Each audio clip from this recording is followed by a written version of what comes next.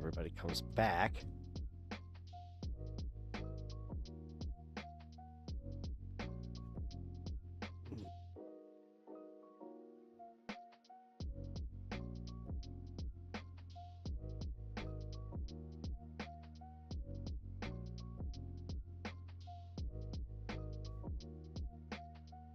All right.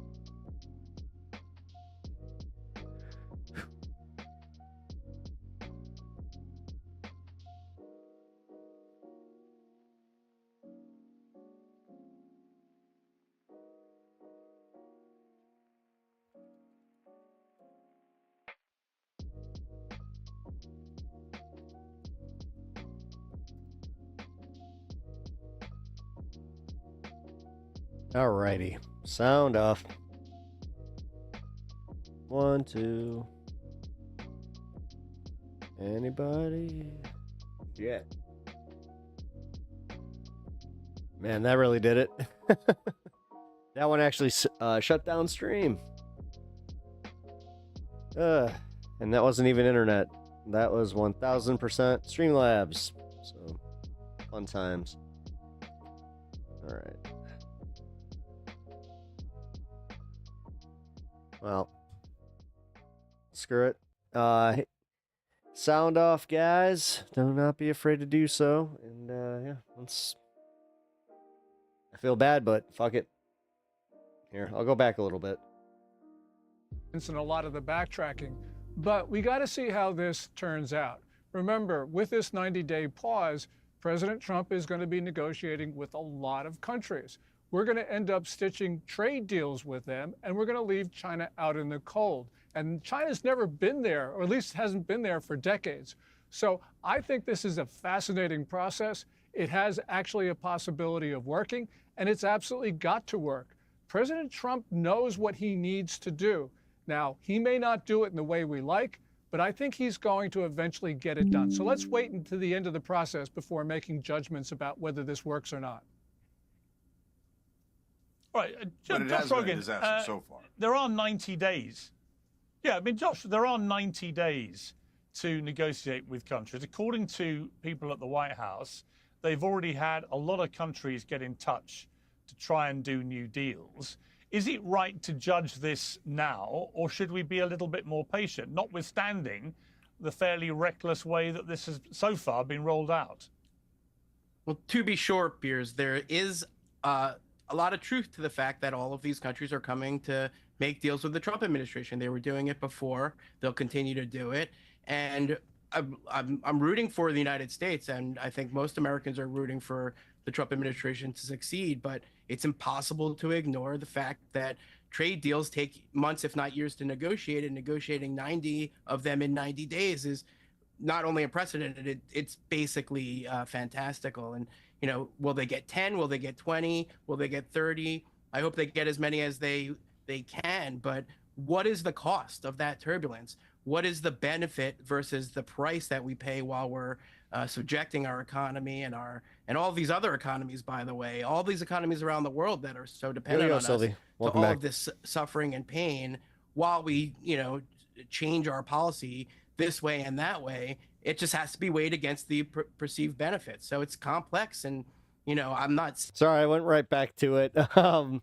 Yeah, I was kind of going to wait for you guys and, like, tried to reset stream. I was like, you know what? Screw it. Let's just go for it. That they won't succeed to some degree, but it's impossible to ignore the fact that the way that they're doing it is causing massive damage. This is, just so you guys know, this is not my internet. I ran a diagnostic. This is 2,000% on like Streamlabs or YouTube or whatever the fuck. Either that or I'm getting DDoSed. Not just to our economy. And I agree with Gordon that, you know, it's time to confront Chinese predatory and unfair trade practices across the board. But we get one shot at this. And I think isolating China is going to be really difficult, especially when China is increasing its relationship with all the countries around the world that we're also alienating at the same time. So, yeah, it's not impossible that he could succeed, but it doesn't look good. It doesn't look good because of the way it's gone so far. We have to be honest about that.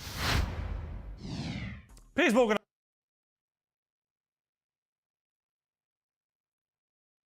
$65532. That's 866-692-2474, or text Piers to 65532. free to. All the details are in the description. Now on with the show.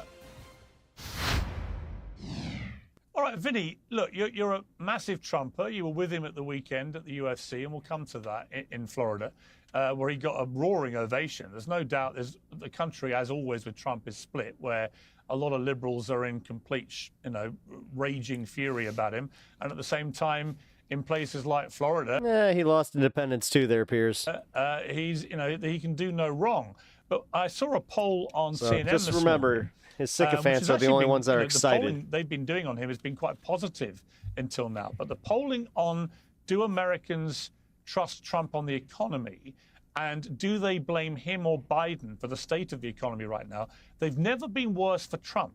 So now the American people have moved from blaming Biden to now blaming Trump.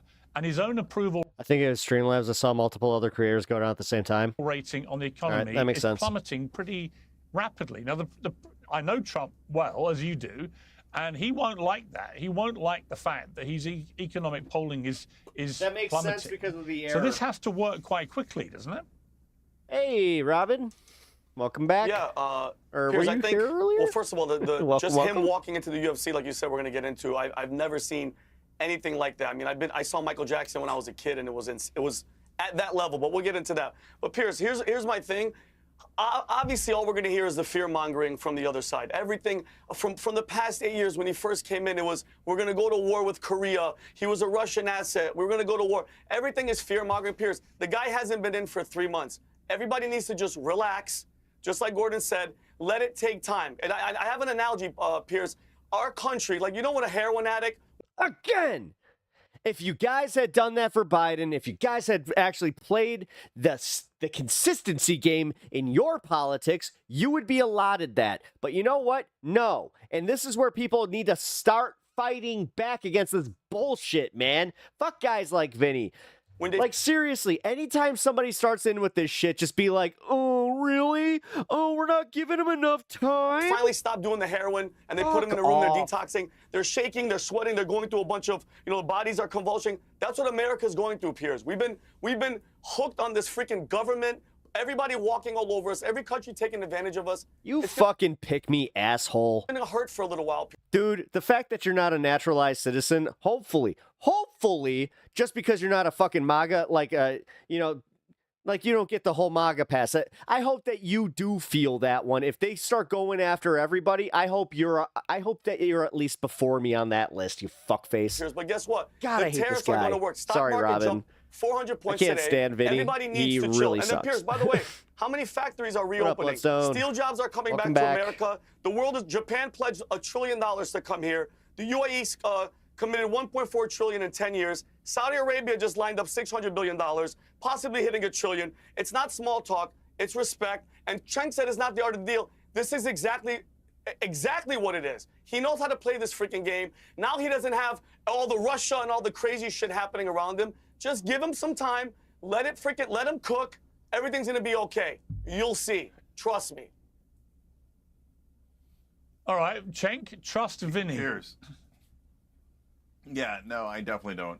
No offense, Vinny.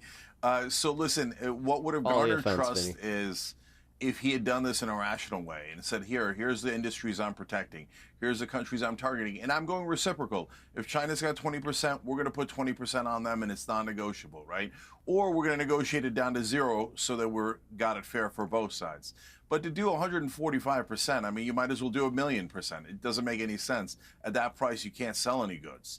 So he's not thinking this through. He's doing this in a crazy way.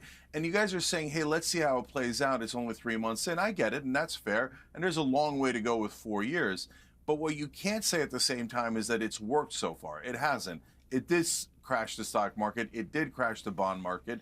And Donald Trump retracted those because he had crashed the markets. Yeah. That's not part of it. And once he saw the bonds start taking, he was like, oh no, wait a minute. And then it's like somebody probably whispered in his ear, sir, China holds our debts. And he was just like, excuse me. Any plan? That's just a giant screw up, and he got nothing in return. So you can say, hey, maybe he'll get better later, and that's always true, of course, right? But to say that he's cooking now, no, he's cooked, not cooking. And so far, he's done nothing but absolutely bungle it and got nothing in return. But Chink, what do you expect in 3 months, brother? It's gonna take time, and it's gonna be ugly. China has owned our asses, Chink, for how long? And the only thing I fear, Piers, the last time, because listen, at the end of the day, all these other countries they're gonna bend the knee. China is our actual threat. When people say they're our adversary, no, that's our enemy. Okay, Piers, it's freaking China. And the last time Trump tried to hold them accountable, and we had a trade war with China, a virus mysteriously leaked out of a lab that we not only opened, we funded, and the main guy behind the helm that this virus leaked from got a preemptive pardon, and his hands were washed, and he has no accountability. That's the only actual fear. Trump is the only one that is holding their freaking foot to the fire. And I'm sorry, Pierre. And Josh, you said at the beginning that I disagree when you said that people are hoping for the success. The majority of the people that I know on the left, Josh, hell no. They're like, no, they want it to fail. They want it to burn just so they could say it was Trump. It was Trump. We told you. That's not America, brother. We have the freaking... That's everything that you were doing during Biden. You were literally saying that the country was on fire while it was doing just fine. The economy was doing just fine. Never an inch of credit. Stop expecting us to fucking give any credit when you guys spent the last 4 years being little whiny bitches to the point where we had to just start laughing at the fact that you couldn't contend with a dead guy. President of the United States. Like, what is he's the leader wrong of the with freaking you free world. fucks? Sorry, man. Like, this one's getting actually, like, every time that Vinny comes on, it's a reminder of who won this. We have to back the guy. I'm not saying These blindly idiots. back whatever the hell that he's doing. Check, I have some stuff that me and you agree on that he's doing that I don't agree with. But when it comes to this, bro, when it comes to China, that is the actual threat. They freaking, mind you, the past 4 years, they got away with everything. They were flying spy balloons, Piers. Nobody said shit, all right? They buy land at all of our military bases, nuclear missile bases, and Mount I don't know. Montana. Nobody says anything. They do Apparently Streamlabs went down, so. whatever they want. And then when she comes to San Francisco, you do some cleans the yes. street, kisses his ass. It looked like freaking Beijing. All right, we finally got a guy that's holding their foot to the fire. Like I said, it's gonna hurt. It's gonna be a little turbulent. But bro, the guy knows what he's doing. He's a freaking boss, and he's a businessman. He's gonna be fine. It's gonna hurt. It's gonna be turbulent for who? The working class. You dumb. Oh my God, you dumb greasy asshole. I hate this guy. If there's anybody that I genuinely actually hate in media, it's this guy. And PBD, like, they are the worst, seriously the worst types of human beings. And a God, like, they're just living proofs of why there isn't a God. Yes, he will, See, Chang. Josh, Yes, the he will. interesting thing about this, hang on, the interesting thing, Josh, it seems to me about this particular crisis is it's entirely self-inflicted, quite deliberately, by the President of the United States. This is not some existential disaster that's happened, or a pandemic, or whatever it may be, or a terror attack, or a war. This is entirely orchestrated by Donald Trump and his team, quite deliberately. And I've got to say, you know, we were both on the Bill Maher show, and we'll come to that a little later on Friday. But, you know, every time I've ever interviewed Trump, 40, 50 times, however many it is now, he's always gone on about China. And I don't think he's wrong. So it's an interesting crisis where it's entirely driven by Donald Trump. He's done this quite deliberately. Most people, I think, agree with the overarching principle that America has been ripped off, certainly by China, for too long, and that manufacturing has been allowed to migrate out of America for way too long and way too aggressively. Ripped off by those cheap goods. So everyone have kept us happy, but you know what they said about bread and circus? Well, here it goes. kind of agrees with why Trump is Still doing doesn't make me as mad as Andrew does. something dramatic. That guy What the does. point of argument is the implementation of a policy to try and reverse this trend. And that's why it's interesting to me. You know, when Trump talks about we've got to take that hard medicine, what Vinny just said, you know, it's very early to assess whether this will work or not. It could be that in 90 days' time, the Trump team have negotiated a series of new, more advantageous trade deals with many countries. I'm sure that's likely to happen anyway. And it may be, we don't know, but it may be that China blinks, that actually China realizes it needs America more than America needs China.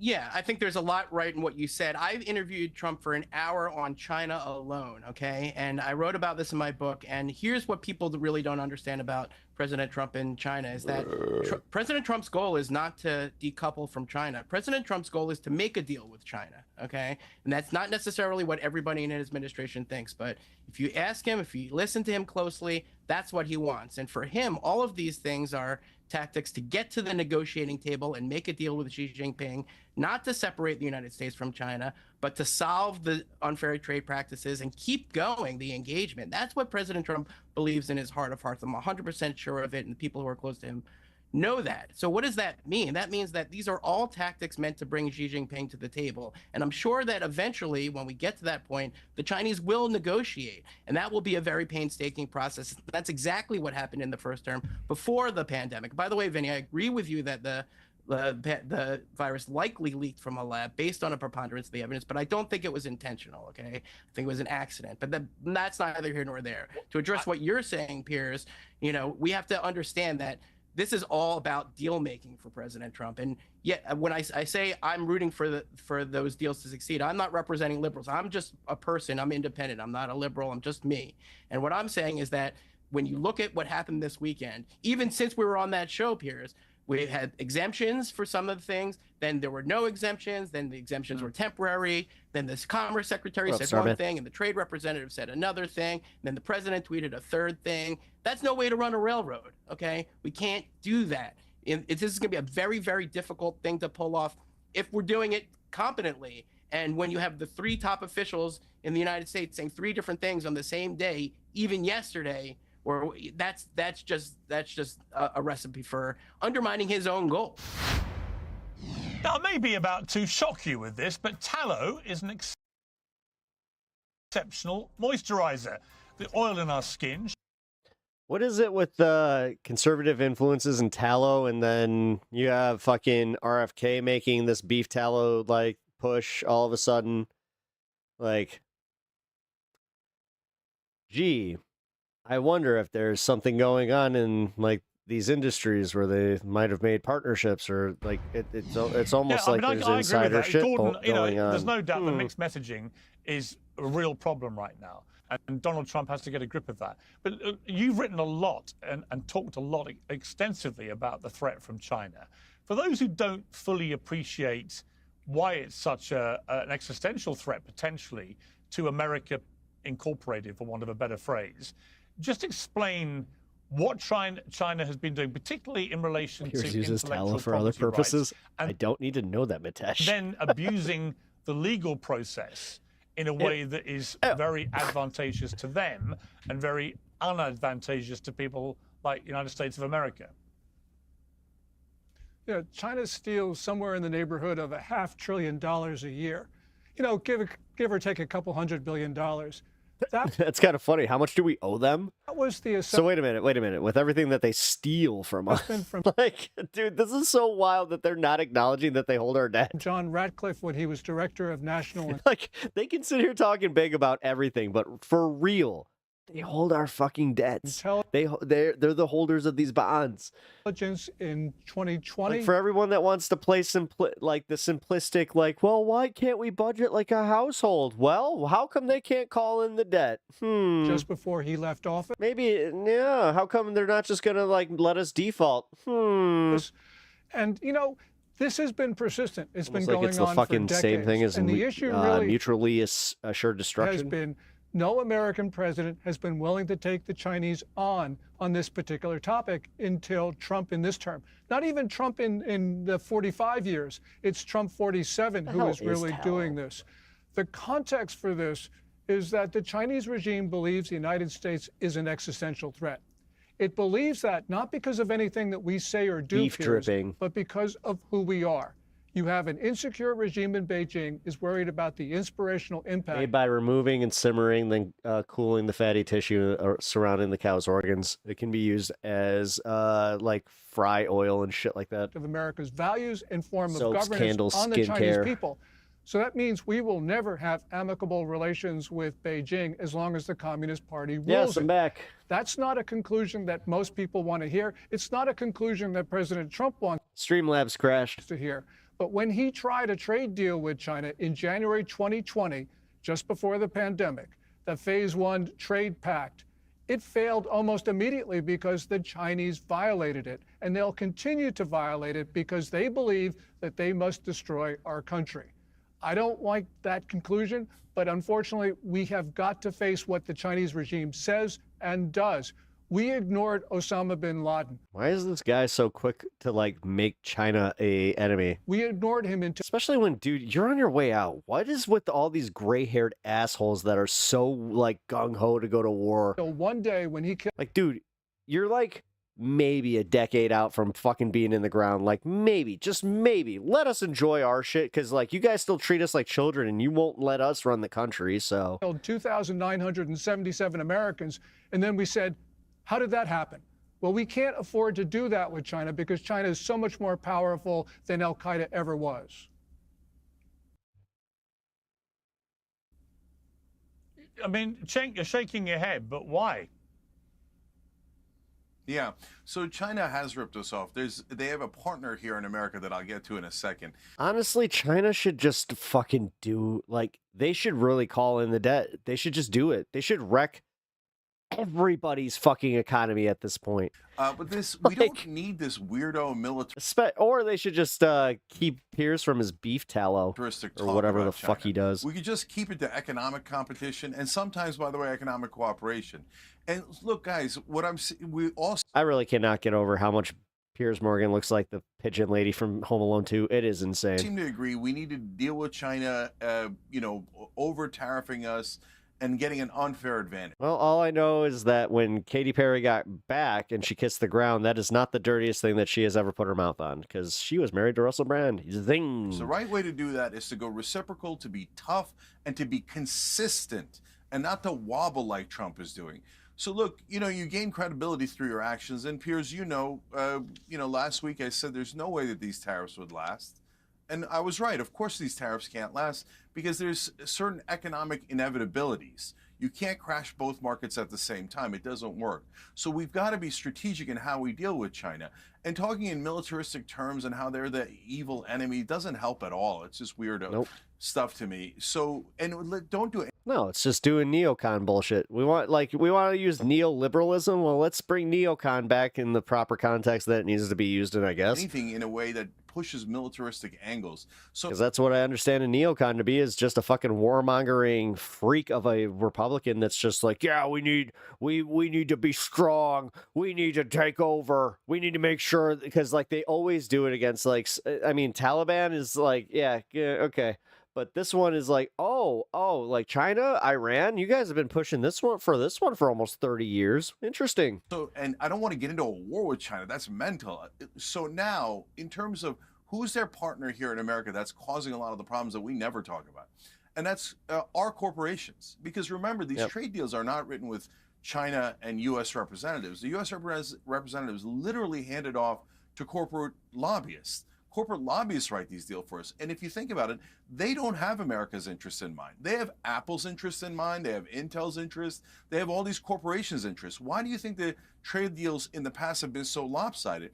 Because both establishment Republicans and Democrats have said, yeah, we don't really care what happens to the manufacturing base or the average American worker. We just care about the donations that come in from all these corporations. So they just hand them off, and the corporations win by having their stuff made cheaper in China and then selling it here.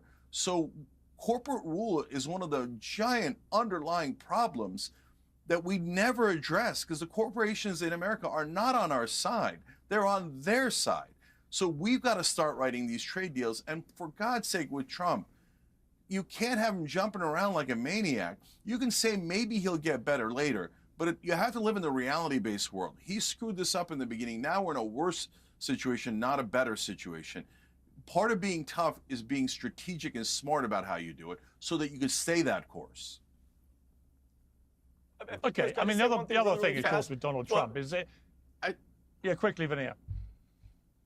I was just going to say, Cenk, just because we're not shooting guns and dropping bombs doesn't mean we're not at war with China, bro. Trust me, they're poisoning the minds of the kids with their freaking TikTok crap. They Cold send War. fentanyl through We're our in a freaking Cold War, border. guys. That's killing Americans. All right, they steal all of our, how much more signs do you need to say that they are the enemy? Just because there's no bullets shot doesn't mean they're not the enemy, Cenk. And I think that attitude is the same attitude on why they've just been plowing us for all these years, but it's because we're like, nah, they're not a real threat, bro. We were just pushed this thing. Russia's the threat. It's called, dude, we have had like mutual trade for a long time. Putin this, Putin that. No, it's Xi Jinping and their freaking country, bro. A freaking dictator, communist that treats his citizens like freaking slaves. Oh, you care? Go fuck yourself. You were just like, seriously, just today, you were sitting there praising how the Ecuadorian prison treats their fucking prisoners like slaves. You inconsistent shithead. All right, Cenk? Like actual slaves. They have freaking slave work camps, and if you don't have this guy's picture up in your freaking house and they come in, you're finished. Your family disappears. All right, Cenk? This isn't a guy to take lightly, and Trump, Vinny, like I said, is the only one that's going to step up and fight this guy. Period. Done deal. Vinny, they have people named Uyghurs. That's my last name. Uyghur Turks in concentration camps. I understand exactly how bad the Chinese government is. But we don't need to go to war with them for no reason. Let's do tough economic sanctions that make sense, or tariffs that make sense, or other economic measures that make sense, that get parity and equality back for the American people. Let's not let our corporate goons write these deals in a way that advantages them and China and leaves out the average American. But we don't need to get militaristic, even though they're a terrible regime. I understand exactly how terrible they are. But we don't have to constantly push towards military conflict. Very quickly, I just you know what, Cenk? Well, hang on. Don't talk at once. The interesting thing, Cenk, about that is that if you look at how aggressively China has been expanding its military in the last decade, and you look at the jungle drums beating about a possible invasion of Taiwan and what the impact of such an invasion would have, not least on America, given the amount of stuff that America gets in from Taiwan. You know, the big ultimate military test may well come if Xi Jinping tries his luck and goes into Taiwan to see what America does. And China now has a military that is massively bigger and expanding at a terrible... I don't know. I mean, according to Trump, I mean, then Taiwan started it. It's just terrifying rate, frankly, to potentially take on the United States in a military conflict. So I do think there's a slight naivety about, well, you can park the two things apart. One can be an economic war, and we shouldn't have to worry about them militarily. I think there are enough signs there to suggest that absolutely the world should be waking up to the potential military threat from China. And absolutely we should be fearful of an invasion of Taiwan. Wow, so they're going full on like, oh, we need to be worried about like oh my God, Red Scare politics 2.0. You don't have to be naive about it, and you don't have to say, hey, let's not prepare. Should we be thoroughly prepared? Guys, they really are gunning for World War III. Prepared if China takes... Fucking Piers Morgan. You got like, what is he, pestilence? Military action. Of course we should. Same is true of Russia, but we didn't have to get, threatened to bring NATO all the way up to Russia's border. Nancy Pelosi didn't have to... Him, Elon, Stephen Miller, who's the fourth? ...go to Taiwan to egg on the Chinese government. We are purposely pushing buttons in Russia and China that leads, and by the way, in the Middle East, that potentially leads to more war. Let's be prepared. Let's be tough. Let's make sure that they understand the consequences, and let's deliver those consequences if they go to a military route. But if we push them to a military route, or we try to get ahead of them, we're going to needlessly engage in military conflict that hurts all sides. There are two wider parts of this, which I think play into something we discussed on Bill Maher, Josh, which got a lot of reaction, as you know. One, of course, is Donald Trump's interactions with... What happened to being anti-war? That would require them to be consistent. ...people. J.D. Vance? Oh, that works. And how he likes to bring... Oh, yeah, especially with the dark eye makeup. Okay, yeah, all right. ...people from the other side. over to dinner and meet with them and sit down with them and break bread and stuff, as he did with Bill Maher, as he has done with Kim Jong-un on a much bigger global scale, of course. And that plays into also his negotiating skills, into how he navigates these relationships. But Josh, just to ask you about the Bill Maher thing, what struck me is quite interesting about some of the reaction. Some people were cheering you on when you took on Bill Maher for saying you thought it was compromising to his journalistic integrity. I think was a kind of overarching theme for doing what he did, because Trump, you thought, was basically playing him.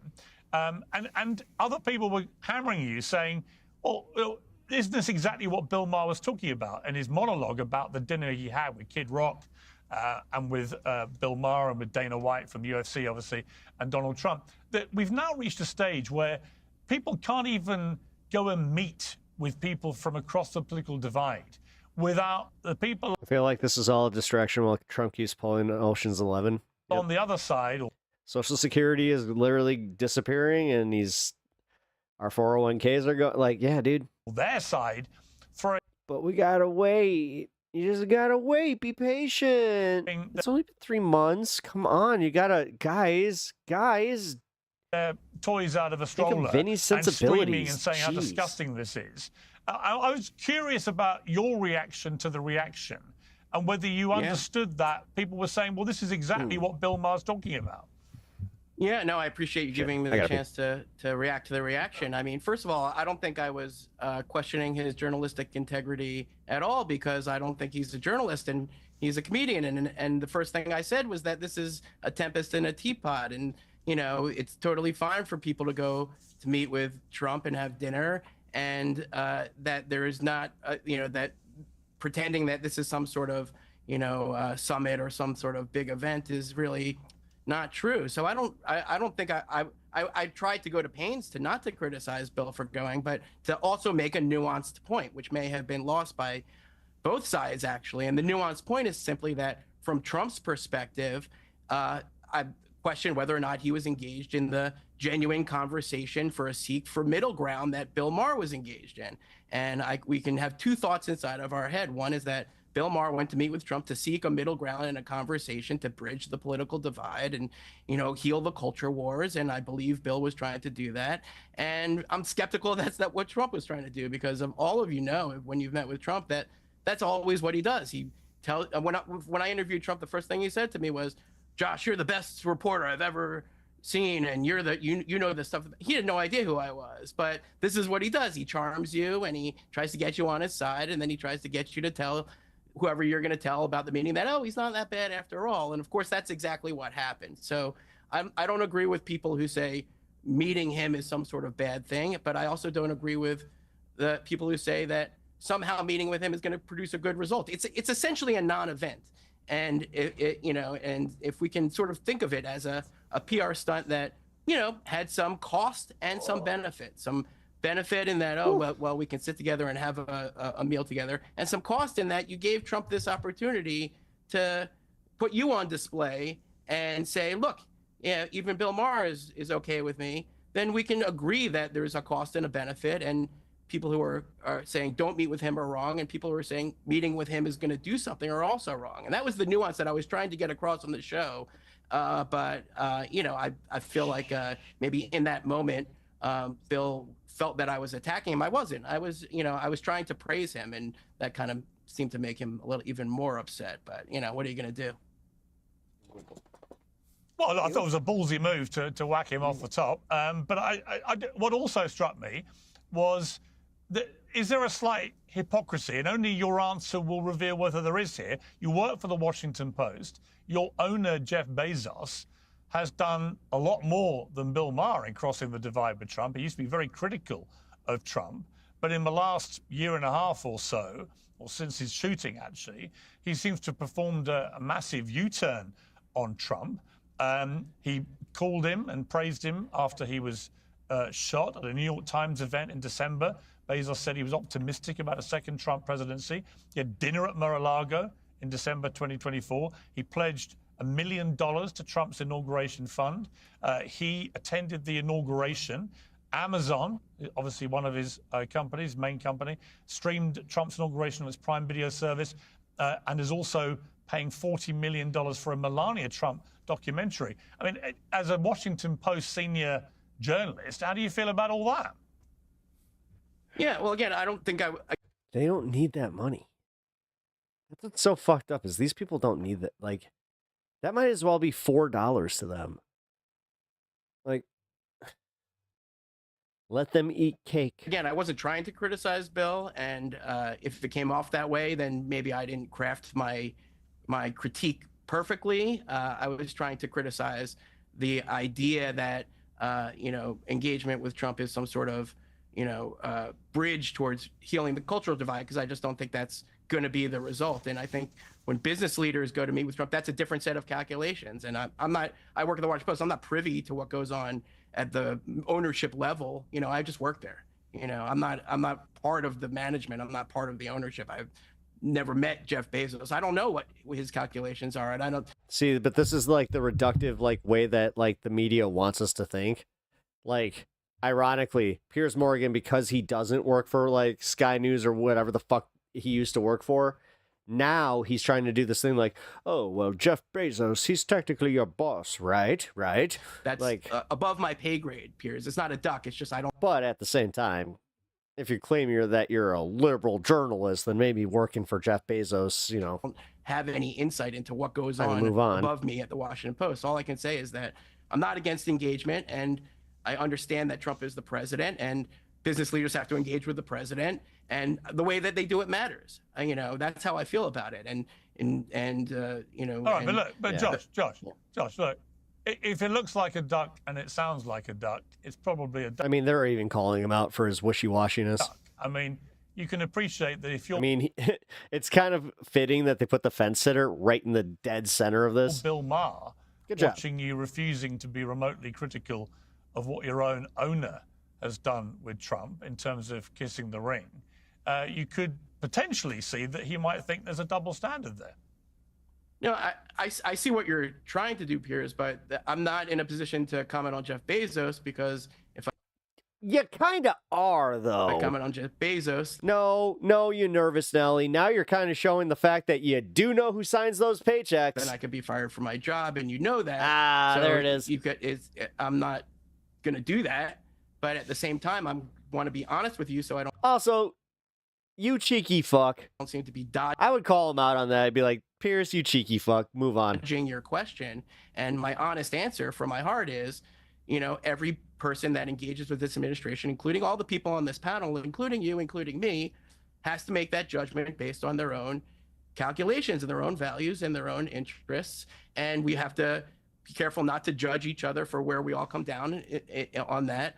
And, that's the best answer I can give you, being honest without losing my job, and also being true to what I think is very consistent, which is the same approach I had to Bill Maher, which is engagement is good, and the way that you do it matters, and your expectations of Trump's response should be very limited. And that's my effort to answer you honestly, Piers, without getting fired from my job, and without but to trying to prove to you that I do have a very consistent philosophy on this, which is not going to please the Trumpsters and is not going to please the liberals, because I'm neither a Trumpster nor a liberal. Okay, Cenk, you're smirking a bit there. Are you buying the Josh, I'm not ducking it, Rogan response there? No, I have sympathy for the brother. I understand the situation he's in, but I disagree with him on both counts. I think that you shouldn't be overly naive, of course, going to talking to Trump. You shouldn't be naive at all, but you also shouldn't be overly cynical. So naive is, I'm going to go talk to Trump, and he's instantly going to change his mind and agree with me. Right. Of course, that's not going to happen, right? But cynical is, there's no value in talking to the other side. There's no value in talking to the U.S. president. You just shouldn't do it at all. You don't platform him. That's exactly what I'm saying. And commander-in-chief. Yeah, so of course Bill should go to talk to him. I would go to talk to him in a second. But I wouldn't go in there thinking like, I've got some sort of magical answer and Trump's going to now come out a progressive or an actual populist rather than a fake populist. But you talk to him like a businessman. You try to fucking sell him on some leftist points and just make him like, if you can repackage leftist points of view to him and get him to go on record with them before Stephen Miller got to him, it could work. Does it make sense to try to bridge? He's a big enough idiot that it would happen. Divide. Hell yeah, it does. But that's the problem. Is you got Stephen Millers and all those guys that are just like, nope, nope, nope, no, no, no, no.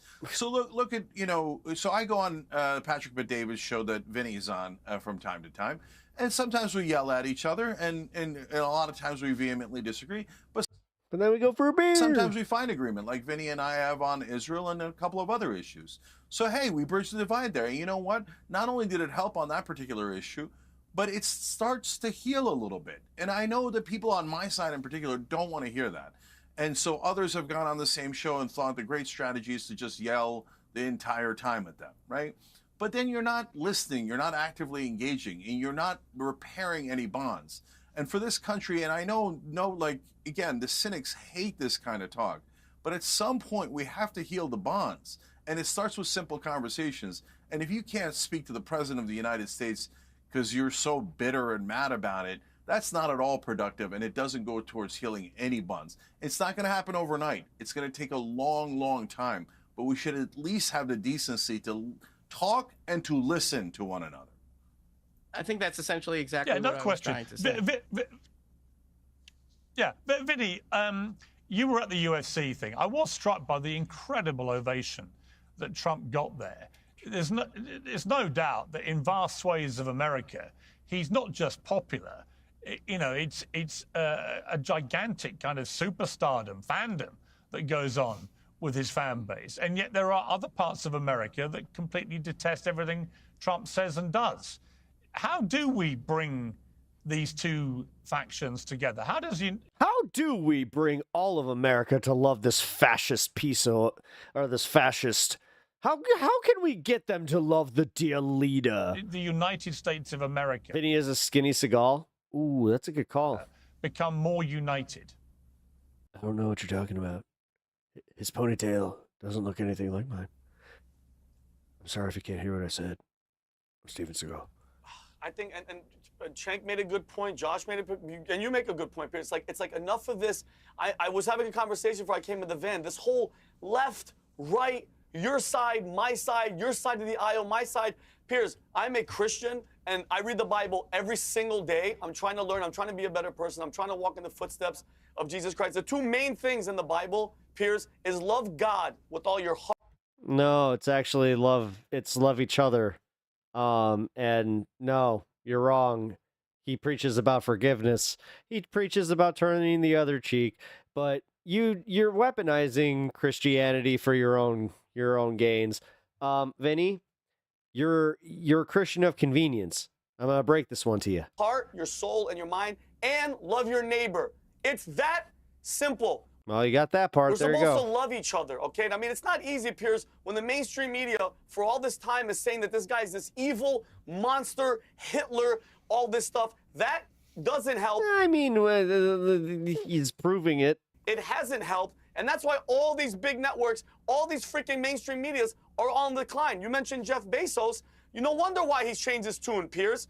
They lost over 250,000 digital subscribers. The traffic dropped from 22.5 million to 2.5 to 3 million. Lost $100 million in 2004. All right, he blocked the Kamala Harris endorsement. I mean, people are waking up, Piers. I don't think they're necessarily bending the knee. It's like America is just fed up, and they're just love your neighbor equals send your neighbor to a Salvadorian prison. Tired of the nonsense, Piers. And I'm lock those borders. Even though I am an immigrant myself, Mr. Vinny here. Proud. Good for Bill Maher, all right? First of all, Trump didn't ask. Close your door. Like literally, he's a slam the door like behind him guy. And then again, no consistency in their morals, values, or any of it. For the meeting, Piers. Kid Rock was like, you know what? You should meet with him. Would he meet with me? Yes. Yeah. Boom. A comedian, just like myself, was in the White House with the president of. You're not a comedian? You're a comedian? No, he's not a working comedian. There's no fucking way. He's not funny. Of the United States. A guy, mind you, one talk crap about the other one goes back. Bill Maher has been going at this guy forever. It's starting to ease up, Piers. It's like, and by the way, this guy's going to be gone in less than 4 years, okay? Like this, everybody needs to just calm down and love each other. Stop listening to all this rhetoric and this hate, because they divide and they conquer, Piers. That's what the goal forever has been, divide and conquer. But we are all brothers. We are all sisters. We're Jesus supposed Christ, to he love was each on other Russell and not let Simmons. this Like he was actually on the Russell Simmons Def Comedy Jam. Shit, I might need to watch his set. Evil, because that's what it is, Piers. Keep us all separated and That might fighting be each other. a Patreon show.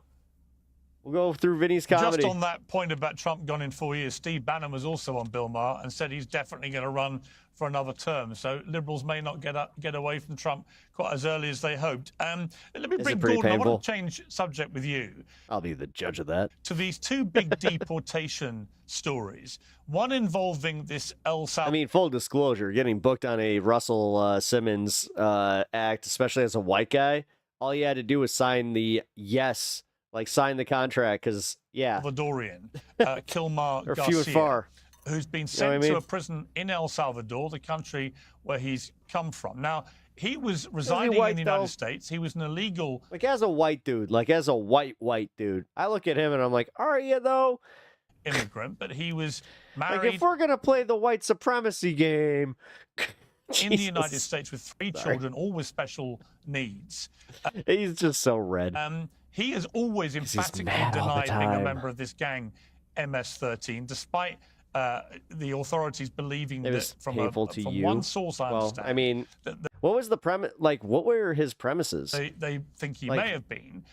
Do you remember any of the comedy? Like, did he have any memorable jokes? Because that would actually speak, to it. Like, if he has no memorable jokes, then okay. There's certainly been no sign of him involved in any MS-13 gang activity that anyone has brought forward as hard evidence. And in 2019, although he was on a list to be deported, I believe, his lawyers argued successfully that his life would be in danger if he was sent back to El Salvador from other gangs who had threatened him previously. What is your view of this? I mean, are you comfortable with America sending people from the United States to an El Salvadorian prison? And given they've accepted this appears to have been an administrative error in sending him because of this order in place not to send him back, why do they not just pick the phone up, the administration, and that speaks to that. To El Salvador's president and get him back? Well, they should, because this was apparently a mistake, and the administration has not shown reason for it other than they made a mistake. But let's not, on the broader issue, it's going to be the United States needs to deport substantial numbers of people who came into our country with false... It can't be worse than Brendan Schaub. ...asylum claims. Some of them are really dangerous, as we saw with the gangs that were attacking the homes in Aurora, Colorado. But from my perspective in China, we know that a certain number of Chinese migrants are either Ministry of State security agents or they are People's Liberation Army officers or soldiers. And they are coming here for no good, because we are seeing this increased tempo of incursions and attempted incursions in our military bases. Did he just say the PLO?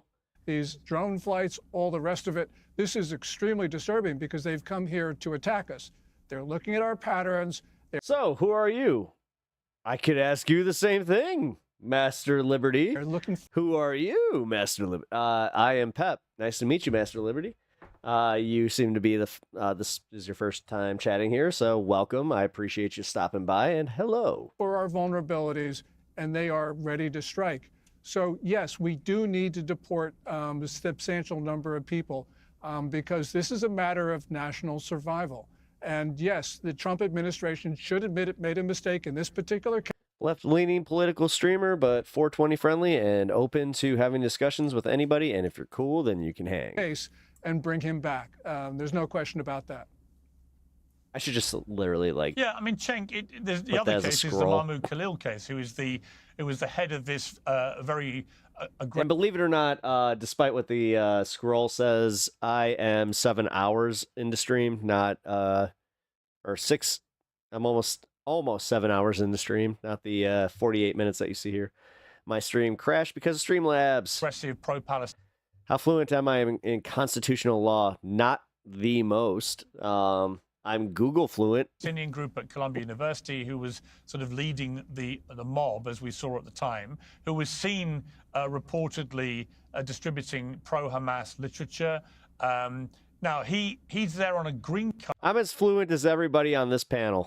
In the United States, which has different rules of due process, it turns out, because if you are there on a green card, and Josh and I discussed this on on Bill Maher, but there is a difference in how you're treated in terms of due process to an American citizen. And it seemed to me, and the argument I made on Bill Maher was, if this Did you just come into this stream, look at my backdrop, and just assume this guy reads like historical documents? guy I had appreciate that. repeated exactly what he believes about wanting destruction of Western civilization, about distributing pro-Hamas literature, etc. If he'd done all that at his interview for his green card, he would have been rejected a green card to come into the United States. So by that principle, why should the United States not be able to deport him, as indeed it appears they have the legal authority to do so? Yeah, first of all, I don't stipulate to any of your facts. I don't believe they're facts at all. They've never been proven. Well, you do look like an intellectual who does a lot of reading. My bad for assuming. Oh, no. Hey, I appreciate that. Court, they've never even... No, just somebody who reads legal books. Like, I'm not a big torts guy, if you know what I'm saying. So, like, what's the significance of 1801 and 1805? Been shown in court. They're just BS that the Trump administration is throwing out. There's two different issues here. One is, how do you do the deportations? And if you're in favor of the deportations, then you should be upset at Donald Trump, because he's doing the cause of deporting criminals that are undocumented from here harm by overstepping for no reason. 1801 reorganized the federal judiciary to creating 6 new federal circuits and 16 new judgeships, all of which were filled by President John Adams just before the end of his term. The act also reduced the size of the Supreme Court and eliminated justices' circuit duties.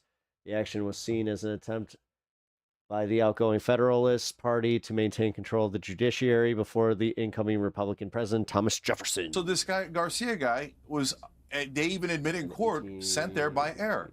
So why don't you bring him back? Why are you insisting on sending the wrong guys to the dungeon in El Salvador? Why are you even insisting on sending people to a dungeon in El Salvador? The Midnight Judge Act was passed by the Federalist-controlled Congress in the final days of John Adams' presidency. It aimed at... so it was the same thing. So that doesn't make any sense. We have perfectly good prisons here. We could deport people. So I'm not telling you not to deport... Establish the current judicial system, handling the amount of justices, etc. MS-13 or the Venezuelan gang. So what Trump is ignoring? I'm telling you to go ahead and deport them. Just don't deport people... Judges, who needs them? ...that aren't in there. They got those weird little robes. I don't understand them. I don't understand why do they look like dresses? We're asking for just bare... Of all the things they got rid of the wigs. We need to bring the wigs back. Minimum due diligence. Make and wigs due great process, again. Which is really, really important, because that isn't about the immigrants. That's about our Constitution. And our Constitution does apply to naturalized citizens today. In fact, it applies to every person that's here. Yes, there's some votes. Yeah, but this is why we're all worried about this. I mean, for how much like Republicans like to use the slippery slope argument. Doesn't apply to green card holders, but the Supreme Court has said for 200 years the First Amendment applies to them. Which aren't the wigs only for trial judges? I thought that oh my God, in England what are the lawyers called? They're not called lawyers, but you know what I mean. Like they wear them. This is the second issue. Why are we snatching up critics of Israel? Not even America, not any other country, not any other religion, not anything but beloved, sacred Israel, and having mass men grab them off the streets for writing an op-ed against Israel, talking about economic sanctions and boycotts. It's literally like, I mean, it is blatantly against the First Amendment, but here. Not anything related to terrorism. So notice, thank you. I mean, it's not a wig. No critic of China or Russia or America is getting rounded up.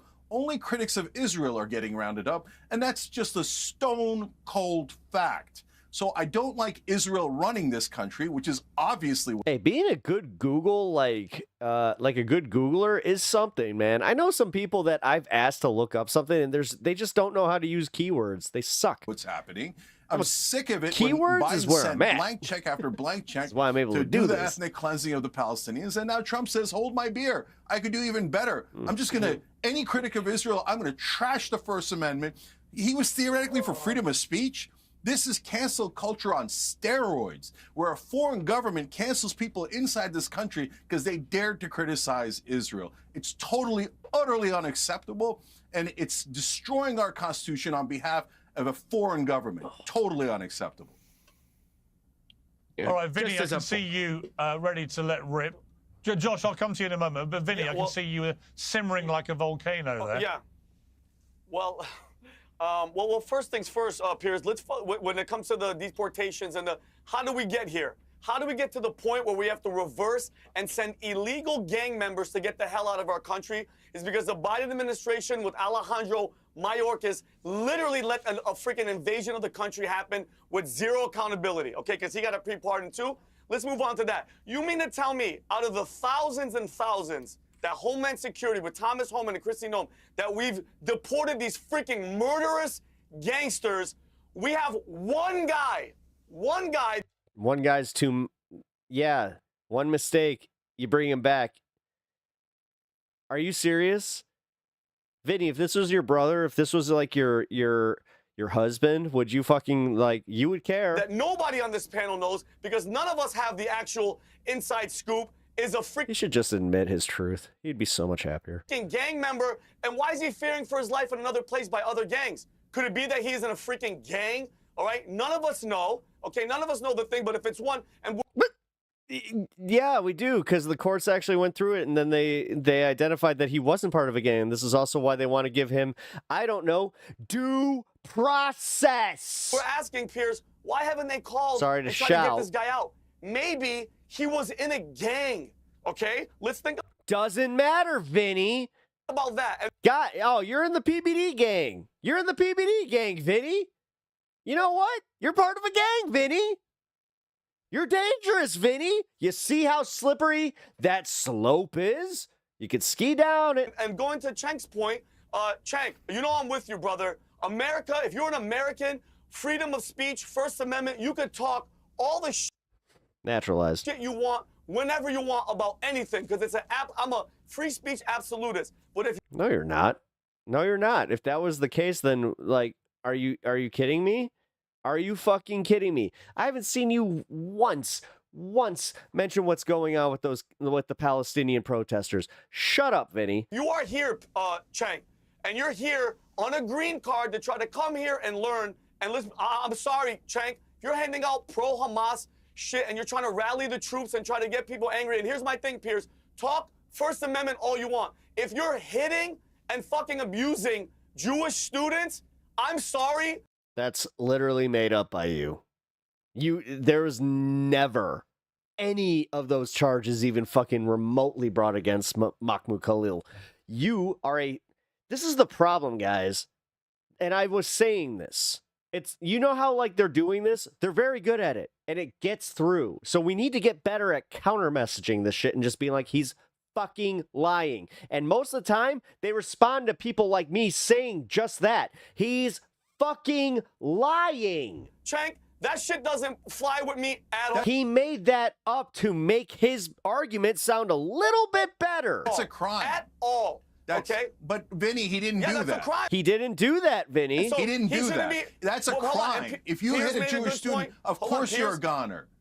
Yeah, but Cenk, okay, Yeah, but well, no, Cenk, hold hang on. on, Cenk, he was, Go ahead. he was, but Cenk, he was the, hang on, I mean, he literally looks like he is a what do you call it? A sub dojo master for Cobra Kai. He literally does. I mean, he's wearing the fucking colors. was the leader Cobra Kai never die. of a protest group. Although Miyagi-Do all who day. are on record as saying they want the Yo, what up, destruction Shalom? of Western civilization. Now, can you How you imagine doing, saying dude? that's what you want at a green card interview and being allowed to become an American I think one dude on this panel, maybe two, are actually naturalized American citizens. green card holder? No, Can I absolutely just- not. Let's be fucking real here. So Piers, here's what's happening.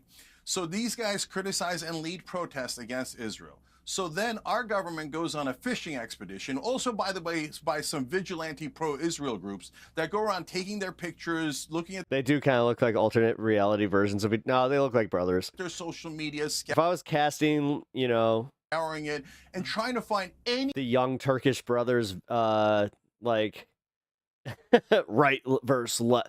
Oh my god, it's like red versus blue. Like the Halo videos. It's anything you where go. they could say, well, he once is connected to a group that They were brothers, Jank and Vinny. one guy in the group said this and this and this. So, oh, no, this isn't about criticism No, of he was Israel, the which it leader of the group. 100% is. Oh, this is because, he did this wrong. Or a guy he knew that knew a guy did something Just a bunch of teabagging. wrong or said something wrong. No, this is all a protection of Israel. And once you take away his rights, the Supreme Court is very, very, very clear. You're taking away our rights. And then, Vinny, you'll be arrested for saying what you say about Israel. And I'll be arrested, and we'll all be deported.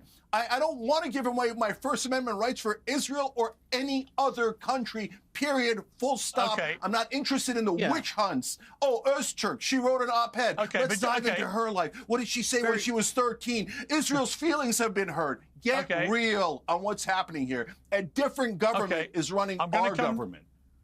I just want to very quickly I'm going to come say- to Josh, but I'll come to Josh. 1 second, Josh. I'll come to you.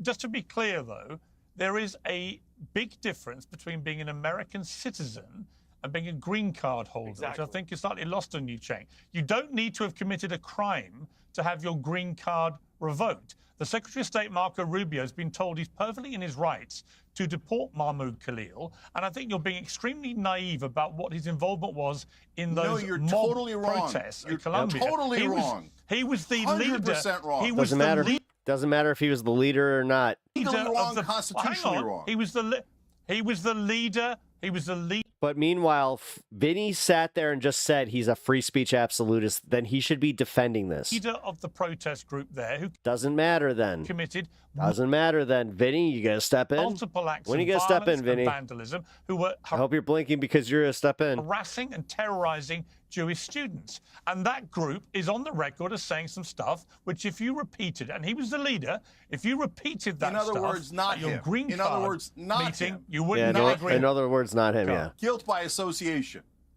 Not him, guilt by association. if you and run none of that is true on Öztürk. The one thing that's true Oh, look at Piers actually falling apart on that argument. is that every person being investigated is a critic of Israel. That's the one thing that's the connective tissue. And this is super important, Piers. All right, you guys are legally and constitutionally wrong. Yep. So the 1952 law does give Rubio the theoretical power that you're talking about. But the Free speech for me, but not for thee. Constitution has been interpreted by the Supreme Court for 200 years to Yep. apply the First Amendment and the Constitution to resident aliens like green card holders. So that means those things are in No, conflict. that's fine. And what the Supreme Court has to eventually decide Yes, but is it's this law unconstitutional? Which it most certainly is. It's definitely unconstitutional. Yes, but Cenk, it's not a First Amendment issue. Yes, it fucking is. That's the point. If you're supporting It a is. It is. It is. We had to deal with this with fucking Nazis growing up. Dude, the Blues Brothers has a fucking scene where they have to it's the whole scene. They pull up, there literally are Nazi clad freaking Chicagoans going, yeah, we are the Illinois Nazis. And they're like, oh, well, what is this? They're like, hey, what's going on? And they're like, it's the Illinois Nazi Party. They look at each other. I hate Illinois Nazis. And that's the start of the whole like shenanigans with them. Holy shit. That's Holy what I'm trying to get shit. through your head. In the First United Amendment States, is in conflict. They forget this shit and they're just immediate, the Palestinian protesters. Like, this isn't a fucking dog whistle. You're 1952 supporting- law. if That's you support- those conflicts are resolved if by you the support- courts. You just I simply don't understand that understand. law. If you support Hamas, then you just no, it doesn't matter, Piers. You would seriously go to bat for a bunch of bikers showing up with swastikas on the back of their biker jackets. I'm sick. I am so sick of the fact that people like Jank are not just going for it. Fucking call them out. Law. I do, but if you support a prescribed terror group in the United States as a green card holder, you can be deported. You mean like the Proud Boys? Weird. That's the point you're not getting. Let me bring Josh in That's the point that here. Josh, Okay, so how many Öztürk people didn't do did that. Barack Obama Oh, golly hang- gee, she's hang a on. critic of Hang Israel. on. And she got deported. She got Yeah. rounded up. Yeah, how about the black bag? Yeah, exactly. Anyway, and Hang neither on. did so many others. But Hang hey, on. every critic of Israel is rounded up Oh, absolutely. No, 100%. Okay. coincidentally. I'm not going to fight you on that one. And then I found a What I'm saying is literally, even to say that it's a free speech issue and he was protected under the free speech, like he's protected by all of our fucking amendment, or our amendments, our constitution, like the same way I am. It doesn't matter. That's where everything is getting lost in the sauce here, man. They're doing semantical arguments.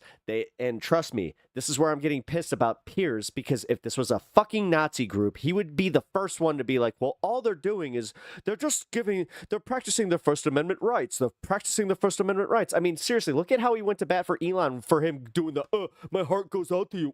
My heart goes out to you. The cousin of an uncle of an aunt who once said something mean about Israel, and that's it. Round him up. Okay, get real. Are you guys all pretending that this is... Unfortunately, in the current day, the law doesn't exist in America. No, I mean, they're trying to get rid of habeas corpus. Like, that's it.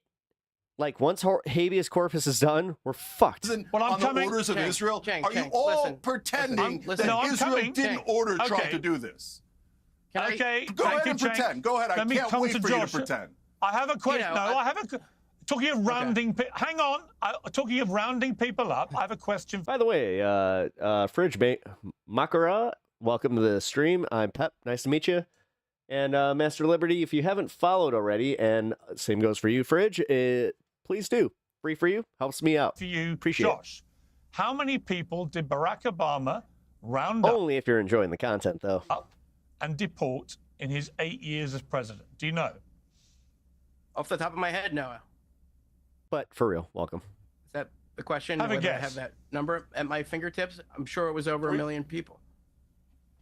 2 million. Okay. It was actually 3 million, over 3 million people, which is more pro rata per year than any president in the history of the United States. He was known as the deporter in chief in Mexico. So, yeah, by Cenk's rounding up claim, he was rounding up pretty much everybody he could get his hands on and throwing them out of the country. I like how Vinny just got mad there because he's like, ah, shit, I can't use that as the talking point that I once did. And what did I hear? What did I hear from the left? Absolutely not. Bullshit. No, you weren't interviewing us. Dude, we had Occupy fucking movement, like the Occupy movement going in Chicago and New York and LA. Nobody was there. I didn't see you, Piers. Nothing. Nobody even knows how many on the left that Obama deported. They didn't care.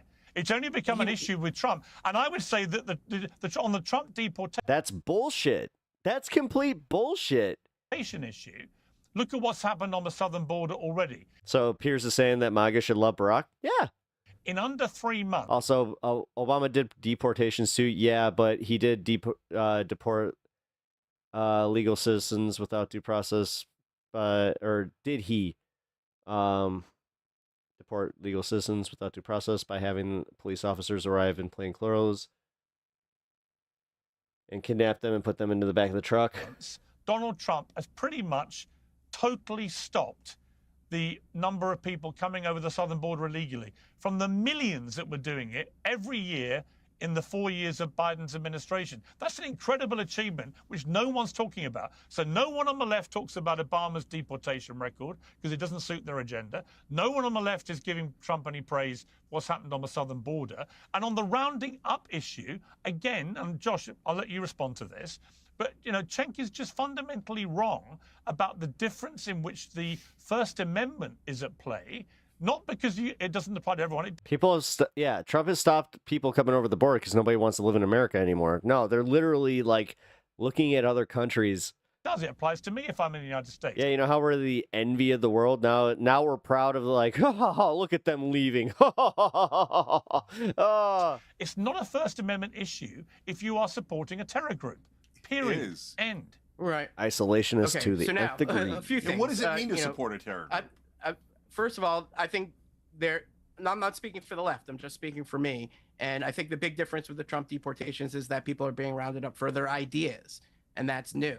And that's chilling.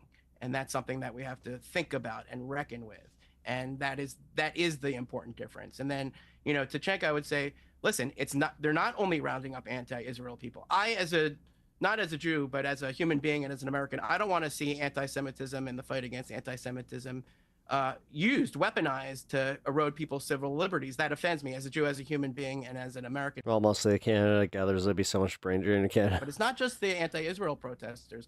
There are Chinese. Well, not Mark Carney has anything to say about it. Citizens who are being deported. There are Russian citizens who have been sent back. As I said, drop those follows, fellas. Come on. Back to very cruel fates who are against the Putin regime, who are now no choice but to go back. And It's just free, yesterday, and it helps me. they Come sent on. thousands of Afghans Don't make who me helped beg. the U.S. military for 20 years, who were in the process of securing I'm just what actually we like, promised them, which was safety from the Taliban by being Sure, able my to politics live here. not, We brought like, them here, adjusted we put to them you? through What's a going on? process, and they got an email saying, "Get out in 7 days." Okay, thousands of them, and all of are you saying that I have to like sign off and then I'll get your follow? Oh, my sources in the Boo. military community are aghast, Republican and Democrats, because these people sacrificed and worked, and for our freedom, and or whether or not you agreed with that mission, and we're abandoning them, and they never said anything about Israel. You know, and nothing, no views on Gaza hard to get. I see. whatsoever. So again, I don't play that because that's like a toxic masculinity thing that I was taught, and that stuff is. Yeah. if the principle is you can just be thrown out without due process, then that's the principle that we I have just know legal stuff, my dude. Cool. to No, think I about. and appreciate. litigate. See, this is the thing.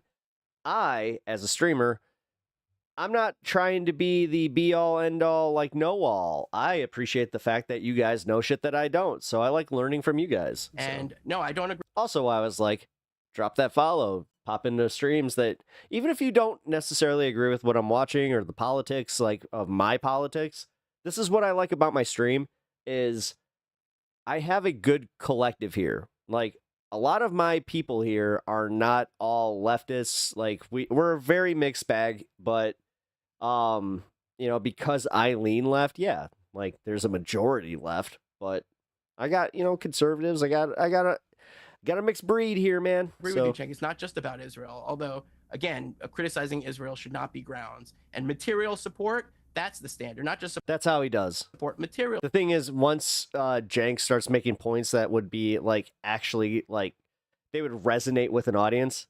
Support. Hey, from BC, yo, Jason, what up? That's something that will have to How be are ya? litigated. And you know, I'm How do you feel about Mark Carney? sure that you know, I think that Trump kind of pushed you guys towards more liberalism. So, not sure how y'all feel about that, but a lot of people will, including how much Trump research has Trump cut? A lot. the targets here will say, no, you know, passing out a pamphlet is not Wait, do you mind if I ask when you got naturalized? I'm not like natural. Well, I was born on American soil, but what I can say is, yeah, you know, my family was not one of the invaders, as you will.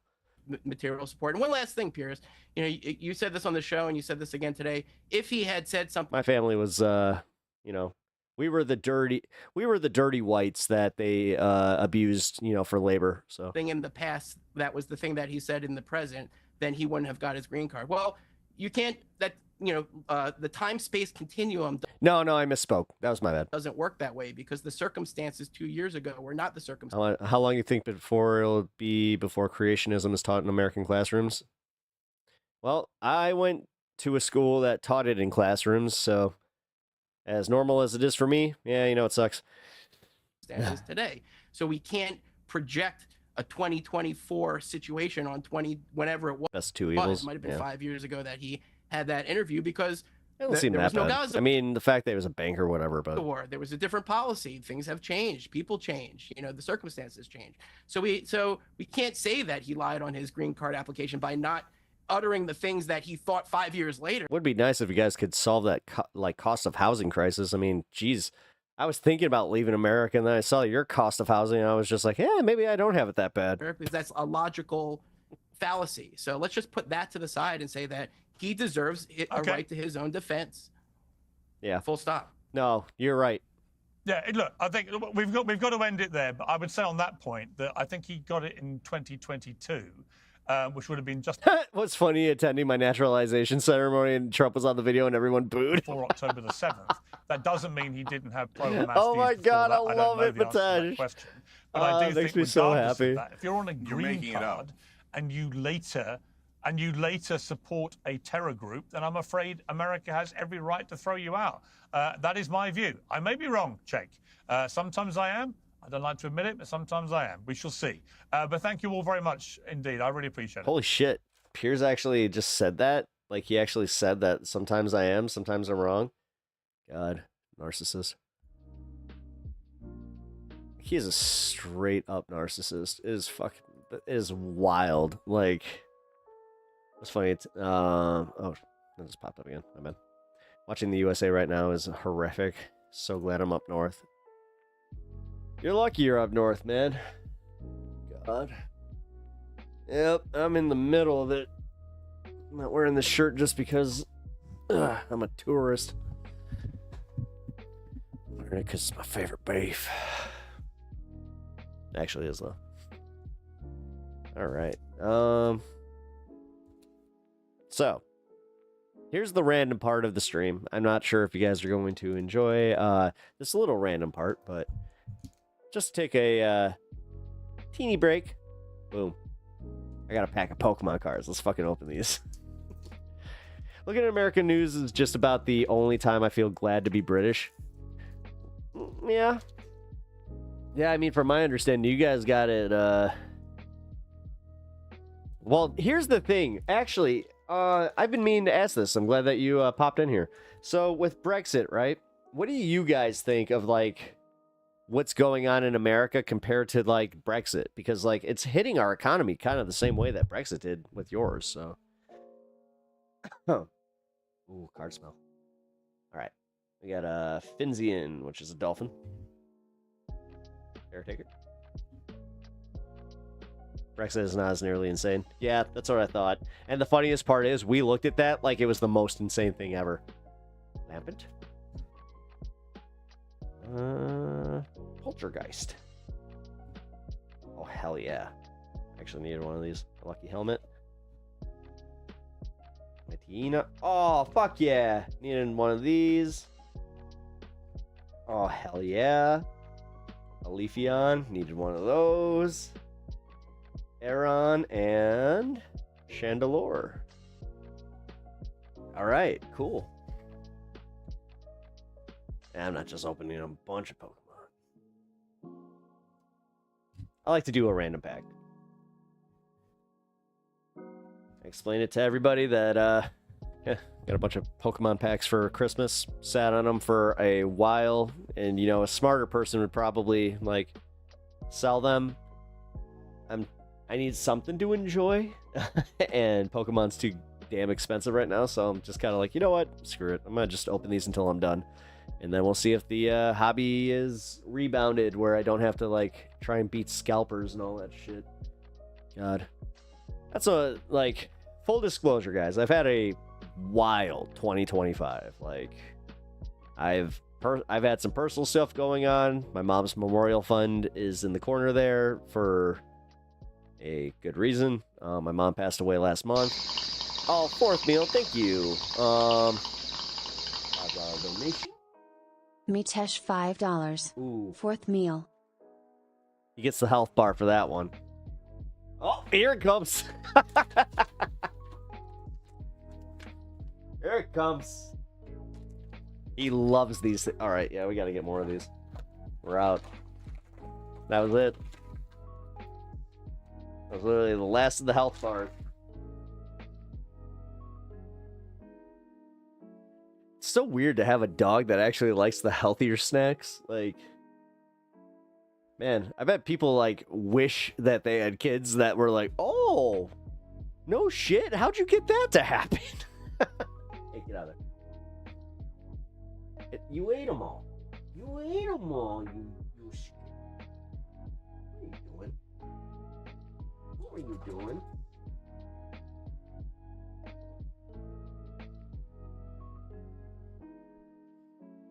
Look at him.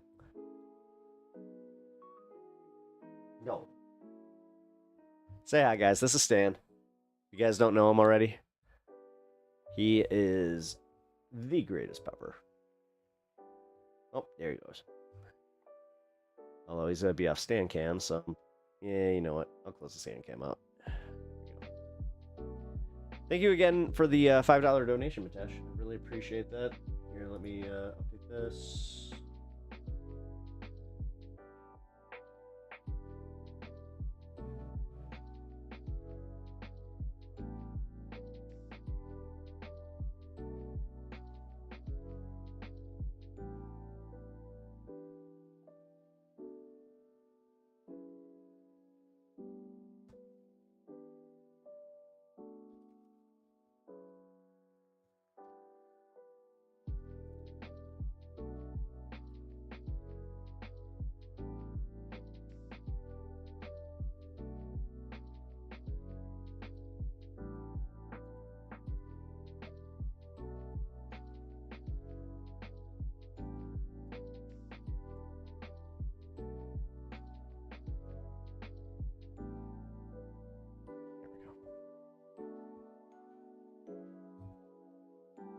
All right.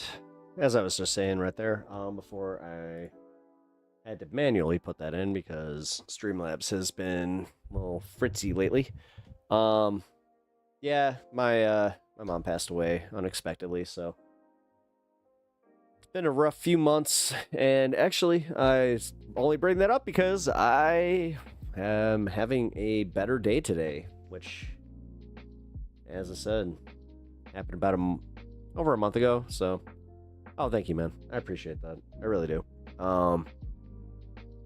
It's been rough, but like I was just saying, today is the first day that I kind of feel like human again.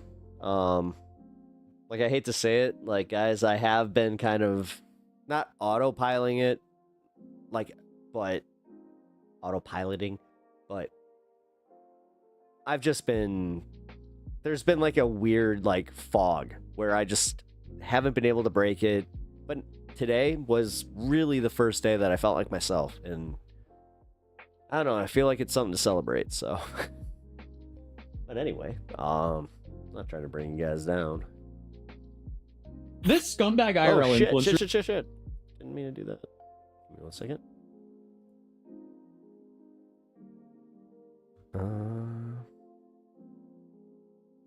At least 6 protesters removed from Marjorie Taylor Greene Town Hall. Ooh, shit. But yeah,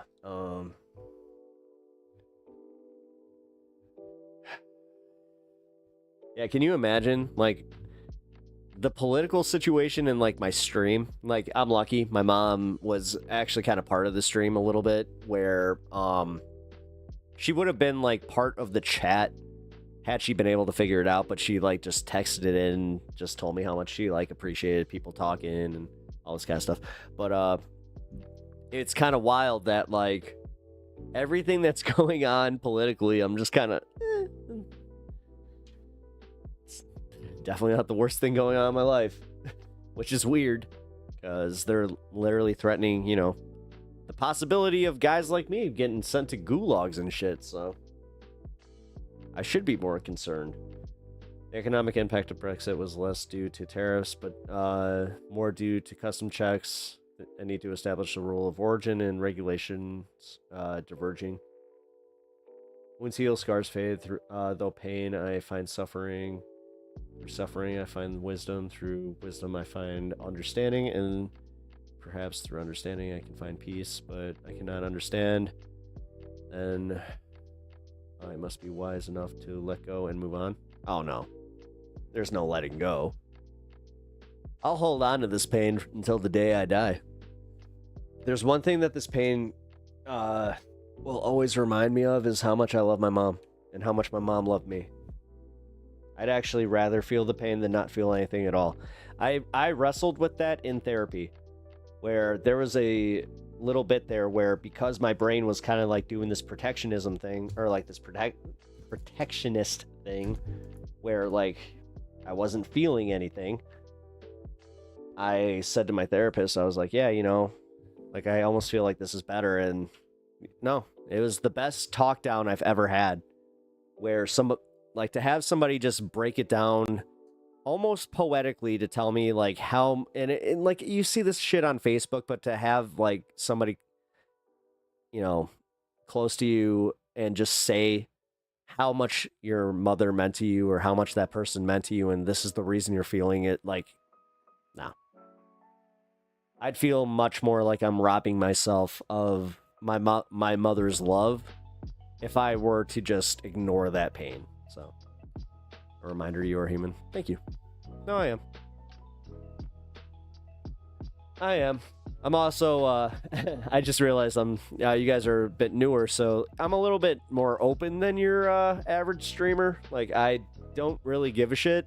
Like, I was this way before my mom passed, but after she passed, I kind of, like, doubled down where, like, dude, life is way too unpredictable and short for me to just do the editing for editing's sake thing, and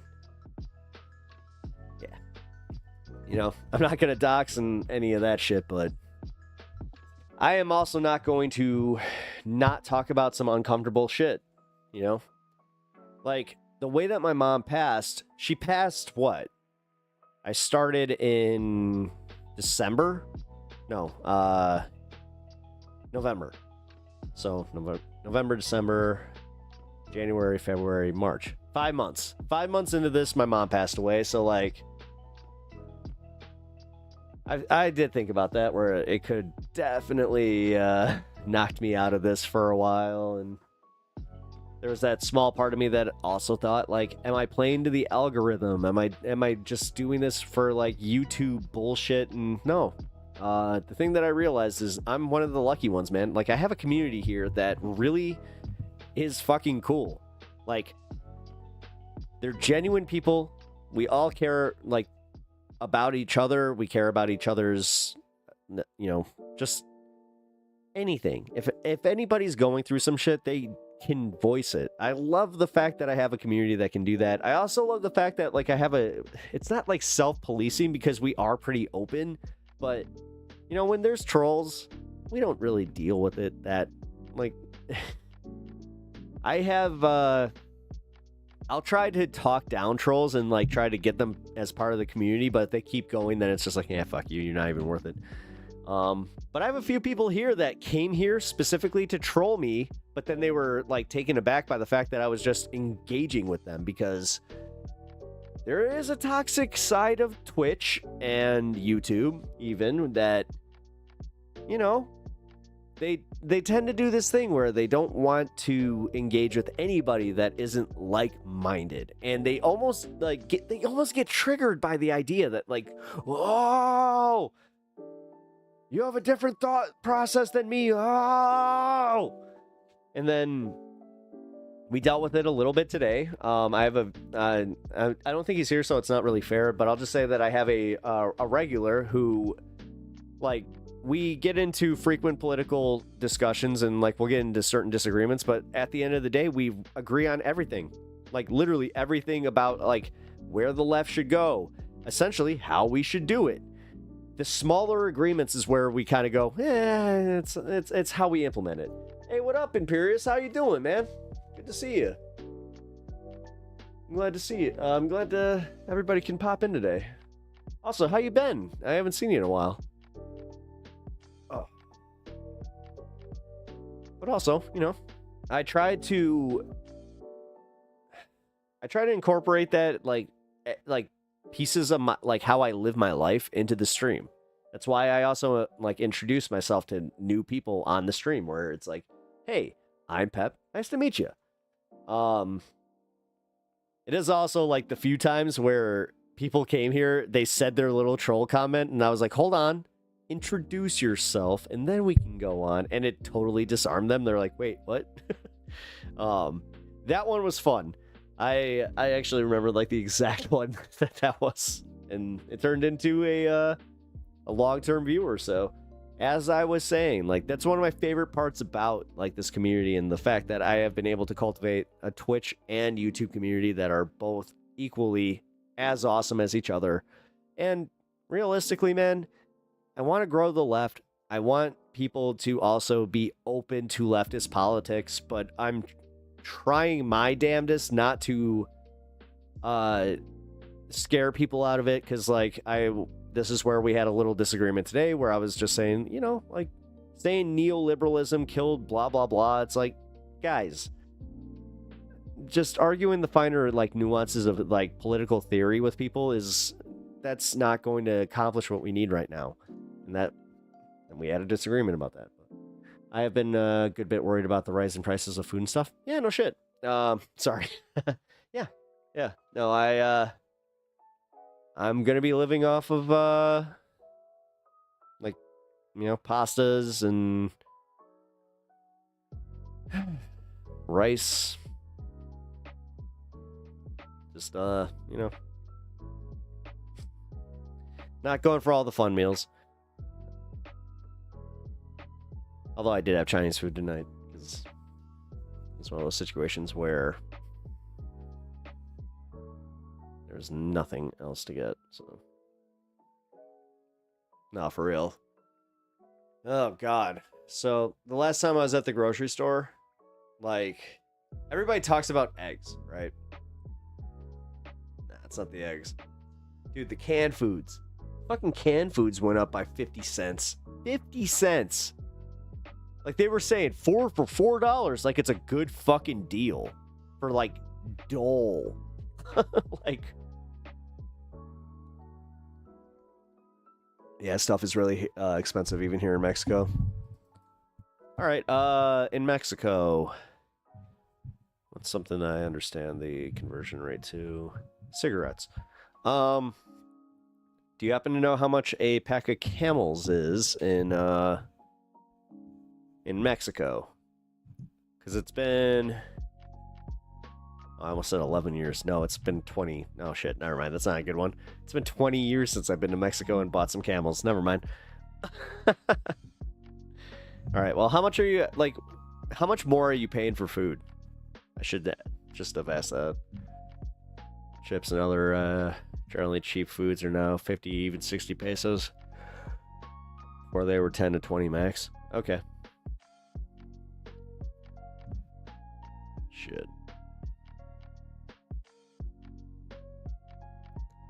Yeah, and then you get the problem where all that shit's gonna end up in a dumpster, and then they're gonna have security guards at the dumpster. Honestly, looking at the state of the world, sometimes I pray for the giant. I have said that. I've said that giant asteroid 20 whatever. Like, listen. After my mom passed, I hate to say, like, it took a lot for me not to just immediately go, like, just bring it. Like,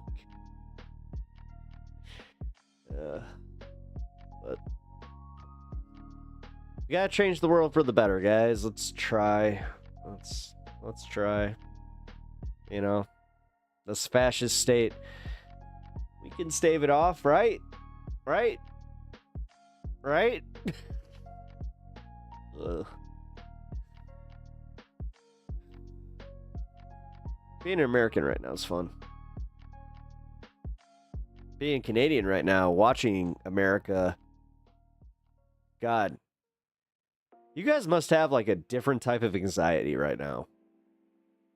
Like, you really must, because we're living through it, but you're like, will we? God, that 51st state shit, it seemed like a meme at first, and then you had a bunch of people that were like, oh God, he's serious. And then you had some people in Canada that were like, yeah. Then you had a bunch of people in Canada that after they saw what happened to our stock market go, nah. Nah, you keep that shit. What up, Deke? Jeez, let's not give up so easily. Let's effing go. Oh, come on, Deke. Of all the streamers right now that are on Twitch or YouTube or Kick for it, that matter, I think that I have the best reasons for just kind of being a little like, it's just been rough. Shit's dour, yes, but I'm just like, I've had a rough go. We're already seeing the Trump cultists start to turn on him over the tariffs. Yeah, I mean, that's exact. Yeah. No, we are. I've seen it anecdotally with some of the people that I know where they can't even get behind the tariffs, where they're just like, the last bit that I heard in a conversation that I was having was that we really need to wait. That like he's just like, listen, I'm giving him until the middle of June. If it doesn't happen till the middle of June, or if it doesn't happen after that, he's like, then I'm going to start panicking. I'm like, so you're giving yourself a 90-day stay on your panicking? That's ironic. The asteroid saw that we were on our way to destroying ourselves, so it said, nice, not my job. Yeah, the thing is, that's what happened. That's what happened. I was tracking that fucking asteroid not even 2 months ago. Guess what happened? It fucking moved. It had itself a nice little fart and just went right off course. Like, here's Earth, here it goes. And it just went.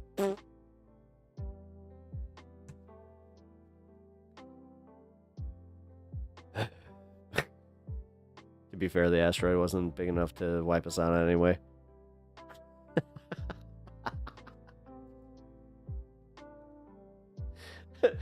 To be fair, that's one hell of a to be fair, I gotta say. Jesus, what are you? The Russian the Russian cosmonaut from Armageddon?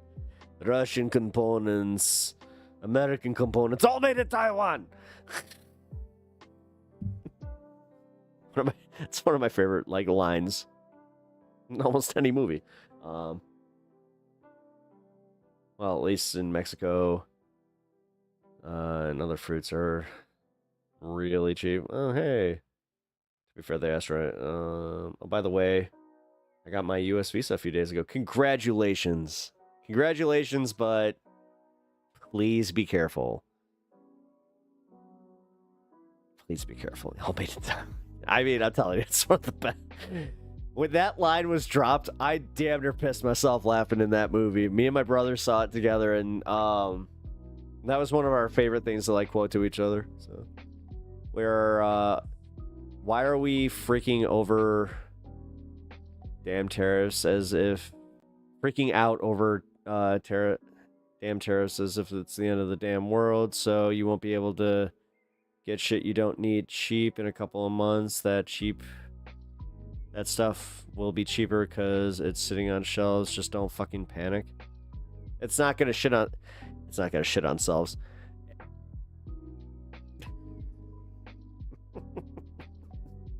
Whatever. Clip it. Fine.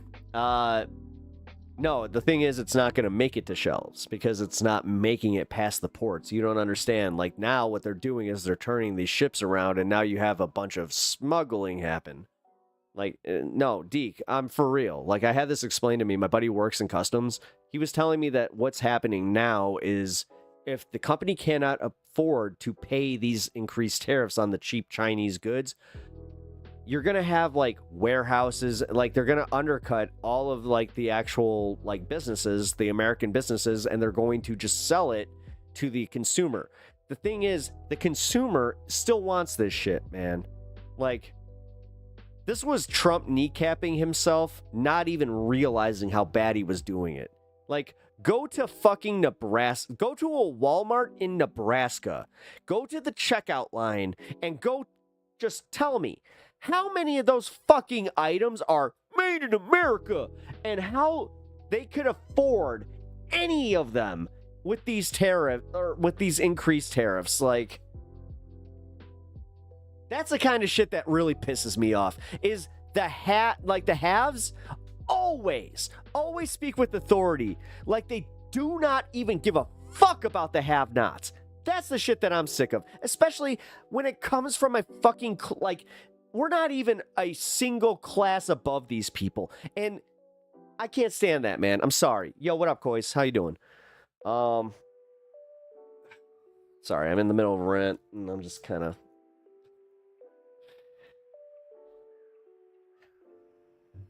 I'll take what are sell-by dates by 500, Alex? Yeah, exactly. Well, exactly. You're talking... Dude, you're talking like it's a bunch of toys. And even those. Kids fucking... So, for instance, The Captain America here, because they fucked up the release of that. Like, look at the way that those toys just sat on a shelf and went to the fucking clearance aisle. It's kind of the same shit. Like, those toys aren't going to make anything, whatever the fuck. But, again, aside from the fucking toys, shelf lives. Like, we're talking food, dude. Actually, not great. A lot of back pain for 2 days. Dude, I'm really sorry about that. I was dealing with that last week, but fuck.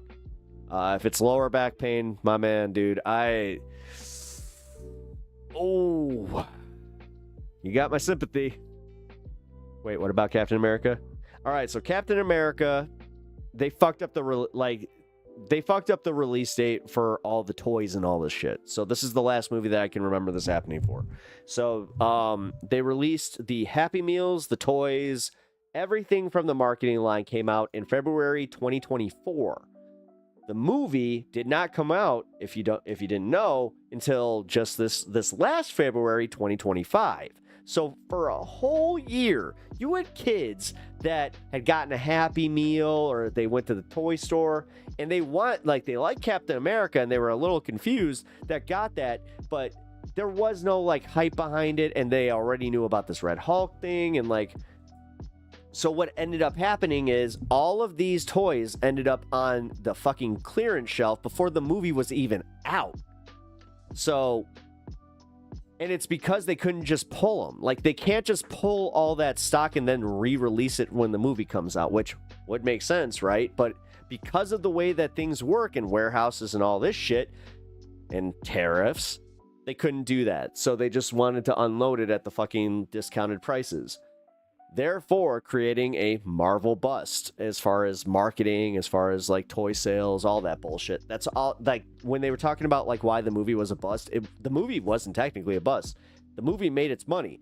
It was the marketing and the toys that ended up taking away from all that. Plus, the modern day like movie expectations of America is insane. The fact that we stop counting at Monday of an opening weekend when we start at Thursday. So Thursday, Friday, Saturday, Sunday, go into Monday. You at max have 5 days of fucking income? Bullshit.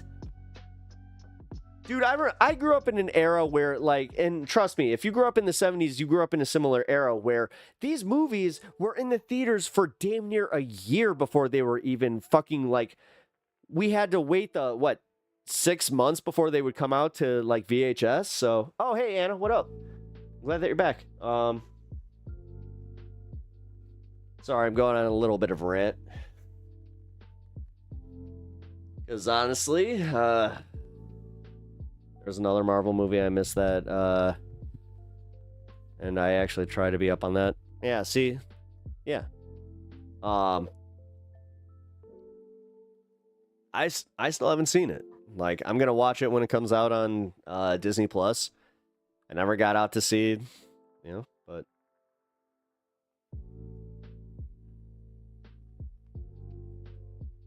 yeah, that's why. Exactly. And that's exactly it. They only last 5 days before they just say, nah, it's a failure. It's like, what?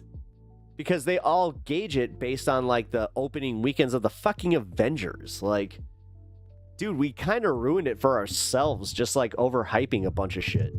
And on top of it, like, overhype. You know what? That's not fair. That's not fair. Avengers was not overhyped. Avengers lived up to its hype. Avengers Endgame lived up to its hype. Avengers Endgame is the ultimate movie where, like, I don't care how much people want to shit on it.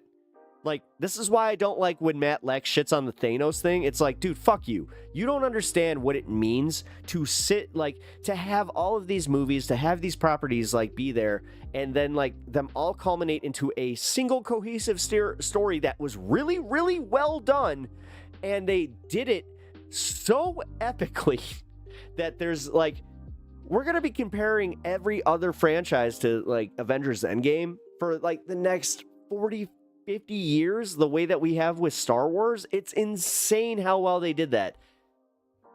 But I also hate how fucking, like, people, like, treat it just, like, again, Matt Leck. Like, again, I hate to fucking single out Matt Leck, but he's done it to himself. He's made, every time that they talk about Thanos, and again, I get it, Sam's a boomer, but me and Matt are damn near the same age, and he talks about comic book fans, he talks about fucking people who collect toys, and like we're assholes.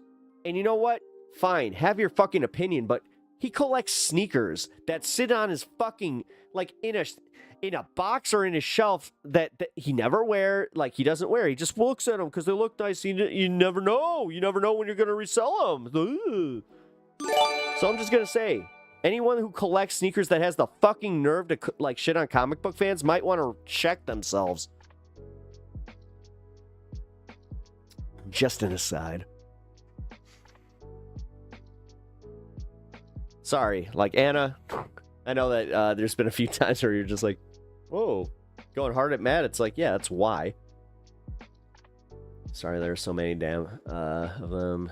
I don't even know where to start between Disney series, movies.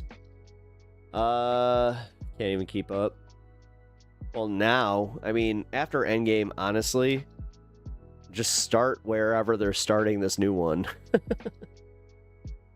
Oh, because sorry, Anna, I was shitting on Matt Leck for shitting on, you know, Thanos and comic books. And every time I'm just like, wow. Every time I shit on Matt, I kind of think like, oh, you know, you're one of Matt's peeps. Yeah, it's all right. Don't worry about it. I mean, for real, do you know how much he would, like, not get me? Like, I watch Godzilla movies. Unironically, too. Like, I unironically love Godzilla movies. So, whatever. I still shit on Thanos solely because the plan was stupid.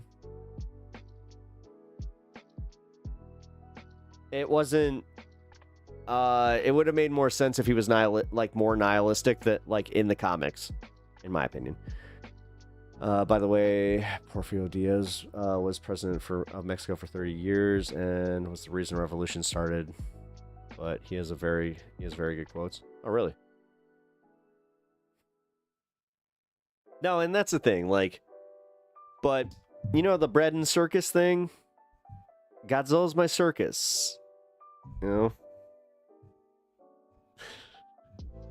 You take away my Godzilla and then I take that Elon eats corn long ways and I'm going every weekend, baby. Actually, there's a protest going on this Saturday. Hopefully I will be able to make it. It's more so a matter of if I have a ride or not. Wife needs the car. Comics Thanos is doing it because he wanted to bang death. Exactly. Which is one of the funniest things that happen in comic books is when Deadpool he fucks Death and then he meets Thanos and he's just like, hey, we're toboggan buddies. I was like, they let that through editorial. It's one of the best moments in all of Marvel Comics. Because I don't think that the editor knew what a toboggan buddy was.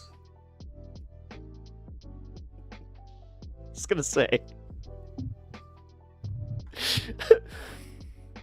Comics Thanos had absolutely top tier motivation. Oh, yes, he did. Here, actually.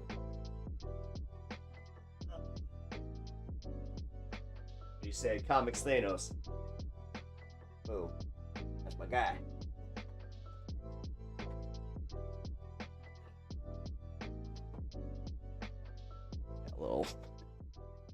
Just a little wall of figures over there. It's Power Rangers.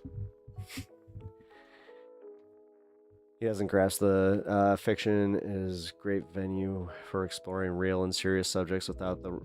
no, and that's my point. Like, if he had actually read, you know, I think that Watchmen is a little too easy with that. But, like, dude, Civil War. Not even Captain America Civil War, like the movie. If he had read Civil War, he would have seen what it means, like, in the parallels of real life, all that kind of stuff. Like, yeah. Totally agree with you on that one. Good take, Ruben. Good take. Wait, what the fuck? Deadpool is probably the only reason Marvel hasn't imploded yet? Yep. 2000%. And I'm happy for it. Trust me, I'm here for it. I love Deadpool.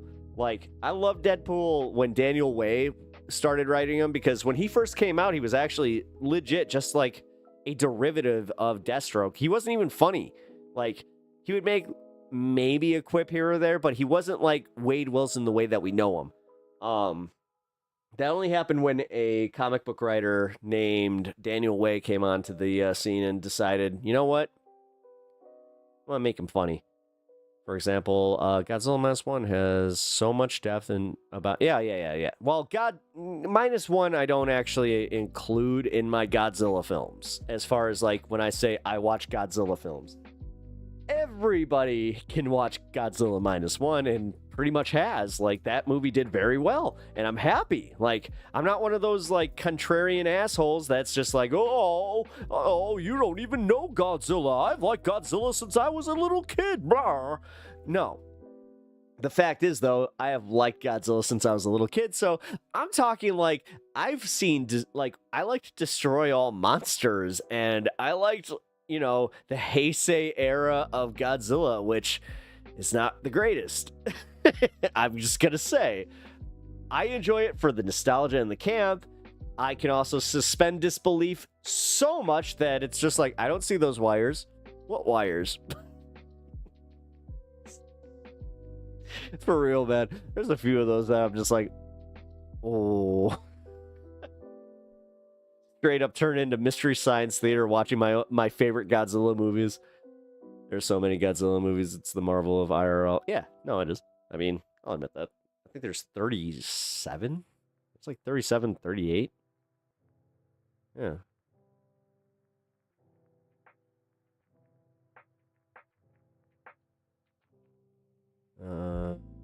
Wait. Were there 7 or 8 of those? I don't know. No, wait. Yeah, because then they stopped in 80. And then that picked up the Showa era.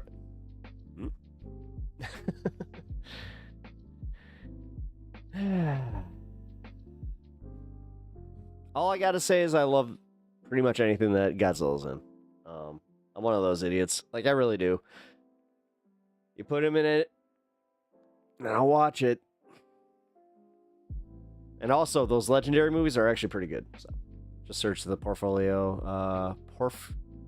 Porfirio Diaz quote about the U.S. He was not an enemy of the U.S., but he took out a lot of loans from the U.S. to modernize Mexico. And oh, nice.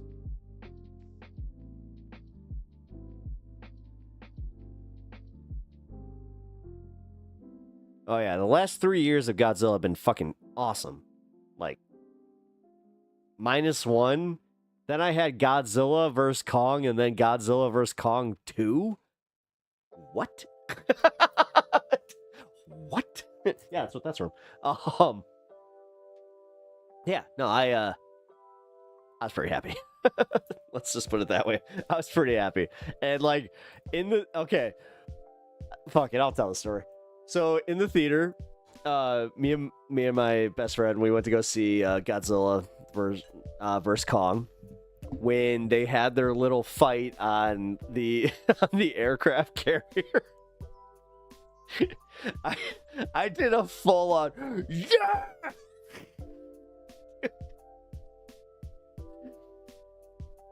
I knew Godzilla was gonna win. I was so happy that he did. I was just like, yes, that's right. Oh, I was just, when I was in the theater, I like did like a jump up when Godzilla won on the aircraft carrier, and then just did this little, he like nodded and I'm like, yeah, that's right, bitch. And then fucking took off in the water. I was like, that was awesome. I just remember like there was a row behind us that were laughing at me. I was like, oh, I'm sorry. I have good friends though, because like, oh, my bad. It's in the middle of the movie, whatever. Yeah, whatever. Spoiler alert. You know what? You haven't seen it now. If you haven't seen it by now, yeah, whatever. Godzilla wins his first battle. I won't tell you who wins the first, like, it's a 3-round bout. I won't tell you who wins the next 2. Even though the second one you could probably figure out.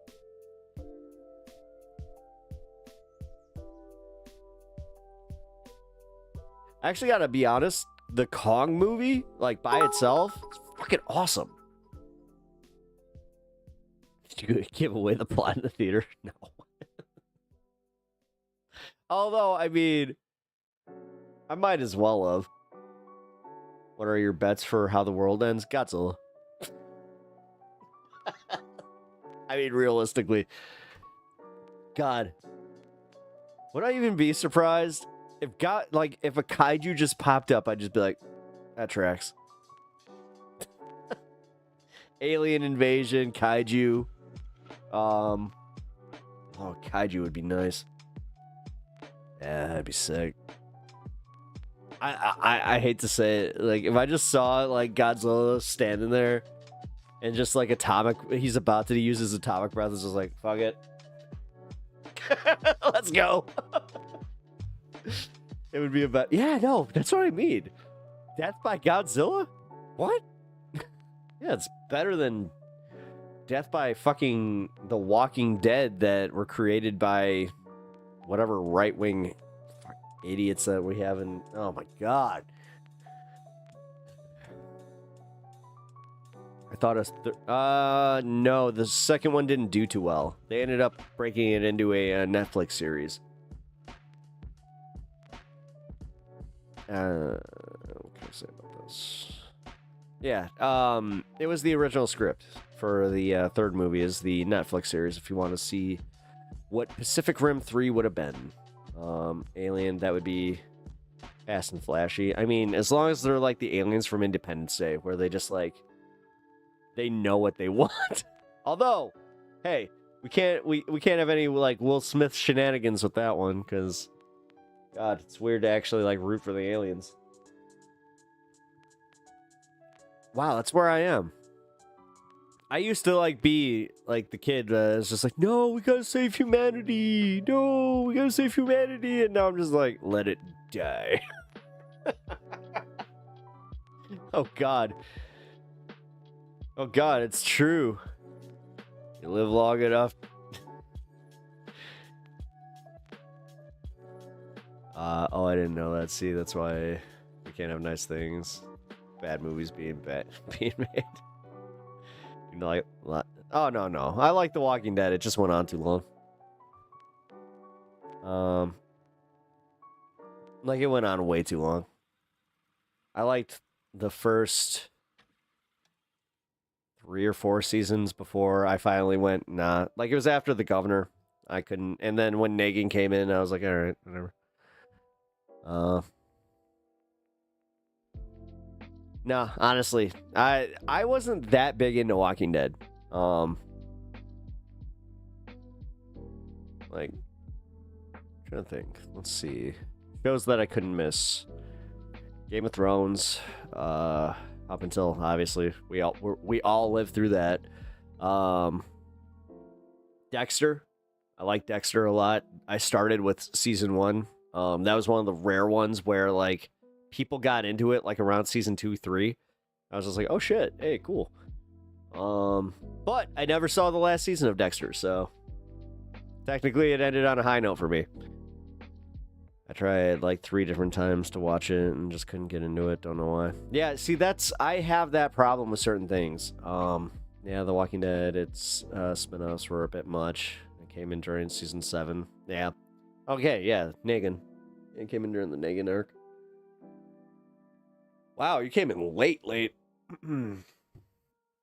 I don't know. It's not a bad show. It's just not the greatest show like ever to exist. And like also like even zombie stories, there are better ones in my opinion. Just because like they just gotta do shit. You know, like they do shit a lot quicker. You know, gotta go bye. All right. Well, congratulations on your naturalization, and I will see you later, man. Take care. Yeah, it's like the Avatar series. I've tried to watch that one numerous times. Can't get into it. Like, and it's not because of the series. It's because of the first 2-3 episodes, and I just cannot get past them. And I keep getting told by my friends that they're just like, you need to get to episode 4, like to the point where they're just like, we're just gonna start you with episode 4, fuck it. Which they just should have. Like, honestly, I think that the best way to start that for me would have been episode 4 and then show me the other ones if I was curious about some lore. But I get it, whatever.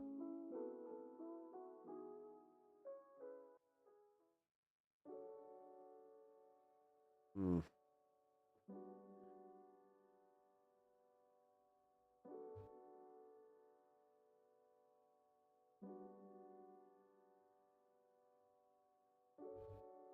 Alright. For me, the jump the shark moment was like the Rick and show. Yeah. Yeah. Yeah, that was enough for me.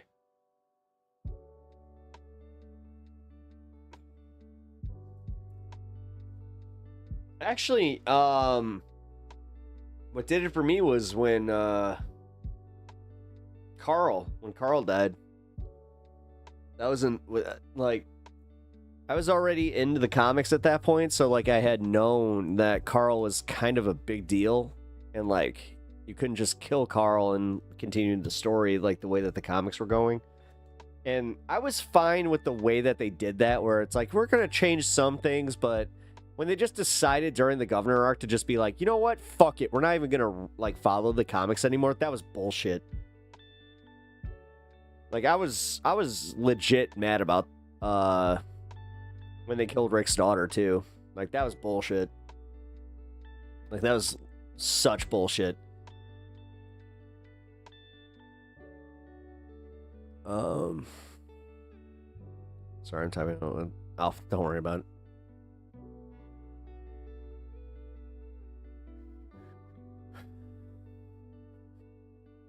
Yeah, if you guys are like interested in watching like good comic shows, ironically, Daredevil. If you guys watch Daredevil, watch the new Daredevil. It's really good. It's really good.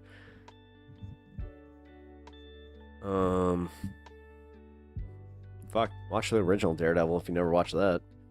I told my kids, they have a choice when I die. Decide on my shirt where are you looking at or who farted. They both said fine with making that decision.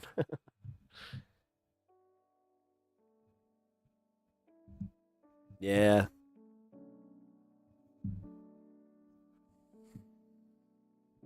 Be nice. Kind of makes me wonder if I've been to the last like casket funeral I'll ever be like have been to. You know, my mom wasn't in one.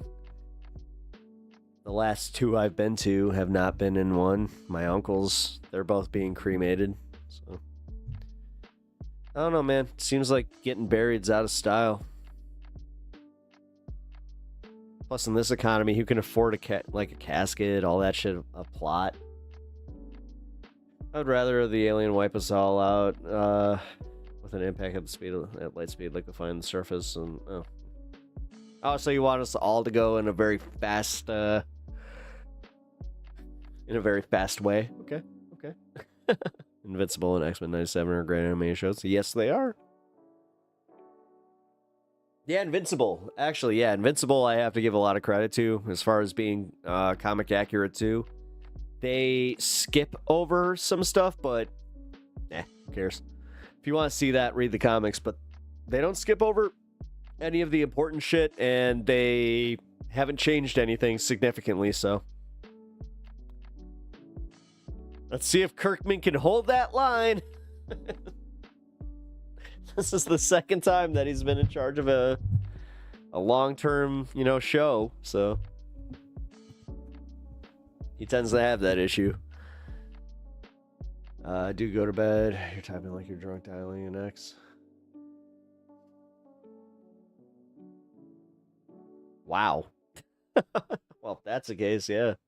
Shit, dude.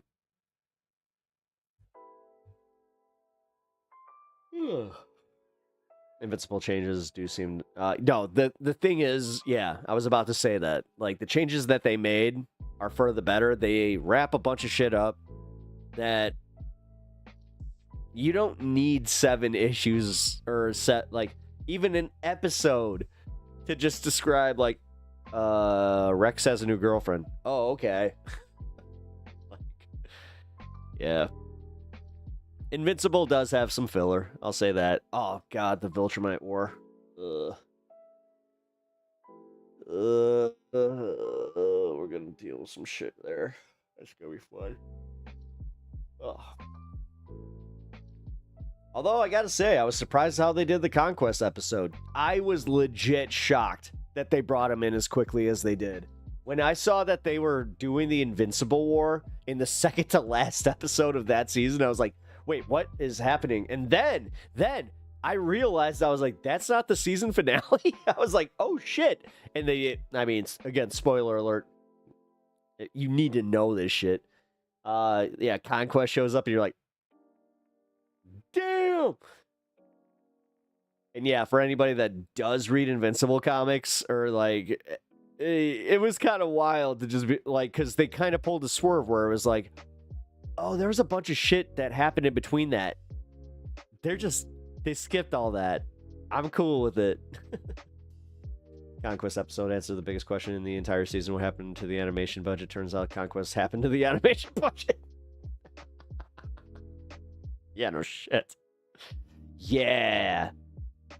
Dude, that scene where he pushes him from like the beach and he just he literally pushes through like kids. Like they show some shit where you're like, damn. I remember one of the first times recently that happened. Me and my roommate went to go see Aliens vs Predator Requiem, and it was in like the first 10 minutes of the movie. Again, spoiler alert if you don't want to have this, ruined for you. So in the first 10 minutes of the movie, they find an alien, like the Predator ship. Dude, it's a dad and his kid, and the kid straight up he gets murked, and it's fully there. It's like, what the fuck? So not used to seeing that shit, so yeah. Honestly, my favorite is City Slam. Ooh.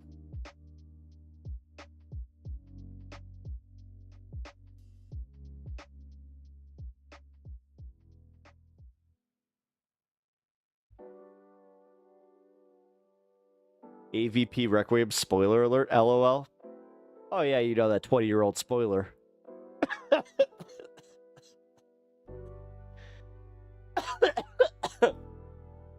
The funniest part is I have talked about like newer movies, totally spoiled them. Didn't even do that.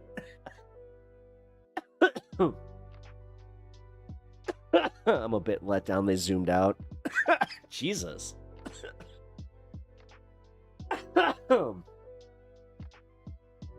I mean, that was wild, man. I gotta say, like,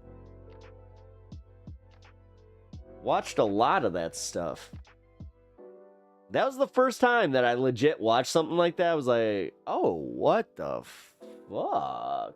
Damn. And they went for it. Oh, man.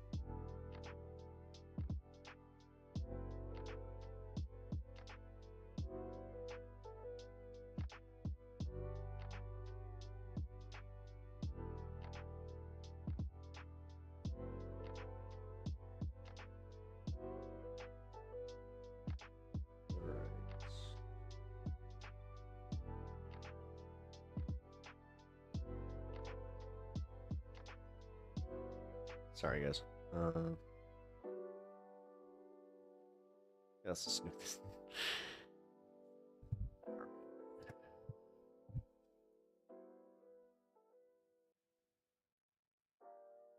I had this loaded up from the last stream. Hold on.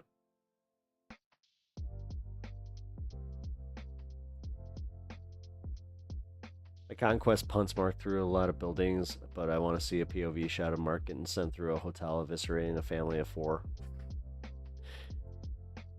I mean, really, you didn't get enough of that? Like, the fact that they even showed him getting pushed through people in general is kind of insane. I get it. I don't know, man. Invincible's already bleak. Like, that's the one thing I will say. My wife, she was watching some of Invincible with me, and she did actually have that moment where she was like, this show's kind of fucked up. I'm like, goes a little Game of Thronesy. It's okay. And she's just like, no, this is big. This is worse than Game of Thrones. Okay. I mean, let's be real. What's the train to live up to?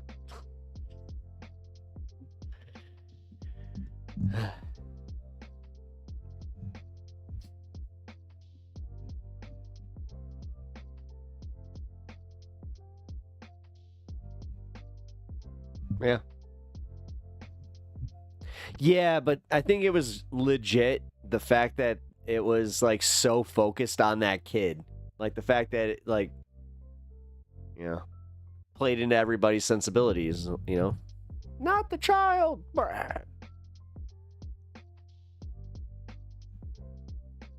Also, why I was kind of surprised where it's like on an Amazon show? Okay.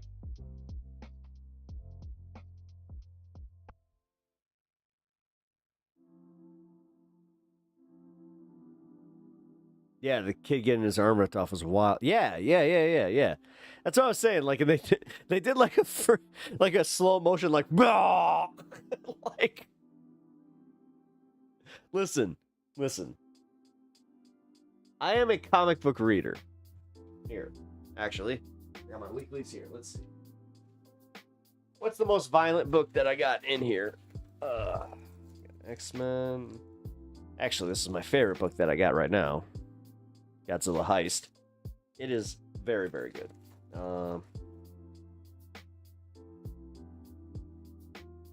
Actually, this might be it. This is one of the most violent books that I have read in a while. Where I'm like, oh damn, DC went for it. Oh,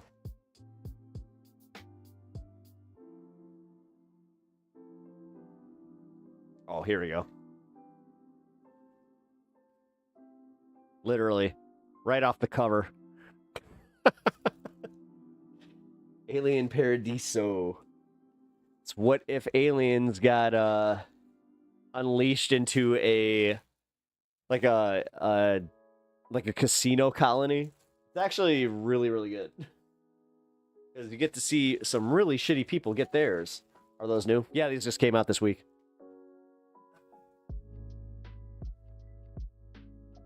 Yeah, those are my weeklies.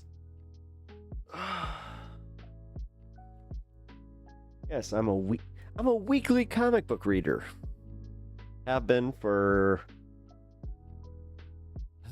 shit 22 years? Yeah, 22 years.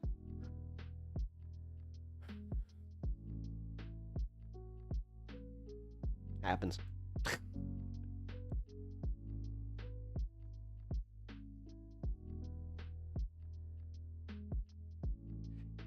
Oh, it did make you squeamish? Oh shit, I didn't even see that. Yeah, no. Like, okay, so we all had that moment where we're watching that episode, we're enjoying it, right? It's already a gory ass episode, and we're like, okay, this is okay. And then that happened, and we all went, what the fuck? Right? I'm not too far off. Oh, wait a minute. I know which one. 'Cause, yeah, this is literally my This is what happens when you don't pick up your comics for 2 weeks.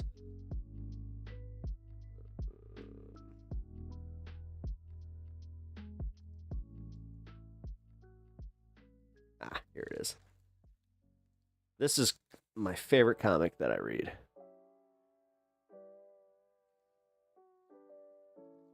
It is kind of about conspiracy theories, but the overall thing is they need to create a department of truth to stave off the fact that collective belief is making shit real.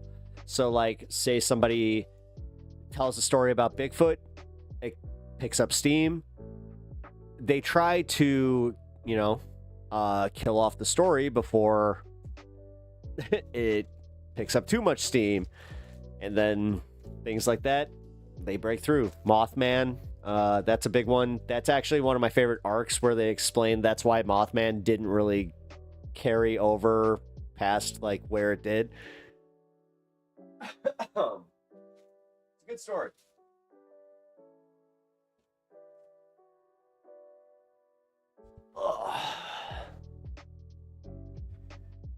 But I mean, you see so many cars flung and buildings destroyed in this that scene, but they don't emphasize that, like, that unlike in the city, the fights start and there's people actually in there. Oh yeah. Well, that's animation budget, and I can forgive that. Also, it's implied violence, because the other thing is, like, ratings wise, they can only show so much. Even with what they did show, the fact that they got like away with that, like, the kid is like, shit. Which they knew what they were doing.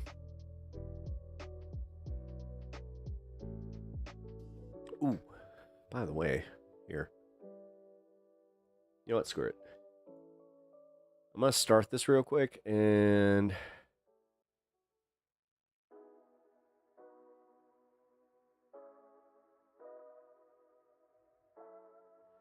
All right, you might have to have a Comics Unleashed segment on your channel. Okay. I will. I'll do my weekly poll.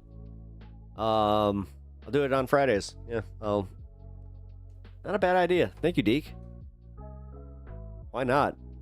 I know I do politics here, but it is kind of a multimedia show, and I do, like, dude, I unwrap Pokemon cards. Like, why not?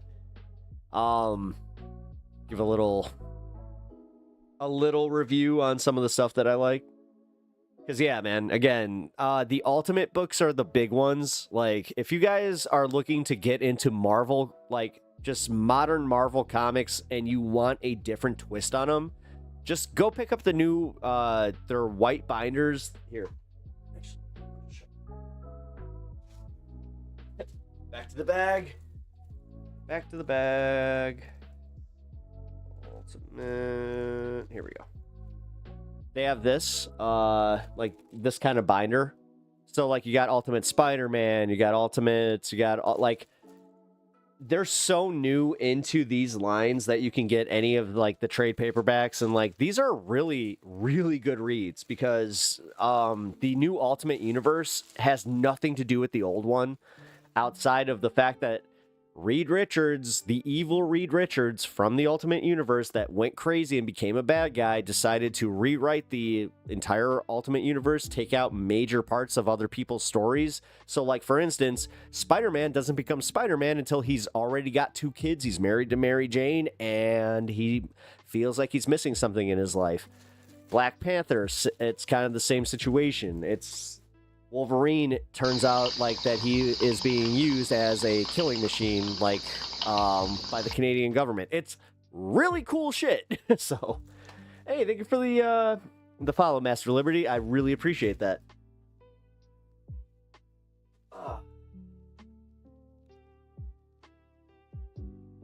This is the fun part.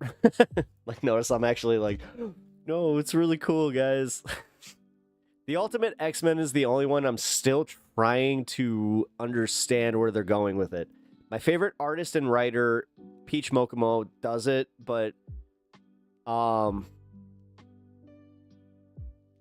she's I just don't understand, like, where she's like, are we trying to tie in and mutants in America? Is it just a Japanese story? I'm just trying to figure that one out, but the new Ultimate Universe is fire. Yeah, it is. I can't wait for the new they have this new series coming out, like I think in like 2 or 3 weeks, called Ultimate Incursion Spider-Man. Fuck, I cannot wait. Because you got Miles Morales going back, and he's just like going back to his universe, and he's just like, what is this? This is not my universe. Uh-oh. And yeah. We're about to have some very different versions of the heroes and villains meeting up. This is going to be cool.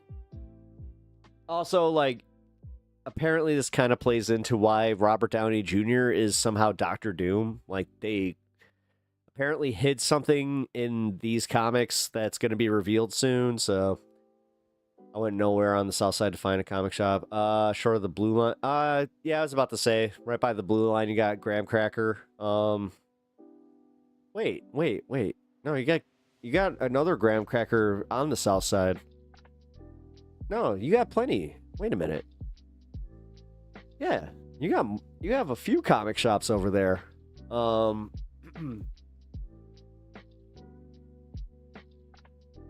there's the one in Blue Island. But yeah, let's see. Where is the second graham cracker here?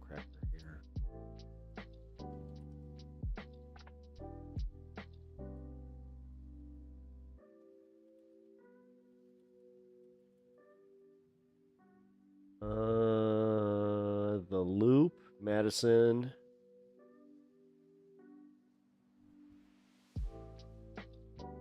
We got Madison, Lakeview, and Anders. In Andersonville. I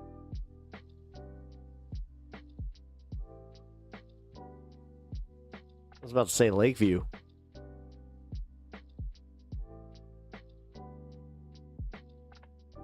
How far are you from Lakeview? You better go to the one on Madison. Like, wait a minute. You can't be far from Madison. Like, even if you're on the south side. Like, what are you talking about? Wait a minute. I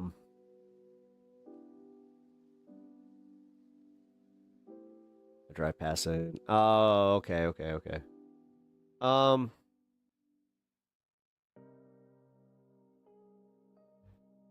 Again, Twitch has caused yet another activation of a hobby. The last was Legos and now comics. I'm telling you, man, comics is fire. I've never gotten out of them. Never. Even when I was like not collecting like huge during my weeklies, I would still go buy my like Spider-Man and Flash comics. Those were always my guys. I loved the Flash. I hate to say I haven't really been into him as much lately. And it's Wally. It's literally it's my Flash. But I just don't care. Like, I don't know. This somehow made me just not give a shit. So, whatever. I've got my favorites, though. You know, Spider-Man will always be my favorite. Spider-Man, Batman. I'll always read those. Main X-Men titles. So, like, X-Men and Uncanny. Trying to think. Spider-Boy lately has been one of my favorites. Which, honestly, man, you think as like a derivative sidekick character? No, they did a really good job with him. Spawn. Been collecting Spawn comics for ever. So, but yeah, then I also collect the indie titles. So, dude, this thing's so awesome. Every time I hit it, I'm just like, oh. Does remind me of my mom, so it's really cool. All right, here. I wanted to play this real quick, and then may end stream, but here. can now be facing up to multiple decades in prison in the Philippines, all because he live streamed himself harassing strangers in the street, mall security guards, and I'll be right back. stealing multiple items, including a mall security bike. Obviously, we're talking about the case surrounding Vitaly, who's an American-Russian YouTuber who was one of the largest prank channels back in the day, who unfortunately lost his mind and ended up serving some time due to horrifically attacking a jogger in Miami. But recently, he came back to the internet. And he's came back to the internet a few times, but in the most recent time, he decided to come back to the internet and essentially be a knockoff Johnny Somali for some reason. And in his comeback, he was definitely not wise when it comes to picking the country to be a nuisance in, the Philippines. I don't know why you would ever want to come to the Philippines and go live with the title Disturbing the Peace in the Philippines, as that is probably one of the last countries I would ever want to have that title in my stream, let alone go around and harass people and then steal multiple items while live streaming yourself doing so. It's like the influencer version of Darwinism. And his actions are definitely catching up to him here now because he was just perp walked out in front of the entire country. Secretary John Vic Remulla will now make a statement.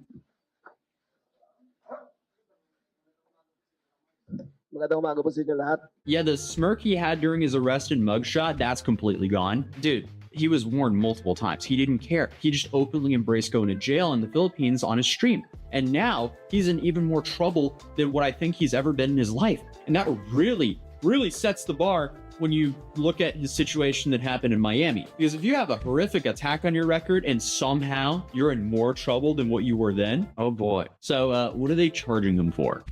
Vitaly engaged in multiple disruptive and inappropriate acts, including attempting to kiss and grab him, trying to seize his service firearm, taking videos of him without consent, mocking other security guards, and vlogging without a permit in BGC.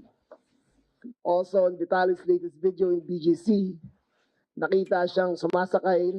Well, Deke, whenever you get into Warhammer, because you're local, we'll set up a game. Ng patrol motorcycle. What are you playing? Na walang I'll play build enough for a kill team, and we'll go. abiso. Oh, wow. There's just a whole plethora of charges here that can be disastrous for him. They're also talking not just fully English, they're speaking tag-along with English, which I think they call Taglish. So I had to transcribe a lot of this to actually understand what is going on and then run it through ChatGPT and then have ChatGPT essentially tell me what they were saying. So it's not fully spot on yet, but that's what happens when we're trying to break this news. So here we have, I guess, the charges against Vitaly. You'll inspire me to actually build those. Which aren't 100% set in stone from what I can tell. Because he just kind of threw out a lot of the things that happened that they're investigating him for. So first you have unjust vexation, which is engaging in behavior that caused annoyance and distress to others. Then you have alarm and scandal, which is actions that disturb public peace and order. Warhammer is a dangerous one, man. There's a reason I got those boxes of unbuilt, just because you do get that, like, oh, they got a good deal on those. Those aren't going to be a better deal anywhere else. I got to get those. Oh. You had attempted theft, which was trying to unlawfully take a security guard's firearm. That's a serious charge. That is, did this happen after my coverage? Did this happen after he was arrested? Yes. We watched that on the first part of stream tonight. I don't remember that being on the stream that I skimmed through. That is a serious charge. Then you have the 2 counts of theft if they go after him for taking the motorcycle and the industrial fan. And then also that face mask, but they returned the face mask pretty quickly. So we'll see what they do there. Then you have the threatening to rob an old lady as well. But what I didn't know until now is apparently if you steal a motorcycle in the Philippines, you can actually get up to life in prison. And this is all due to a newer and stricter law they put in place around 2016. Now, will he get life in prison? There's no way. But the fact that you would even go to a country and do something that can give you a maximum of life in prison is insane. I am seeing multiple locals say that he could be facing up to 24 years in prison, as it's up to 12 years for each of the counts of theft there. And that's just the theft cases alone. And then okay, it's a little bit different than the 5 count or the 5 years per count that we were hearing before. You have all these other charges up here as well. So will he get this amount of time? Probably not. But no. I don't think he's going to just... No, but dude, he's there for 3 years no matter what. He doesn't get to go to trial for 3 years. So his sentence is already... Like, that's...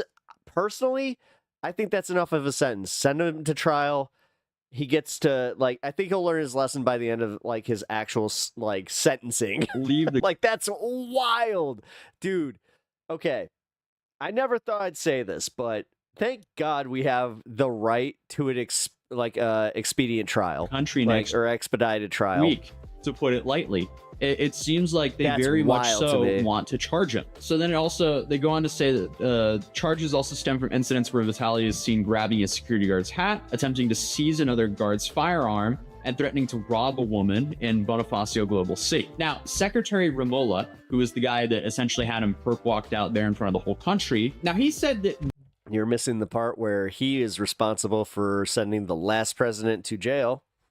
Just an aside. Vitaly will not be deported immediately, but will remain in the Bureau of Not like Immigration he's a Detention certified Facility badass to or face anything. the charges filed against him. He also emphasized that no special treatment will be given, stating that we're done with foreigners who only insult Filipinos. This is an example that we are serious here in our country, and we won't let them belittle us. And they also stated that authorities are seeking Vitaly's cameraman, who may also face charges for enabling a commission of crime. This is a stark contrast from what we've seen Japan do with Johnny Somali, and now maybe even South Korea with Johnny Somali, as they seem to be playing way more softball with him there. In the Philippines, they're not messing around. They had him perp walk down in front of the whole country within a week of an arrest. I had brought that up about how Somali literally got just slap on the wrist, slap on the wrist, slap on the wrist. Now he's finally, like, seeing some time. But this, within the week of him doing it, they arrested him right away. They arrested him 2 days after my video on him. They arrested him on the 3rd of April. Now on the 7th of April, they're having him perp walked out in front of the entire country saying, hey, we're going to make an example out of this guy. This is not okay. This is crazy. Why, as an influencer, would you ever go mess around and do this kind of content, especially not in your home country? Fair enough if you actually understand the laws of the place that you're in, but still, please never do stuff like this, because again, I want to live in a world where I can walk around in public without having to worry about being harassed by an IRL streamer. Is that so much to ask for? And I feel like everyone in the world deserves that very basic right. If you're out in public, you shouldn't have some IRL streamer harassing you to try to get some sort of reaction so they can monetize it for their live stream. It's just not acceptable. But continuing, it says Vitaly's actions have drawn significant criticism, and authorities are committed to ensuring accountability for his conduct in the Philippines. Here's a little snippet where he says that Vitaly has to take accountability for his own content. People have to take responsibility for the content they create. It is not a license to shame or to hurt or to besmirch anyone.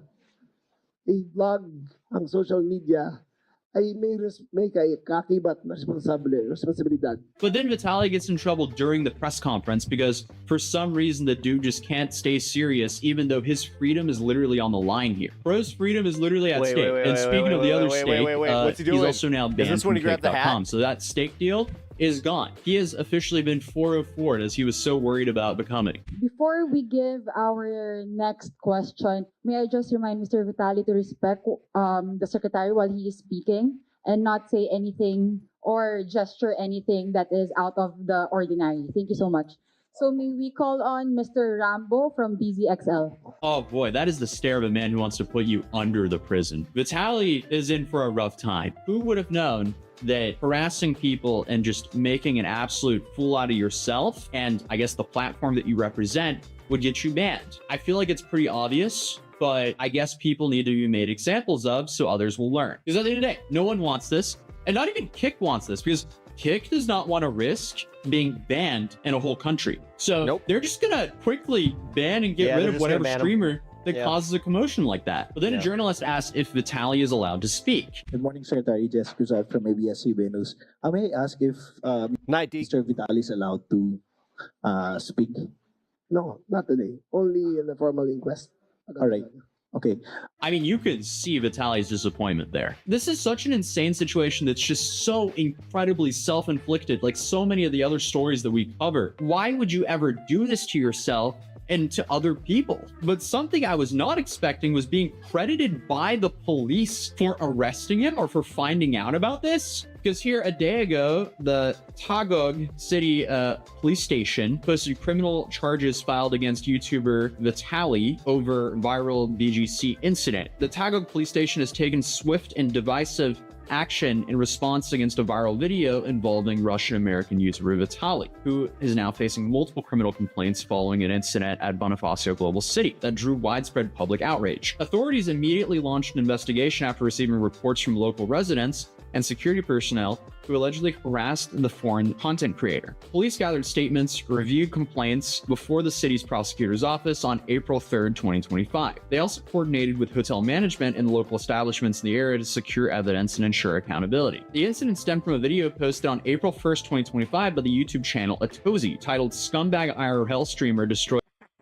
Dude, that's gotta be wild to like read your own YouTube name and just be like, "Yep, his life in the Philippines live." That title aged very well now. Was not expecting to see my video in an official police statement though. I just saw his live stream and I was like, there's no way this guy's this stupid to be doing that there. So I made a video on it. The video, which has reached over 600,000 views, bro, shows Vitaly aggressively approaching and filming. Dude, I can't even. That's fucking otherworldly. Where this guy covering an IRL streamer getting arrested, just totally fucking. That's wild. People in the street in Tago. Vitaly, 32, was reportedly staying in a hotel in Fort Bonifacio. I wanted to finish the story from earlier, and because I was having you know my internet issues, figured why not? Let's just do it now. During the visit on March 31st around 11 a.m., he was seen walking along Bonifacio High Street where the incident took place. He was caught on video confronting several. I still can't believe Vitaly did this. Individuals while making live streaming content for social media. According to reports, these affected include security guards. It does make me wonder what he was on. And workers in the area. One guard said that Vitaly forcefully pulled his ID from his neck. Another worker said that the YouTuber took his hat without permission. While a third, also a security guard personnel, claimed that the foreigner tried to grab his service firearm. Yeah, okay, so I mean, that is a serious charge. Recognizing the suspect's foreign nationality, the Taguig police also coordinated with the Bureau of Immigration to determine possible violations of immigration because he's a baby. laws. A formal request was sent to the VI. Never heard of this guy until this. For updates of the YouTuber's current. Yeah. Anna, he used to be like I'm not sure if you remember Vine, but like he was one of those Vine prankster douchebags. Status for guidance and further action. Taguig authorities have issued a strong reminder to all visitors and online content creators to respect local laws. He was like pre-Logan Paul. Warning that actions meant to harass or humiliate people, whether it's on camera or not, can have serious consequences. The Taguig City Police Station assured the public that they're continuing to monitor the case and are committed to protecting residents from similar incidents in the future. I mean, shout out the Philippines for handling this so quick. I do actually. And also, like, it's weird. There's the part of me that's like, if America handled this like this, then I would be very upset. But because it's the Philippines and this guy's an annoying douchebag, go Philippines. This should definitely not scare anyone from going to the Philippines because they want tourism there. They just don't want people to be live streaming and harassing people. No, it's the way, like, Japan is actually doing that now where they're banning, like, if they see a gaijin with a phone doing this for an extended period of time, they could arrest you. Public. It's very easy to go visit They're banning like live streaming in public country and not act like the town for foreigners. So that's crazy being in an official Filipino police statement. Shout out to all my Filipinos. I love you guys. I'm currently in a different setup, as you can see, because I'm currently traveling to go to yet another crazy influencer trial. I guess we just do that now. I've had a lot of fun doing it. So here we're going to another case tomorrow. And I have to get up at 5 in the morning. It's currently at 2:41 a.m. So I won't be getting too much sleep because I have to drive for a couple hours tomorrow to get to this court case because it is in the middle of nowhere. But hey, if this video gets like 75,000 likes, I might fly out to the Philippines as well to go to Vitaly's trial. But other than that, if you're new here, feel free to subscribe. Bro. All right, this guy's doing it like, all right.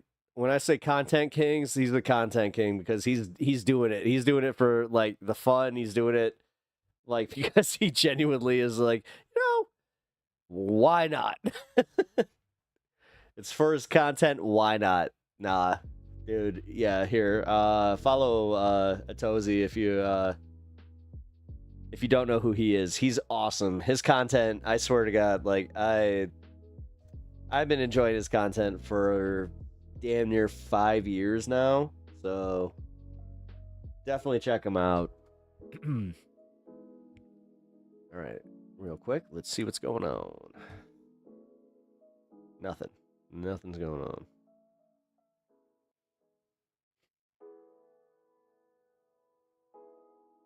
Oh, did you think? Oh, yeah, he's not sleeping yoga style. No, he's curled up in it, like we call this his little suitcase. Stan tends to wrap himself. It's very, very cute when he does.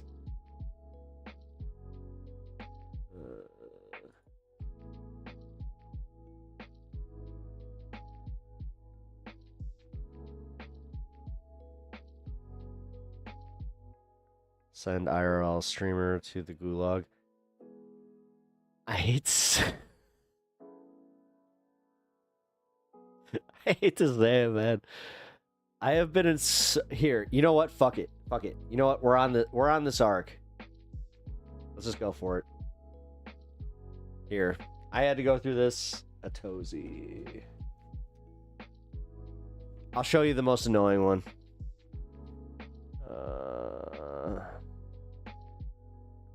It's safe to say one of the... Here we go.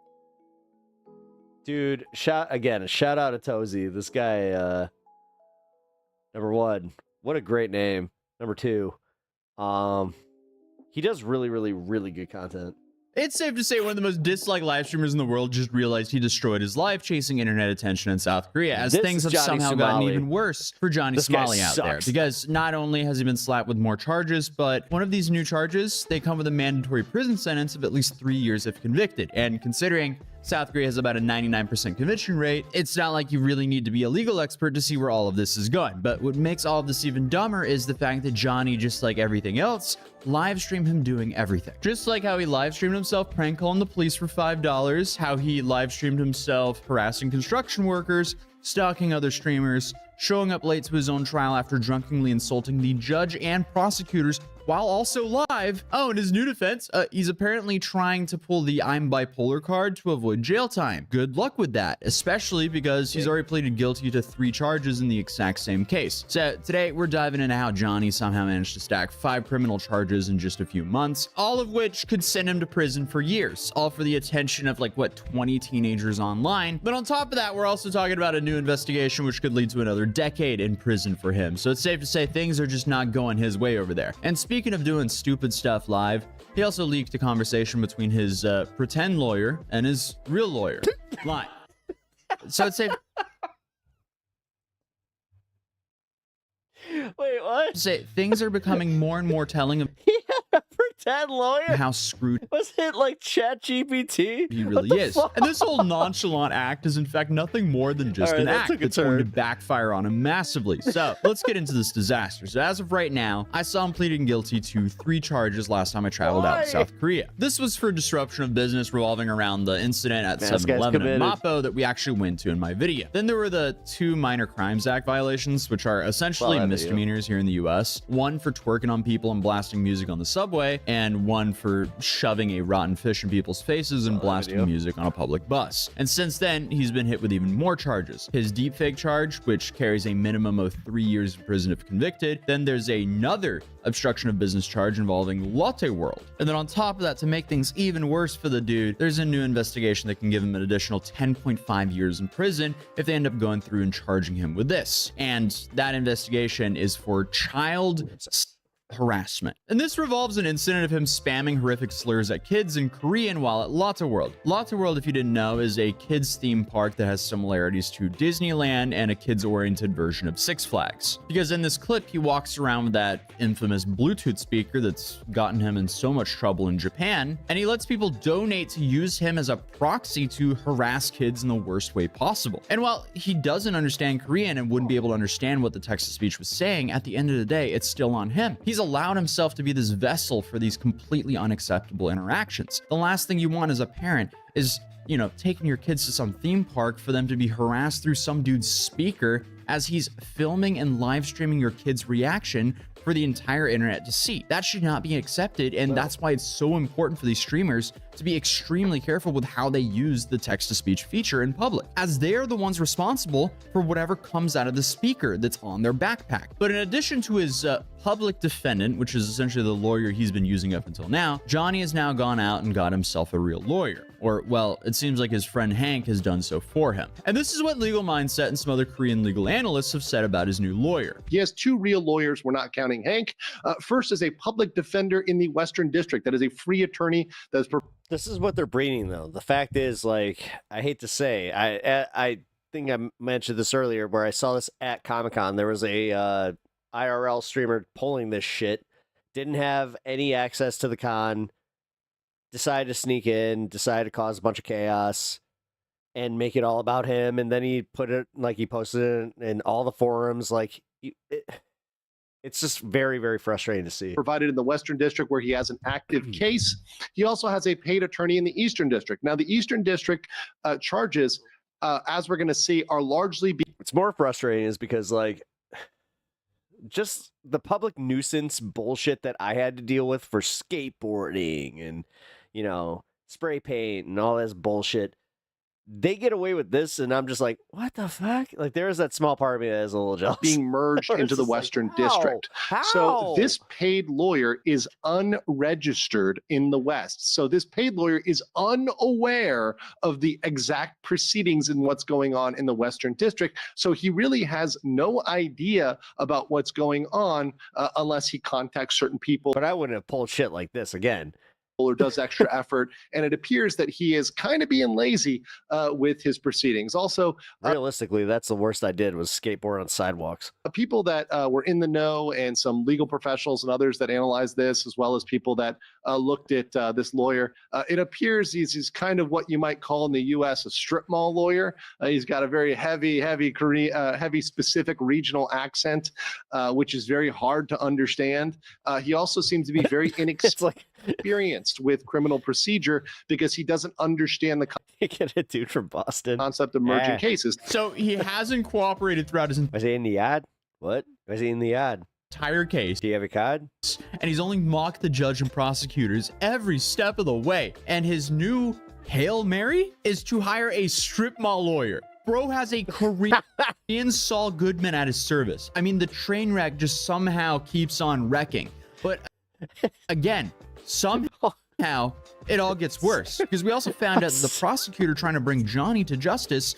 When you put it like that, okay, maybe I'll never maybe I will always skip over the Marty and Johnson law practice, you know, in the Oak Hills Mall parking lot. Is a top 10 prosecutor in all of Korea. And his new attorney over there also stated that the law enforcement over there is very hard to work with for him due to Johnny's behavior. Can we just all agree that Marissa Tomei in that movie? Perfection. Throughout the whole trial. Then to make things even worse, Johnny's lawyer met with the prosecutor to beg them to drop the deepfake charges, but it was too late. Ramsey's lawyer tried to meet with her. Tried to meet this prosecutor to beg her to drop with the deep fake. Holy shit, can't believe she's still alive. Yeah, I stream crashed and I decided to go a few extra hours, whatever. Case to beg her to drop it. And as we're going to see with the deep fake case, the hilarious thing is by the time he met with her, it was already too late. The charge had already been indicted. They'd already moved on. They've already processed this. So it was too It's called Discovery. Late to even I gotta watch that movie. do that meeting. But they were trying to beg her to drop it. Dude, Ralph Macchio. Oh, shit. Ralph Macchio's in that fucking movie.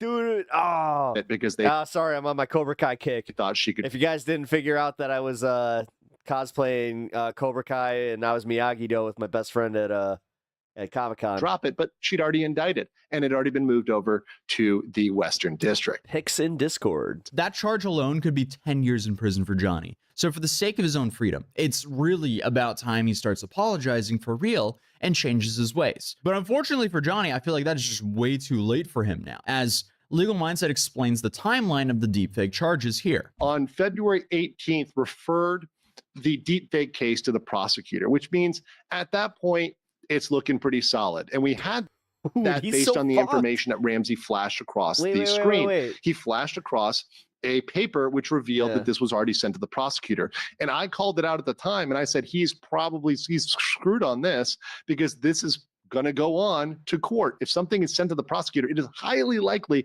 you're going to get an indictment. Well, on March 7th, he leaked that, right? And then on the 25th, the Eastern prosecutor indicted Ramsey. On the 27th, that indictment moved from the East to the West. The West is where his current case is. They are trying to consolidate everything in that Western district because it's already going, it's already pending, and they want to bring everything over to there so they handle it all in one trial rather than breaking it up into multiple trials. So on that day, I knew immediately, and I informed everybody on the 27th. Because of that, Ramsey and Hank were panicking, and they were talking about that with their lawyer. And that lawyer had no idea. I actually predicted that on my stream. I said, his lawyer might not even know, because the lawyer is not registered in the West. He's only registered in the East. So he actually wasn't accessing the right court records that were in the Western District. So at that meeting, he actually said, oh, you're not in the same country? indicted for this. You're not indicted yet. I thought you meant like region. So again, he's played his cards in the worst way possible, then put his freedom in the hands of a lawyer who isn't even registered in the correct district for him to properly help him. Without a doubt, Johnny or Ramsey deserves a permanent spot in the Hall of Fame of influencer morons for his entire trip to Korea. The dude has essentially turned himself into an international laughingstock for nothing. Then he's also trusting this new lawyer for advice, and clearly he's given him a false sense of security. The lawyer said it's unlikely since you're American, which actually revealed the inexperience and ignorance of this lawyer. Clear example, there was an American that went to jail, that was sentenced to 1 year in jail, prison time, for a single crime. And this was actually predating deepfakes. This was just one cybercrime and an obstruction of business. So remember, Ramsey has at least 2 obstruction of business charges already on the docket, 2 Minor Crimes Act, and a deepfake. So Ramsey has over double the amount of charges. And that person, that defendant, was completely cooperative with the judge in the court. Yeah, and Johnny's been anything but that. And unfortunately for Johnny, he outed Hank's and his own lawyer's incompetence himself, as again, he keeps on streaming from his lawyer's office, and by doing— That's my favorite part, is the idiot keeps streaming from his lawyer's office while they're having meetings. It's not even like he's in the lobby. Doing so, he keeps leaking information about his trial without even realizing it as it's being said in Korean. While Johnny doesn't understand Korean, many others do, including translators that help creators cover the story. This has been very widely publicized over so this is the lawyer's social media.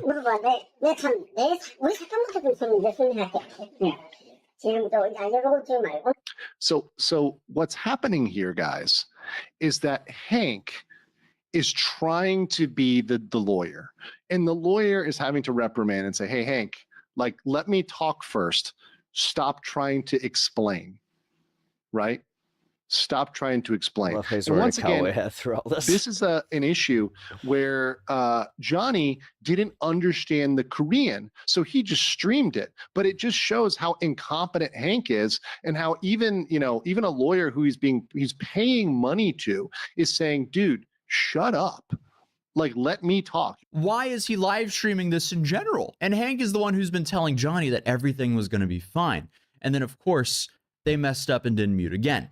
This is the superintendent of the Women's and Juvenile Division at Songpa Police Station. Pay attention to that title, superintendent. Okay. The next section, we're going to talk about police and prosecution. This is wild. Also, the section on women and juvenile crimes. The crimes that he's charged with are against women and children. They're saying we're referring the case number. Morning. That means he was indicted. What's up, Ryan?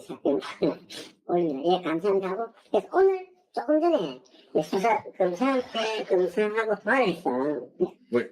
That's you. That's me. Wait. Oh. Yeah, I mean, that's an face from Hank right there. And part of me kind of wants to feel for him as he's been guilted into like trying his best to defend his friend who's so stupid he would rather live stream his legal counseling than have a better chance at having his freedom back. It's like he doesn't care his own freedom's on the line. It's just so stupid, it's baffling at this point. But moving on, another clip came out of him threatening to SA the female police officers. My vacation is over and I want to go back to base. I want to cry. Oh, right. They were at the station after getting arrested for his underwear stunt. I've been to this police station 20 times. You're not Johnny Somali. It's the first time they can put me in cuffs. I've been to this police station 20 different times. But like, they put you. Where do they think you're gonna go? You're like, why are you in cuffs? It doesn't make any sense. I don't know. I don't care.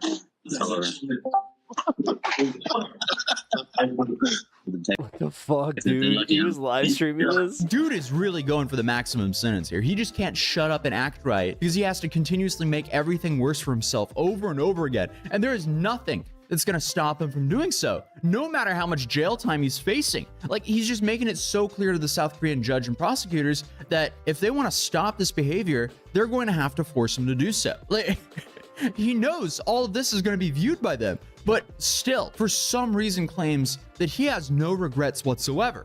So my question is basically to Johnny. What I would like to know is if he has any regrets for what he has been doing over the past few years, especially what's been going on in South Korea. No, zero regrets, zero remorse. There is no way. Again, he's just sending these messages to no way. the prosecutor and judge over and over again, it seems. How stupid is it possible to be? You haven't watched your own videos and all the other things that you've done over the couple of years. You haven't seen anything. You haven't watched anything. No, whenever I see clips of it, I laugh my ass off. It's funny. Dude, oh my God. Who's racing these idiots? On top of that, he also wanted to show up to his next court date wearing the new Kanye gown. Just think about the cake outfit at the court. Is that too crazy? God. The Kanye one, the same one Kanye had. Bro, I know it's a wonderful idea, but you won't even have a platform. You'll just get automatic banned. No, so now I'm gonna get my Instagram deleted again. You're saying it's a wonderful idea. I'm not gonna lie. But you can't do that and have a platform. I really want to do the cake shit, but I know it's a good idea, but why isn't there anybody else doing the stunt? Because you're right. There's no one else. No one else in the world is doing that. You're right. I haven't seen anybody but Kanye do that. So what could I do at the court? I'm gonna have reporters talking to me at the court like in 2 days. Like the Korean news is coming. The last time I flipped them off and I said I love North Korea. Oh my God. I swear to God, I did. It seems like his own personal Super Bowl seems to be being the biggest idiot possible and going for the most amount of time in Korean prison. But what he doesn't realize is once he's in prison for a year, people will forget about him. And then if he's in prison for like 5 years, almost everyone would have forgotten about him then. And speaking of prison time, the newest investigation might be the worst one for him yet, as he's now facing an additional 10 years in prison if they go forward with this charge. And again, because he live streamed himself doing it, it's not like they have to gather evidence. It's really just if the prosecutor wants to hit him with it or not. But as of right now, Johnny hasn't responded to this new investigation, and his new trial is delayed yet again. So I'm sure Hank is worrying because that means that Hank will have to foot the bill for Johnny for even longer until he's inevitably arrested. But that's the most recent update for the Johnny Smalley case. I know a lot of you guys have been asking me for one, but we have so many more crazy stories coming out this week. Also, shout out Legal Mindset for his great coverage of all this. I'll be linking his channel in the description down below. So make sure to subscribe if you're new here, and also I'll see you in the next video. Peace. Yeah, honestly, like, dude, I hope his content keeps blowing up because he is very good at following the shit. And honestly, like I was saying, for some reason, it's interesting to watch.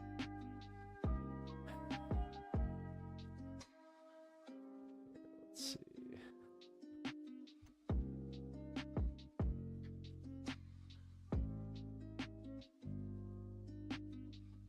Oh, this guy.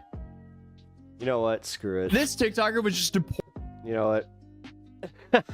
We'll do one more a Tozy video, and then we'll go to we'll go to bed. I'll go to bed.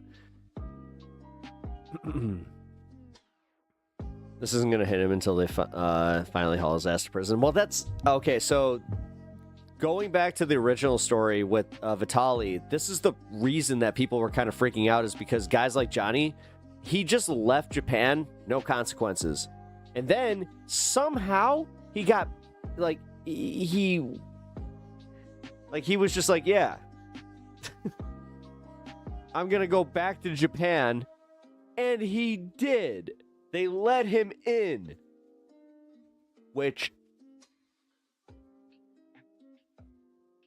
for every story I hear about, like, oh, customs and these customs and border agents, they found this one guy who happened to have a dissenting opinion about Palestine, but this guy Like, fucking A.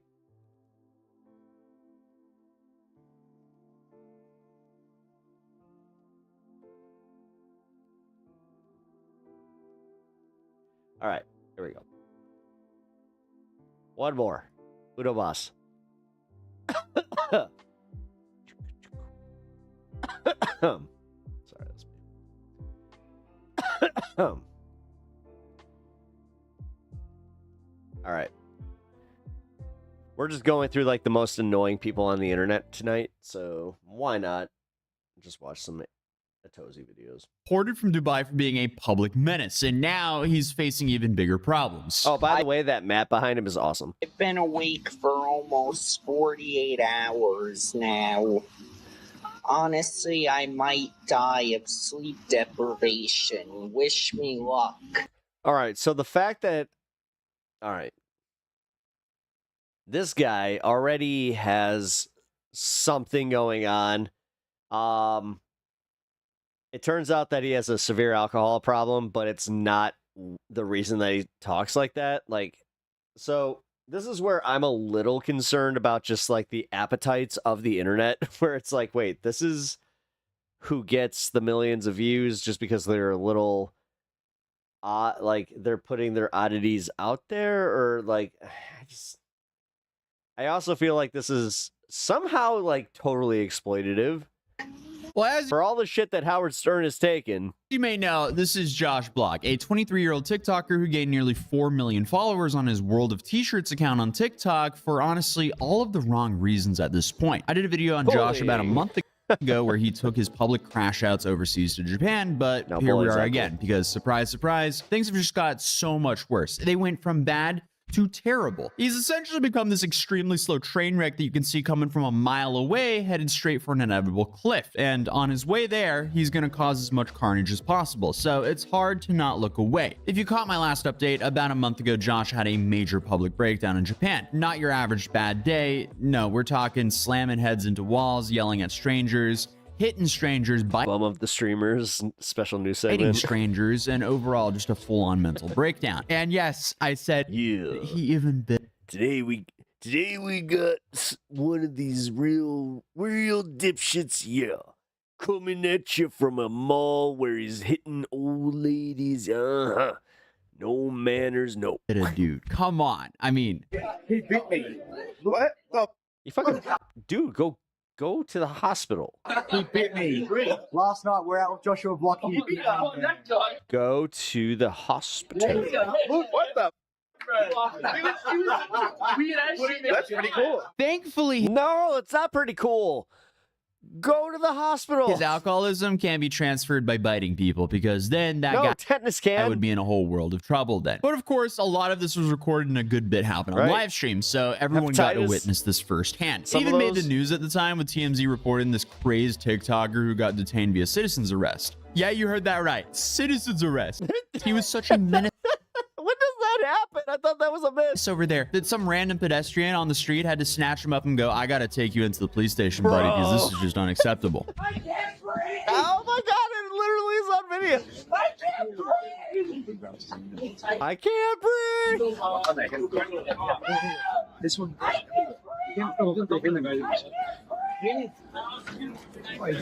And I mentioned this in my last video, but it still cracks me up that Josh is known for doing these screaming bits in the street of New York. But honestly, in New York, no one bats an eye. He's in Japan for like less than a week and he's being escorted to jail. In New York, you already have hundreds of crackheads who do this behavior for the sport. Like, no cameras or live streams needed. They're just built like that. So sadly, that's just a way of life there. And this is also why the likes of like Johnny Dude, you hear that shit, and I swear to God, if we're at a bus stop, we're just like, Molly and so on, they're doing their stunts in Japan or South Korea or so on, so they can actually stand out and get a real reaction. And it also helps them not being choked out on the subway, because sadly that can happen in New York as well. So note to streamers, let's stop taking your BS to countries that don't put up with it, because seriously, how many stories have I covered this year already of you guys getting arrested while live streaming in a foreign country? I mean, it's fun fact. Hello, I went through 3 first aid courses. If you can't scream, you can't breathe. Past ridiculous a while ago. I'm surprised you guys are giving me, or if you're screaming, you can breathe, this much content to be uploading daily for this long. Anyway,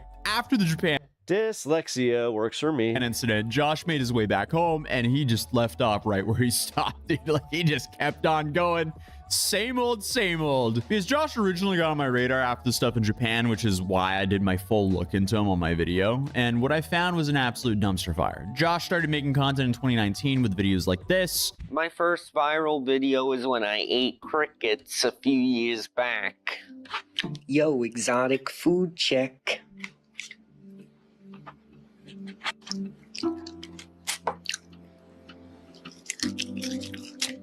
And now his normal baseline content is stuff like this. Have fun in Mexico, loser! I think 400 grand! See, this is the... Oh my god, this is what bugs me. This is what gets, like, the views. This is what gets them fucking, like, money on TikTok. Which, these people are committing crimes. And I somehow get hit for, oh, you talked about Palestine, or, oh, you talked about a sensitive subject. Which is horrifying. Clearly, the latter stuff got him a lot of attention and views, So and he just crash figured outs, out if he just keeps doing that, he'll keep on getting views. Views can clearly be pretty addictive, and it's clear that Josh has been a little bit more than addicted to them, as well as to alcohol and so on. His main problem with alcohol, though, is he himself won't really admit that he has a full-on problem. Like, he admits there's a problem there, but he doesn't admit that he needs help. Ah! Oh, no! That's a dope shirt. Come here, let me Ow! Let me get you. Help me! Come here, hold me. But obviously, his content went from him talking about coffee to that. So how does someone go so quickly? It seems like he has like a mental thing going on that he... From content like this to being arrested in Japan for this throwing is it? drinks, kicking, screaming, and even biting people in the street. Well, after reading Like, we're about just some followers' watching, concerns, you know- it might have to do with some pretty disturbing people that surround Josh. So enter Michael Quinn, a so-called influencer who has major influence on Josh's downward trajectory. Michael came in. Oh, yeah, great. And right before somebody who spotted that he had more views, so he's gonna fucking exploit him because he Josh turned 21. And if you look at the timeline, that's when things really started to spiral downhill. Because clearly, Josh's habits went from casual to dangerous. His videos, once just crazy, now it's someone with a serious health risk. And Michael was not helping. If anything, he was encouraging it. Josh then started posting videos that were more disturbing than funny, showing clear signs of alcohol abuse, even visibly shaking in public. I think I'll take my whiskey neat.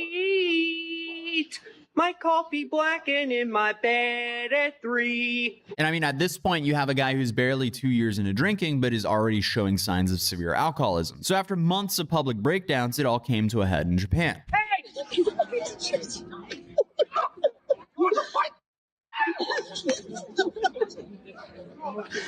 I think 400 grand! My hair! I think 400 grand a year! I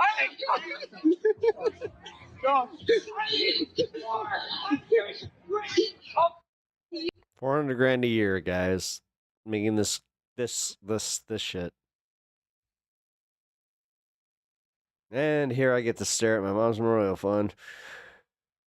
Oh my god! However, even after being detained, Josh managed to. No, this is the type of shit that honestly, like, as much as I want to like make jokes, this is the stuff that makes me feel like, oh fuck, like, oh fuck the world. Flee back to New York City yet again, avoiding any real consequences. And while all of his antics in Japan could have ended with a wake-up call, Joshua came back and was back to his usual self, getting mad when people in public were saying "put the fries in the bag" and yelling at how much money he makes. This apparent very common interaction between viewers and him was even caught on live TV.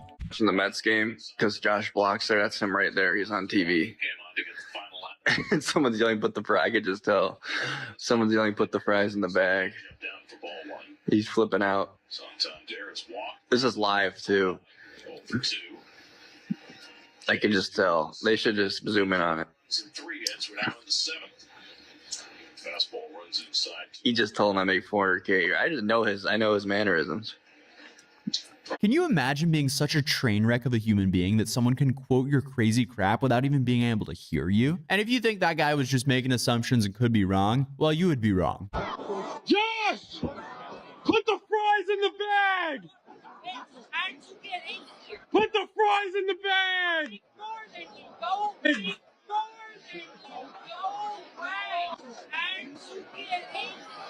Put the fries in the bag! Clearly, he wasn't wrong. Also, I had to share while reading about Josh at the Mets game, I saw a Reddit post of a guy saying that he also saw him freaking out at the same Mets game and was wondering how a moron like this guy could afford seats like that. In quote, he called him a local kook with too much energy. And clearly, this is true because Josh does have terrible energy. Very recently, he pulled this. Have fun in Mexico, loser! Have fun in Mexico! Donald Trump is deporting you! Make America great again! They want a picture, Josh. Josh, would be nice to take a picture. Love you. Hey, have you seen the nice guy? Some love. Yeah, if that made you feel away, I promise the irony of it will make you feel better because Josh was just deported from Dubai. I mean, kudos to Dubai for actually seeing this guy coming and literally locking their doors because Josh has basically just been causing trouble everywhere he goes. And unfortunately for him, he announced about a week ago that he'll be flying out to Dubai. And of course, his followers immediately raised alarms. Well, why? Dubai is notorious for its strict alcohol laws. And that's definitely the last place a dude who drinks in public should be. Because let's be real, I have a feeling if he actually went to Dubai, he could have ended up in a similar situation to Vitaly. Because drinking is only allowed in designated areas, bars, restaurants, or private spaces with a license. Public drinking or being intoxicated in public is illegal.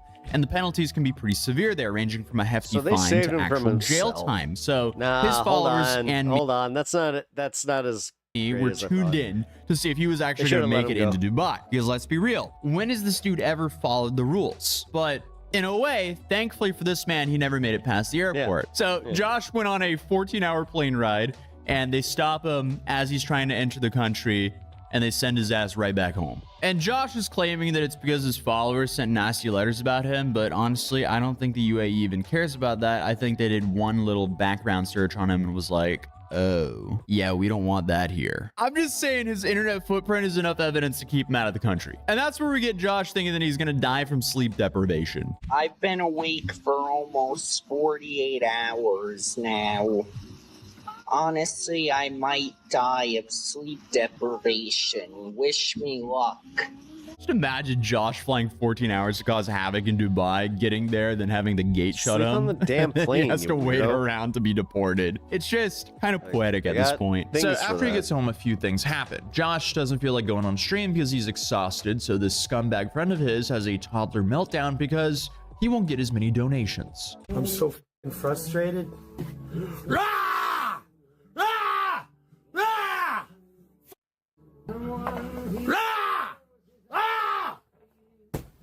He also made a TikTok.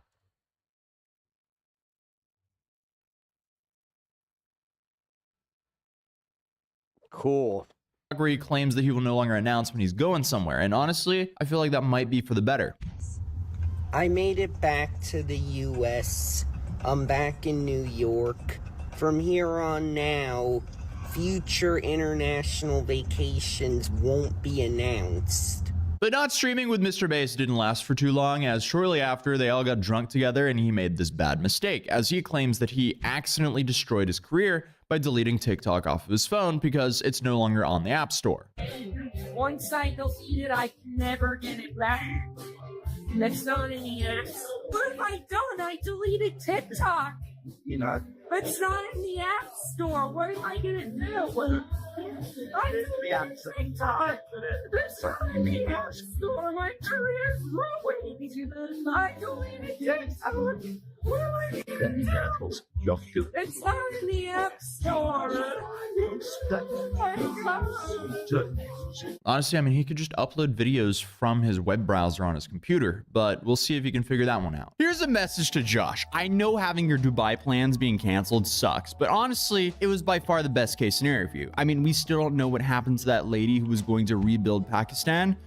So Josh would probably end up under the jet. But this also probably means that Josh is currently looking for another place to cause a scene at, so I'll be on the lookout for updates. And hey, if you're in New York, just go to the Mets Stadium because there could be a good chance for you to see him there. But I mean, hey, at least he didn't steal his grandma's car and crash it into a store while live streaming it like this guy did just to see what would happen, because that would be way worse. And honestly, this story is way worse. You should check it out here, and I'll see you guys in the next video.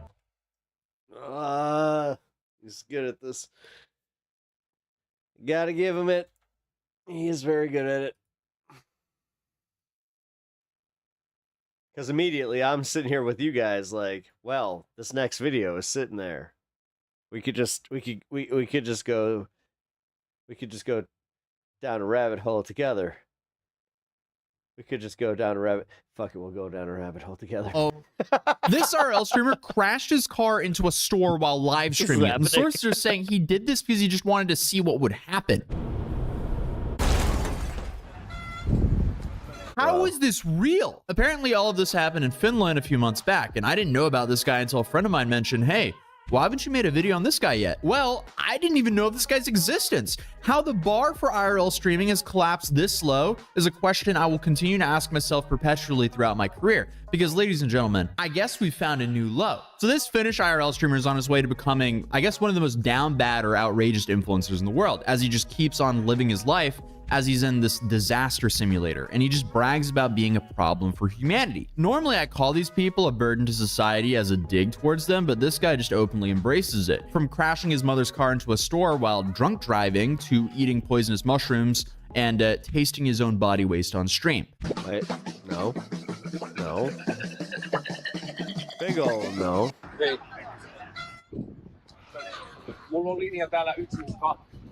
I mean, there is just, there's no words to describe that. Wait, and why is I mean, this is Norway, right? he doing this? Because again, he wanted to see what would happen. And all Good night, part 2. of those things I just listed happen within a few days of each other. And these aren't even the worst things that this guy has done live. I'm gonna finish up this video and probably head out myself. So meet Arttu Pulkkinen, also known as Upi, a Finnish IRL streamer who's made it his life mission to become the ultimate internet troll. And Upi seems to be like a product of what you get if you take Johnny Somali and a couple other IRL streamers who are just complete degenerates, and you put them in an environment like Finland, where there's basically no consequences. Certifiable Nordic region moment. But like many other IRL streamers, this guy has basically turned his entire life into just one big internet reality TV show, except he gets banned all the time. So it's a constant scramble to find where he is next because he's always banned.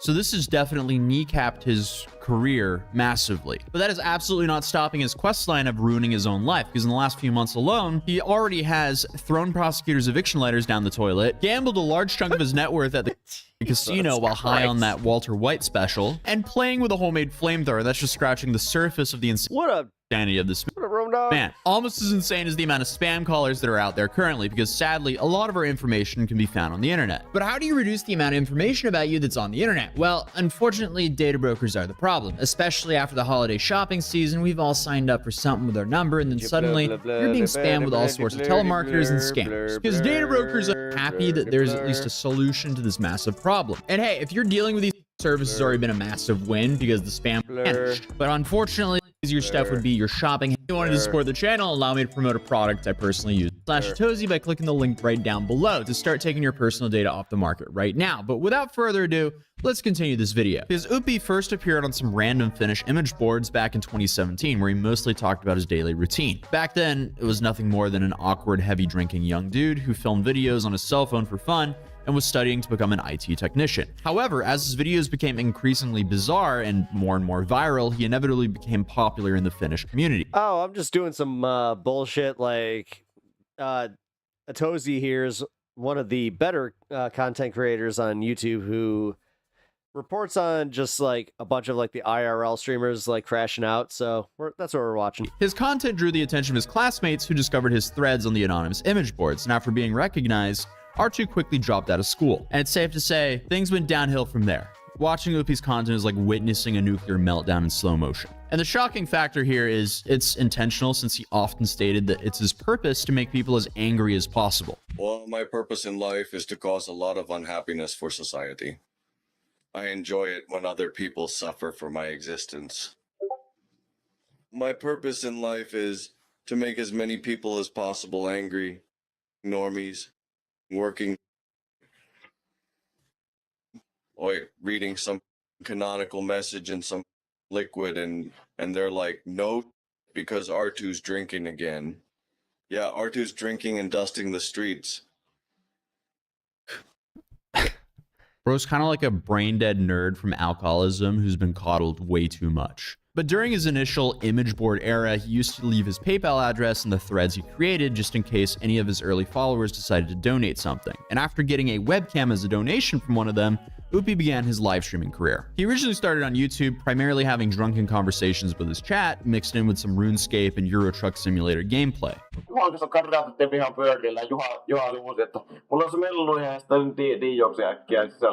Ei ole näistä kuulunut oikein, kun mä en ole enää sinne rinkkironkku Discordissa. Nekin on hylännyt jo tuubat. However, over time, his content slowly shifted to this extreme, chaotic behavior. And no wonder YouTube banned him after just 3 months of live streaming. I can't even show 90% of what he streamed because I don't want this video to get nuked either.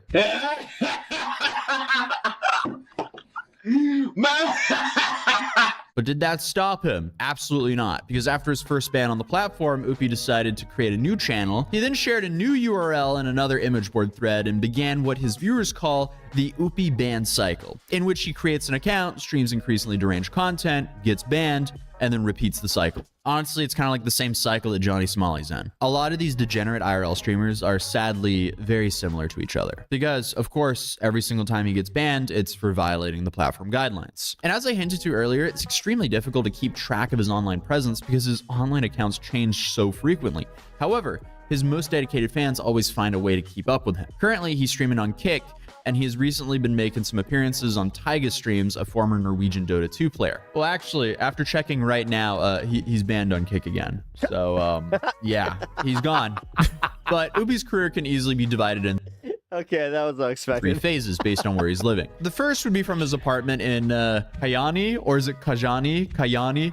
Man, as a Norwegian, I should probably have the gist or like a basic understanding of how to pronounce Finnish words. But no, I mean, Finnish is very far away from Norwegian, Swedish, or Danish. So I'm completely lost here. So I'm probably going to mispronounce a lot of words here. But maybe Kajani.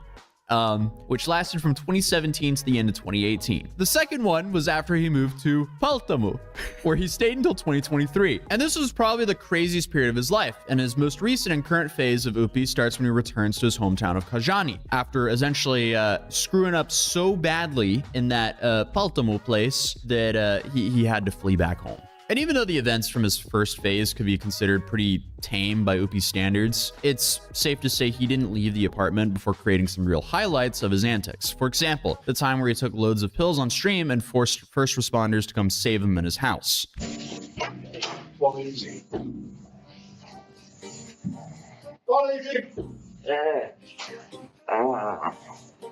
And also when he drank cleaning solution while playing RuneScape after he ran out of beer.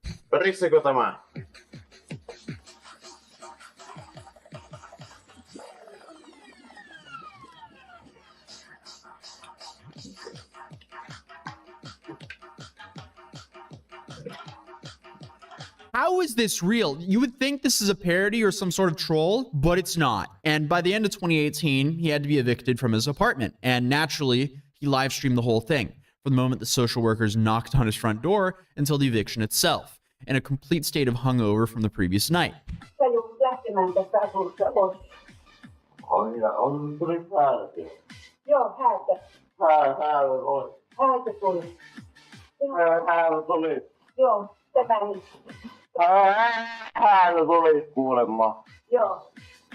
So after getting evicted, he moved to the small town of Paltamo, where things went from bad to completely unhinged. His streams now receive way more special guests than ever, and his apartment essentially became Finland's most chaotic frat house, bringing together a varied list of Finnish deranged influencers under the same roof.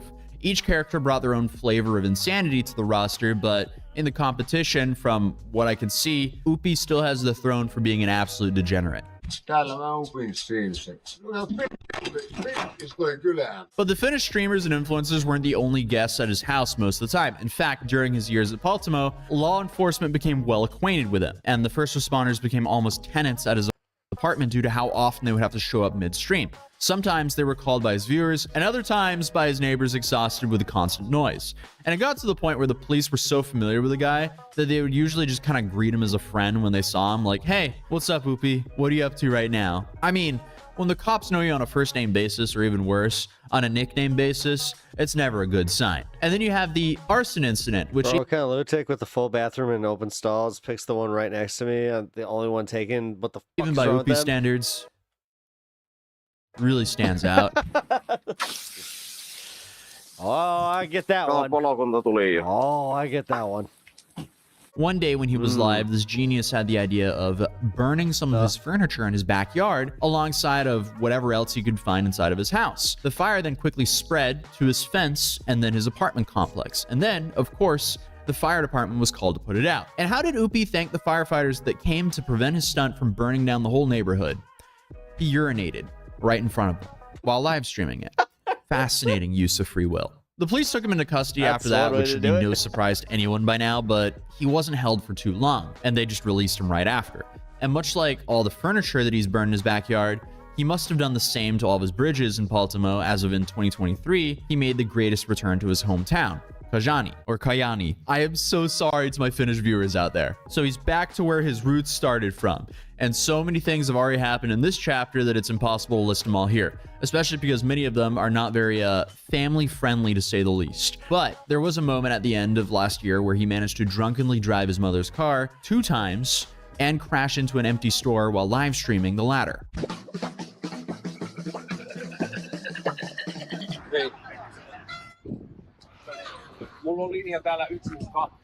It's unclear if he actually received a real punishment for this, as all the articles of this just state that he was picked up by the police on the spot, but they don't go into further detail. Now, even though it would be impossible to make a list of everything that he's done in the last couple of years, I still can list some of the things that he's done in the previous few months, including trying to get Tyga banned by showing up on cam without his pants multiple times, rolling at the casino while high on whatever Walter White was cooking, throwing prosecutors' eviction letters down the toilet, obviously playing with that homemade flamethrower, live streaming himself going to the Finnish version of an AA meeting, but including substance abuse as well. So yeah, I mean, it is just absolutely chaotic. And when it comes to Oopie streams, he's been banned on everything to the point where he essentially has to be an internet panhandler to continue, as he can't get monetized in any other way without having a donation button. But it doesn't seem like that or the laws in Finland are stopping him. As someone who's raised in the Nordics myself, Norway, I'm very familiar with how relaxed things are up there. So it'll definitely be interesting to see how or if they will ever do anything.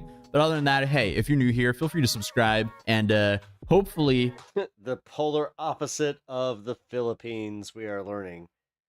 Because, man, damn, if there's one thing that I've learned tonight, is that the Philippines, they don't fucking play.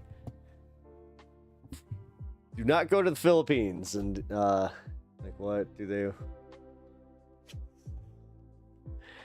I don't understand that shit. Like, this is why I hate public bathrooms. So, because it's like, hey, fucking nervousness, it's just because of that shit right there. Like, you know how many times I've been at the stall and I've been like, I'm so lucky. I have this entire bathroom by myself. 5 different urinals right next to me. Motherfucker comes in, pisses right next to me. It's just like, okay. Yeah. Great. I have lived that one. I really have. All right. Let's see. There we go.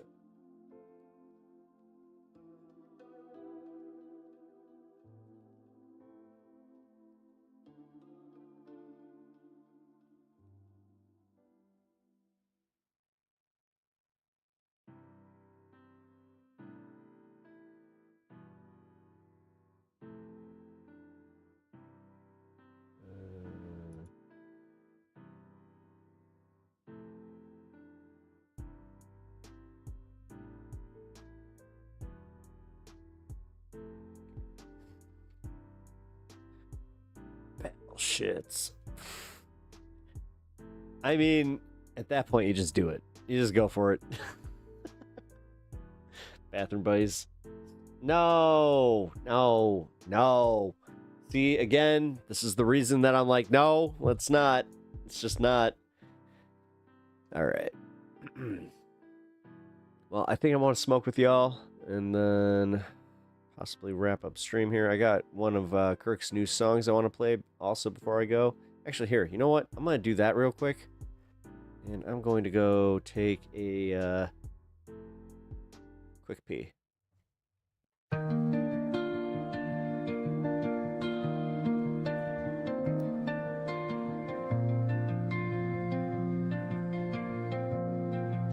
Wake up with a bottle in the right hand, codeine on my lips and crushed up pillies on the nightstand. I was lights out by the time the moon was shining. Never had a night where I was sober in my life, fam. Blowing Oxycontin up my nose, I was a drug fiend. Purple in my cup, no way I'm ever gonna piss clean. Told y'all this ain't blood, it's drugs and money run through my jeans. Someday you gon' find me dead, until then this is my dream. Yeah, I'm like, hey, fuck all the things you gotta say. Got so much mud up in my veins. I ain't the one who about to play. Spend all my money on the coke. No playing, this shit ain't no joke. Been lit since I was just a yo. This life I gotta let it go. Let it go. Ay. I never wanted to be solo. I've always had the feeling no one wanted me to go home. But I won't get hated all the people that I fucked with when I was legit, but didn't realize they was going through the same shit that I did. I always thought I'd make it out of this alive, but always hoped that I would die. I got no energy to try. I'm high right now, ain't gonna lie. Yeah, yeah, I'm high right now, ain't gonna lie. Yeah, I'm like, hey, fuck all the things you gotta say. Got so much mud up in my veins. I ain't the one who about to play. Spend all my money on a coke. No playing, this shit ain't no joke. Been lit since I was just a yo. This life I gotta let it go. Go, let it go. Wake up with a bottle in the right hand, codeine on my lips and crushed up pillies on the nightstand. I was lights out by the time the moon was shining. Never had a night where I was sober in my life, fam. Blowing Oxycontin up my nose, I was a drug fiend. Purple in my cup, no way I'm ever gonna piss clean. Told y'all this ain't blood, it's drugs and money run through my jeans. Someday you gon' find me dead, until then this is my Yeah, I'm like, hey, fuck all the things you gotta say. Got so much mud up in my veins. I ain't the one who about to play. Spend all my money on a coke. No playing, this shit ain't no joke. Been lit since I was just a yoke. This life I gotta let it go. Let it go.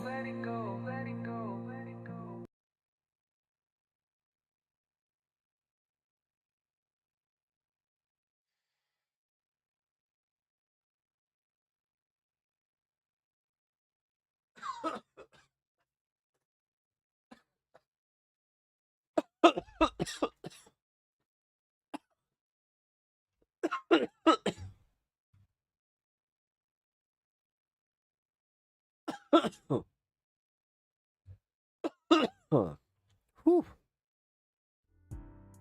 All right. That's a good one.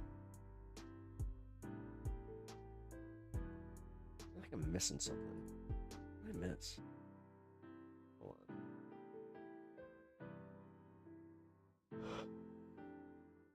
No?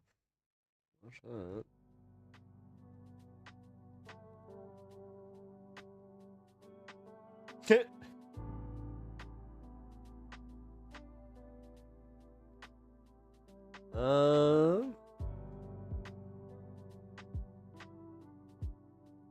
Members who knew what the next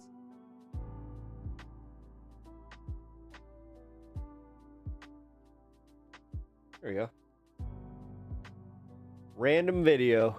Let's do it. In 2008, Media Molecule introduced the world to Little Big Planet, a charming and innovative platformer that promised to revolutionize user-generated content in gaming. With its adorable Sackboy mascot and the mantra, play, create, share, Little Big Planet captured the hearts and imaginations of millions, spawning sequels, spin-offs, and even a kart racing game. It seemed that Media Molecule had struck gold, creating a franchise that could stand the test of time and continue to evolve with each new installment. Yet in 2025, the once vibrant world of Little Big Planet has fallen eerily silent. The servers for the original games have shut down, and the series' presence in the gaming landscape has diminished. I have to be honest, guys, this is one of my favorite games that it's really sad to see that it just kind of died. To a mere whisper of its That's kind of why I glory. like this thing so much. So what happened to Reminds this me beloved of Little Big franchise? How did a series that once stood as a shining example of creativity and community-driven content find itself what in the Burt Reynolds fading into obscurity? Why did Little Big Planet Never mind, he reads The Expanse. Die? As always, our story starts with two people, Alex Evans and Mark Healy. Alex was a programmer and Mark was an artist, and the duo worked together at a company called Bullfrog Productions, which was ran by Peter Molyneux. After producing classics like Dungeon Keeper, the studio was sold over to Electronic Arts, and Molyneux started a new studio with the key staff from Bullfrog called Lionhead Studios. Naturally, this included Alex and Mark, and from there, Lionhead went on to produce highly regarded titles such as Black and White and Fable. In his spare time, Mark Healy worked on a low-budget side project called Ragdoll Kung Fu. It was a weird little game that had a $50 budget. The gameplay consisted of using your mouse to control ragdoll fighters to beat people up while collecting power-ups. The game ended up being the very first third-party title on Steam and did pretty well for itself given the ragtag development cycle. The project gave Mark and Alex a taste of what it was like to make games with full creative control and made a bit of a name for themselves outside of working under Peter Molyneux. But leaving a financially secure job was a pretty risky leap, so they decided to wait before pursuing anything serious. Man, this guy really should just do... Back at Lionhead, the studio's next couple titles bombed financially. Paired with its explosive growth, it was clear that the company wasn't going to last much longer if something didn't change. So Peter Molyneux decided to lay off 90 employees to sweeten the deal for a potential Microsoft acquisition.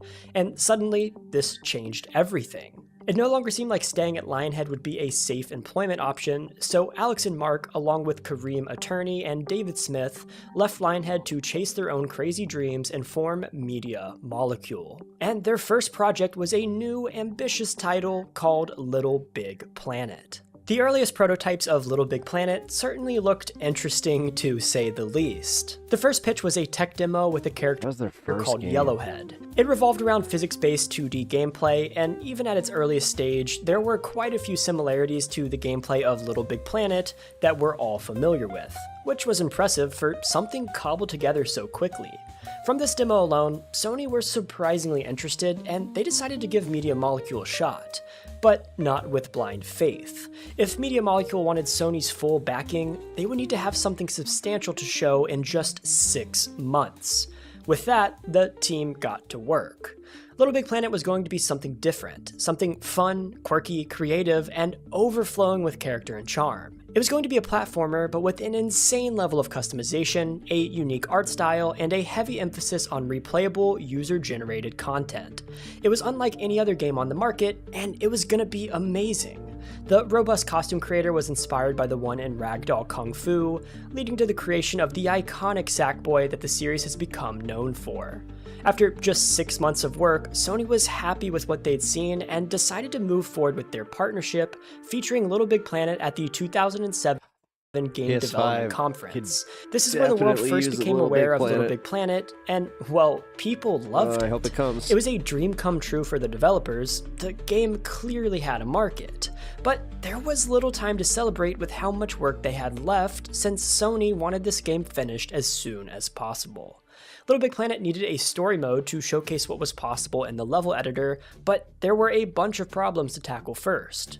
Unlike most games, which have their own developer-exclusive tools to create levels, it was crucial that the story mode was made with the same tools available to the players. This would allow the tools to be thoroughly play-tested by the developers and showcase what their game was really capable of through the gameplay of the campaign. After about a year of development, Little Big Planet was ready to launch to the public, complete with an in-depth level editor, a way to access a wide variety of user-made content, a solid campaign, and some starter levels made by a public beta in which players got early access. It seemed like the perfect game that nobody even knew they wanted. So, that's the perfect way of summing that up, though. That's exactly what it was. How was... Like, when it came out of the scene, I felt like deeply in love with it. I was like, oh my god, there's so many things you can do with this. The game received. On the 27th... Like, even without the character, like the character creations or like the level creations, just the game itself was so good. Of October 2008, Little Big Planet was officially released. And I probably don't need to tell you, it was monstrously successful. The game sold millions of copies, was a critical darling, and won countless awards. Everyone who played it fell completely in love with it and its premise of play, create, and share. At its core, the gameplay was a 2.5D physics-based platformer where you could move between 3 layers at will and grab certain objects to either pull or swing off of. You'd start by playing through the game's charming story mode where you would collect all sorts of prize bubbles. This would unlock costumes, stickers, materials, and objects for you to use to make creations of your own. Then, you would publish whatever level you made for others to enjoy. Or you could just play what others have made instead. Either way, the game was a blast. Little Big Planet allowed players to express themselves in unprecedented ways. The game oozed with so much creativity that it was inevitable that it encouraged players to do the same. Even if you didn't want to make entire levels, it was easy to spend hours just putting together outfits with this would lend to just hours of fun on PS5. Costumes and stickers. The costumes were pretty self-explanatory. You could dress up Sackboy with a bunch of different clothes and materials. But the stickers were super unique and revolutionized character and level creation. At any time, you could open your Poppet and place stickers anywhere on the screen, even on Sackboy. There were hundreds of stickers, some were 2D, while others were called decorations, which were 3D models. Since you could combine these with costumes, it led to one of the most advanced character creators of any game at the time. The mechanic was also great for decorating the levels you created, letting you transform a boring cardboard wasteland into something fun and colorful. Of course, the actual level creation tools were stellar as well. You could select from dozens of materials to create whatever you wanted. Some materials were grabbable, could be blown up, and were extra heavy, and some like dark matter were indestructible and couldn't be moved. You could place them in any shape, put stickers on them, make them hazardous, or strap rockets and bombs onto them. Plus, you could choose from a bunch of music, change the background of stages, and control the lighting of a level. The possibilities were really endless. Not only did the game have all of these features, but Media Molecule also worked with Sony to create a website for the game. It allowed players to log in with their PlayStation account to easily browse for levels on their computer and queue them up to be played in the game later. The website was called lbp.me, and it helped the community flourish. And less than a year after launch, players uploaded over 1 million levels and amassed over 240 million plays through this site. It was extremely important to the community, so keep that in mind as we come around to it a bit later. Dude, that seems now, like as you've more probably than the PSN. noticed, I'm on camera, something that I don't typically do. My goal on this channel is to make this content into the best video game retrospectives out there, so if you enjoy the new style or have any feedback, please let me know in the comments. Also, I just launched a new Discord server for the community, and we plan on doing community game nights, gaming tournaments, movie nights, and so much more. So if you're interested, consider joining using the link in the description. Anyways, like I said, the game had 240 million plays on its user-generated levels in less than a year. Players loved Little Big Planet, so it shouldn't come as a surprise that the game received multiple 10 out of 10 review scores and Game of the Year awards, including more than 80 industry awards, which is wild to say the least. And it sold well, with over 1.3 million copies sold by January of 2009. Basically overnight, Media Molecule had gone from a small, scrappy indie developer to one of the most innovative and prestigious names in the gaming industry.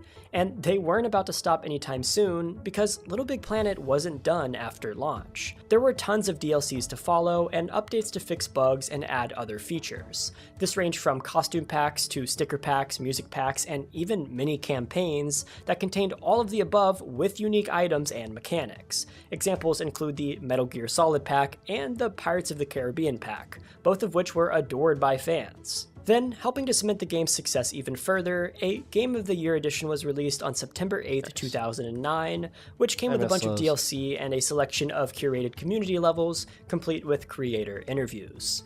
Now, I will say, much of the DLC's development was outsourced to other studios, including Tarsier Studios, Supermassive Games, and Fireproof Games. It may seem like a weird way to manage the content for your wildly successful game, but the team at Media Molecule needed the manpower for something even bigger and better. Little Big Planet 2. Turns out, a sequel was pretty much in the works as soon as the first game was out the door. One of the best games ever made. There was a big obstacle that would need to be addressed by Media Molecule before a new sequel could even be teased to the public. The game needed... They fixed everything wrong with the first one. Honestly, this is not doing the graphics any justice. Full backwards compatibility with everything made in the first game, because otherwise the sequel would fragment the community. So, when the sequel was formally announced on May 10th, 2010, this was, of course, among the list of many new features. The announcement led to a webpage chock full of teasers, screenshots, and of course, a trailer. This time around, there was an even bigger emphasis on user-generated content. Little Big Planet 2 wasn't just a platform game anymore, it was going to be a platform for a game. The new features included microchips to program objects, AI characters you could dress up and program with unique behaviors, ways to make vehicles, new game modes, and a bunch of power-ups. Whereas before, in the original game, you were mostly restricted to creating platformers, it was now possible to create a wide variety of different genres. Top-down perspectives, RPGs, arcade shoot-em-ups, fighting games, first-person shooters, and actual feature-length movies were all possible. If you could think of it, it could become a level. Little Big Planet 2 was the shining example of how to do a sequel right, and it instantly made the first game seem like it was unfinished by comparison. Little Big Planet 2 launched on January 18th, 2011, and it was met with That's actually a really fair assessment. with universal acclaim from critics and players alike. It's not like it dogged on the first one, but yeah. The game received widespread praise for these There's expanded so many creation new tools, options. improved gameplay mechanics, and charming presentation.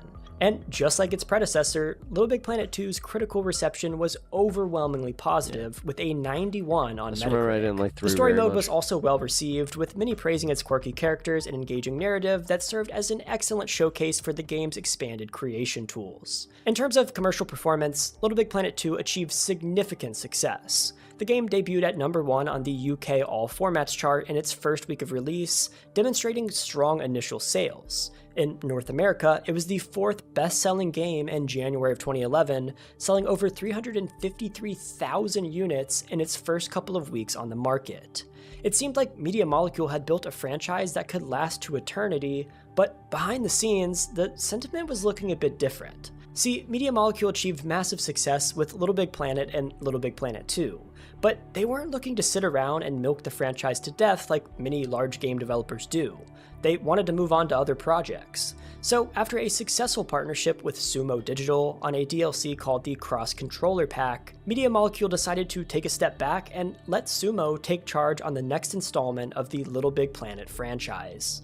While this seems like a strange decision, there was no studio better equipped to handle the development of the next game than Sumo Digital, as the company was full of active Little Big Planet community members who knew what the next game needed to be. So, work began on Little Big Planet 3, led by this new team, with Media Molecule on the sidelines, the same year that Little Big Planet 2 launched in 2011. Of all the development cycles in the franchise, Little Big Planet 3 had the messiest. A huge amount of content had to be cut from the game, including entire areas, themes, and characters which either didn't fit or needed extensive reworking. And that wasn't even the worst of it, because there was another issue that made this game's development process messy from the very start. Originally, Little Big Planet 3 was just going to be for the PlayStation 3, but Sony was working on the PlayStation 4, and they wanted one of their flagship franchises to have a sequel on their new console ASAP. So not only was Sumo Digital working on a franchise that they had no experience with, they now had to create and support two versions of the same game with a strict deadline. Even worse, one of these these versions was for a console that nobody had experience developing for. It was a terrible position to be in, but they had to make the best of things. So, Little Big Planet 3 released on November 18th, 2014 for both the PS3 and PS4. It brought along with it many new tools to work with. Everything from the past 2 games could be ported over if you've played them, DLC included. There were 3 new characters apart from Sackboy who had unique costumes and abilities, with Sackboy receiving new abilities in turn as well. The layer limit was expanded to 16, allowing players to make huge new levels with an insane amount of depth and a bunch of other improvements. Not only was the game brimming with creative innovations, it enabled the community to make their own, and Little Big Planet 3 should have been the best game yet. The issue, however, was that it didn't work. Among any number of features just not working as intended, there were numerous crashes and entire save files getting corrupted. This forced people to restart the entire story mode and, much worse, lose every level, costume, and object they ever created. For a game of this nature, that's about the worst thing imaginable. The issue was so widespread that people began speedrunning how quickly they could corrupt their profiles. And this was just the tip of the iceberg. The story mode was incredibly short and barely featured any of the 3 new characters, and online, the heart and soul of the series for many frequently disconnected. Additionally, there was no crossplay between PS3 and PS4 players. This split the community, which was already smaller than ever due to the extremely buggy launch that drove many away. They either hopped back onto Little Big Planet 3 or moved on to something else entirely. Many of the worst bugs did get fixed over time, but it took longer than it should have, and the damage was already done. Compared to before, the community was basically dead. The game did receive DLC after launch, but it was some of the most underwhelming in the series. With slow development, underwhelming DLCs, and a general fizzling out of the passion surrounding Little Big Planet, Little Big Planet 3 was by far the most hated game in the series. And with online multiplayer never quite being fixed, the community continued to be non-existent throughout the life of this game. Updates stopped on May 18th, 2017, and Little Big Planet 3's support officially ended. But looking at the numbers, the sales of Little Big Planet 3 were still pretty impressive. Today, estimates claim that the first title has sold over 4.5 million copies, the second title 3.4 million copies, and the third title 5.5 million copies. While sales figures were obviously quite solid, the general sentiment and excitement surrounding the series had been on the decline for a while, and without Media Molecule's involvement, it was unclear what would happen to Little Big Planet. I mean, how much more could they really do to innovate a game franchise that has already done so much? Was there even a way to innovate and build upon the create and share ethos that LBP had been focused on from the beginning? Well, not really. So after 6 years of silence, a spin-off was born. On June 11th, 2020, fans received word of a new entry into the Little Big Planet franchise called Sackboy: A Big Adventure. It was a 3D platformer spin-off developed by Sumo Digital and set to release on the PlayStation 5. It came out on November 12th, 2020, and was a pretty decent game. It managed to sell about 1.3 million copies in all. But unlike the other entries in the series, there was no way to create any kind of user-generated content. It was a big shift from the formula in the previous games, and it caused a lot of longtime fans to ignore this new title and go back to the classics. Even if it was smaller than ever in 2020, there were still thousands of players on each mainline title and millions of levels to choose from. But just 12 days after Sackboy: A Big Adventure came out, those longtime fans encountered an issue. LBP.me, that website that I mentioned earlier, had gone offline due to attacks from hackers. This wasn't a catastrophic event on its own, as you could still play the levels just fine, and the website was quickly restored too. But it meant someone was actively working to damage the game's servers, and they had just landed the first blow. Unknown to everyone at the time, this marked the beginning of the end for the series. To understand why, we need to remember that backwards compatibility was critical to Media Molecule when they made Little Big Planet 2. It was necessary that, above all else, a sequel would not split the most important aspect of the series, its community. This meant that every level from the first game had to be playable in the second game. This same principle was applied to the third game as well. But achieving backwards compatibility for literally millions of levels is no small feat, especially when they need to actively keep track of player stats and level updates on top of all of that. So the solution that Media Molecule settled on was hosting all of the levels in the series on the same server in order to distribute this information across all 3 games simultaneously. It was an extremely effective solution to the problem, but opened up a much worse one in the long run. If there was a security vulnerability in one of the games, it was a vulnerability in all of the games. And the original Little Big Planet server was developed in 2008, which is practically ancient in terms of online security. So in other words, there was a gaping hole in the server security ready to be exploited at any time.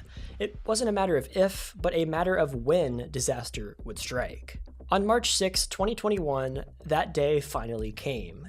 Anyone who attempted to play a level was met with the pop-up, "A problem occurred when attempting to connect to the Little Big Planet servers." Unknown to players at the time, the servers were experiencing a denial of service attack from a hacker who gained access. This effectively rendered most online features inaccessible across all games and caused a bunch of other problems. And as a result, on March 10th, Sumo Digital took the servers offline. 2 days later, the developers announced that the servers were taken down for technical issues and that they will return eventually. It wasn't until May that they came back online. But something wasn't right. Some people were experiencing bizarre crashes, and others were encountering strange or sometimes even hateful messages when viewing player profiles. So after a month, the servers were taken back offline. Over the next few months, the developers periodically posted to social media, ensuring that they were looking into things. Then, finally, on September 13th, they had something to announce.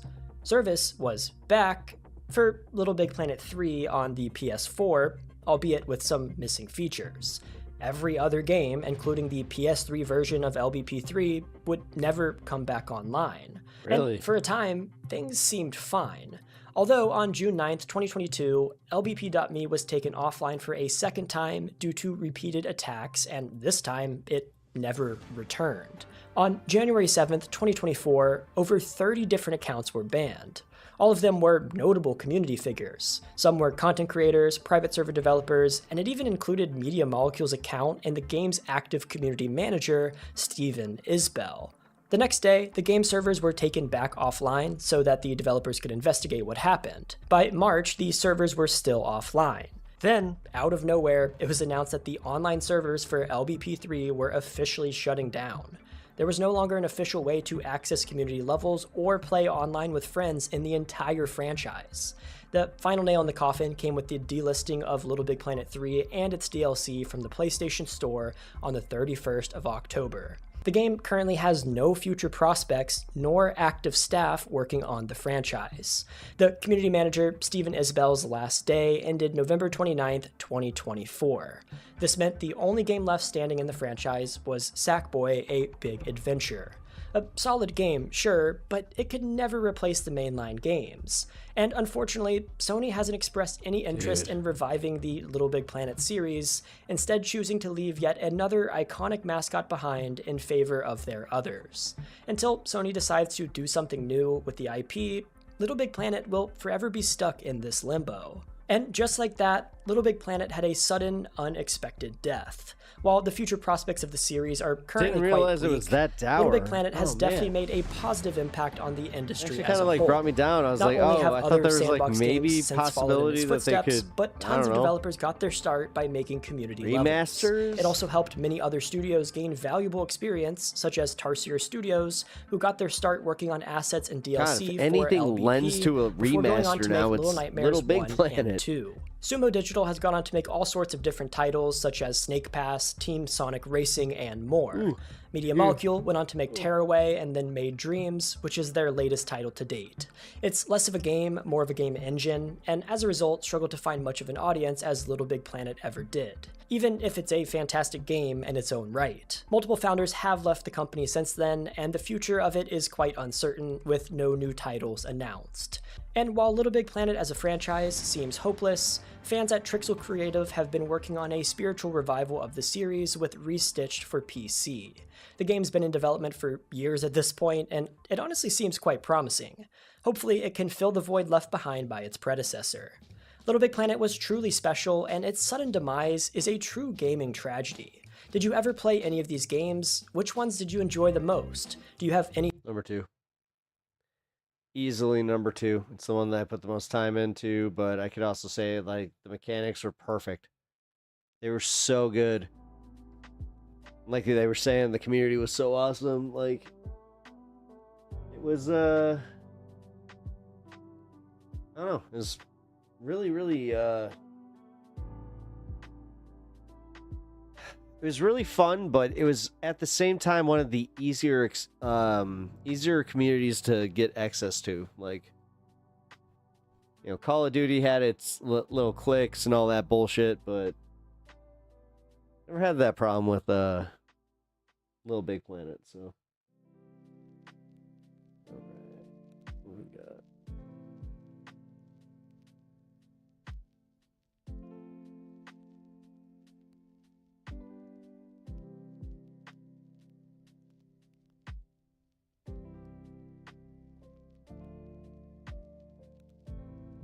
Oh, ain't that a bitch? Okay.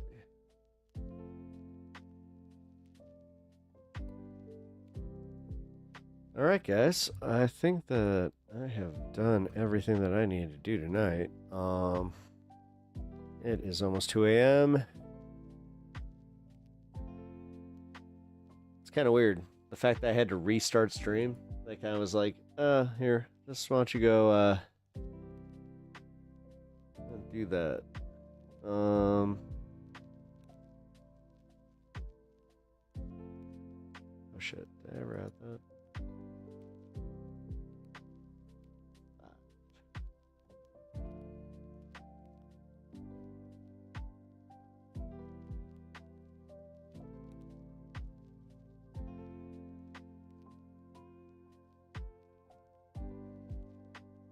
I'm going to raid and I gotta go to bed. So, here, let's see this.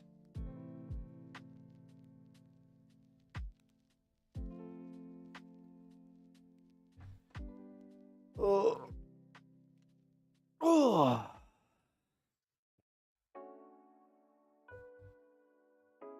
Sleep is going to be nice.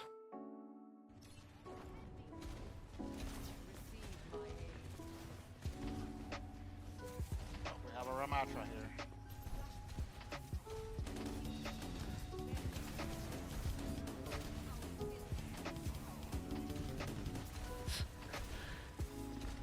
Have fun.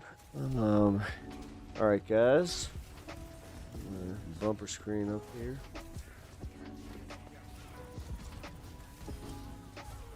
Set.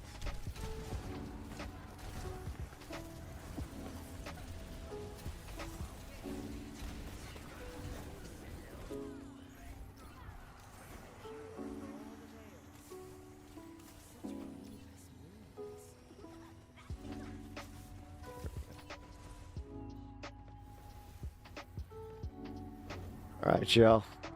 I will catch you all. What's tomorrow? Wednesday? Okay, so, oh shit. It's gonna be 2 or 3. We'll see. I have a project to do tomorrow, so it's one of those situations where if I get done on time, 2 o'clock. If I don't get done on time, Pep Talks, thank you so much for the Oh, shit. raid. I'll see Sorry, y'all I at was 3. muted and I was waiting for an opportunity to unmute myself. How you doing? How was your stream? Also, Who the heck is Pep Talks? I'm not gay, but I fantasize about Marco Rubio. Pep Talks. Pep Talks. Pep Talks. Let's eradicate the Kung Flu. I'm literally coming. Pep Talks. Pep Talks. Who the heck is Pep Talk? They want our women. They want our children. Pep Talk. Sometimes no means yes. Grab them by the pep talk. Grab them by the Marco Rubio. Obama is a racist. Pep Talk. I'm literally coming. I'm literally coming. Pep Talks. We found weapons of mass Pep Talks. destruction.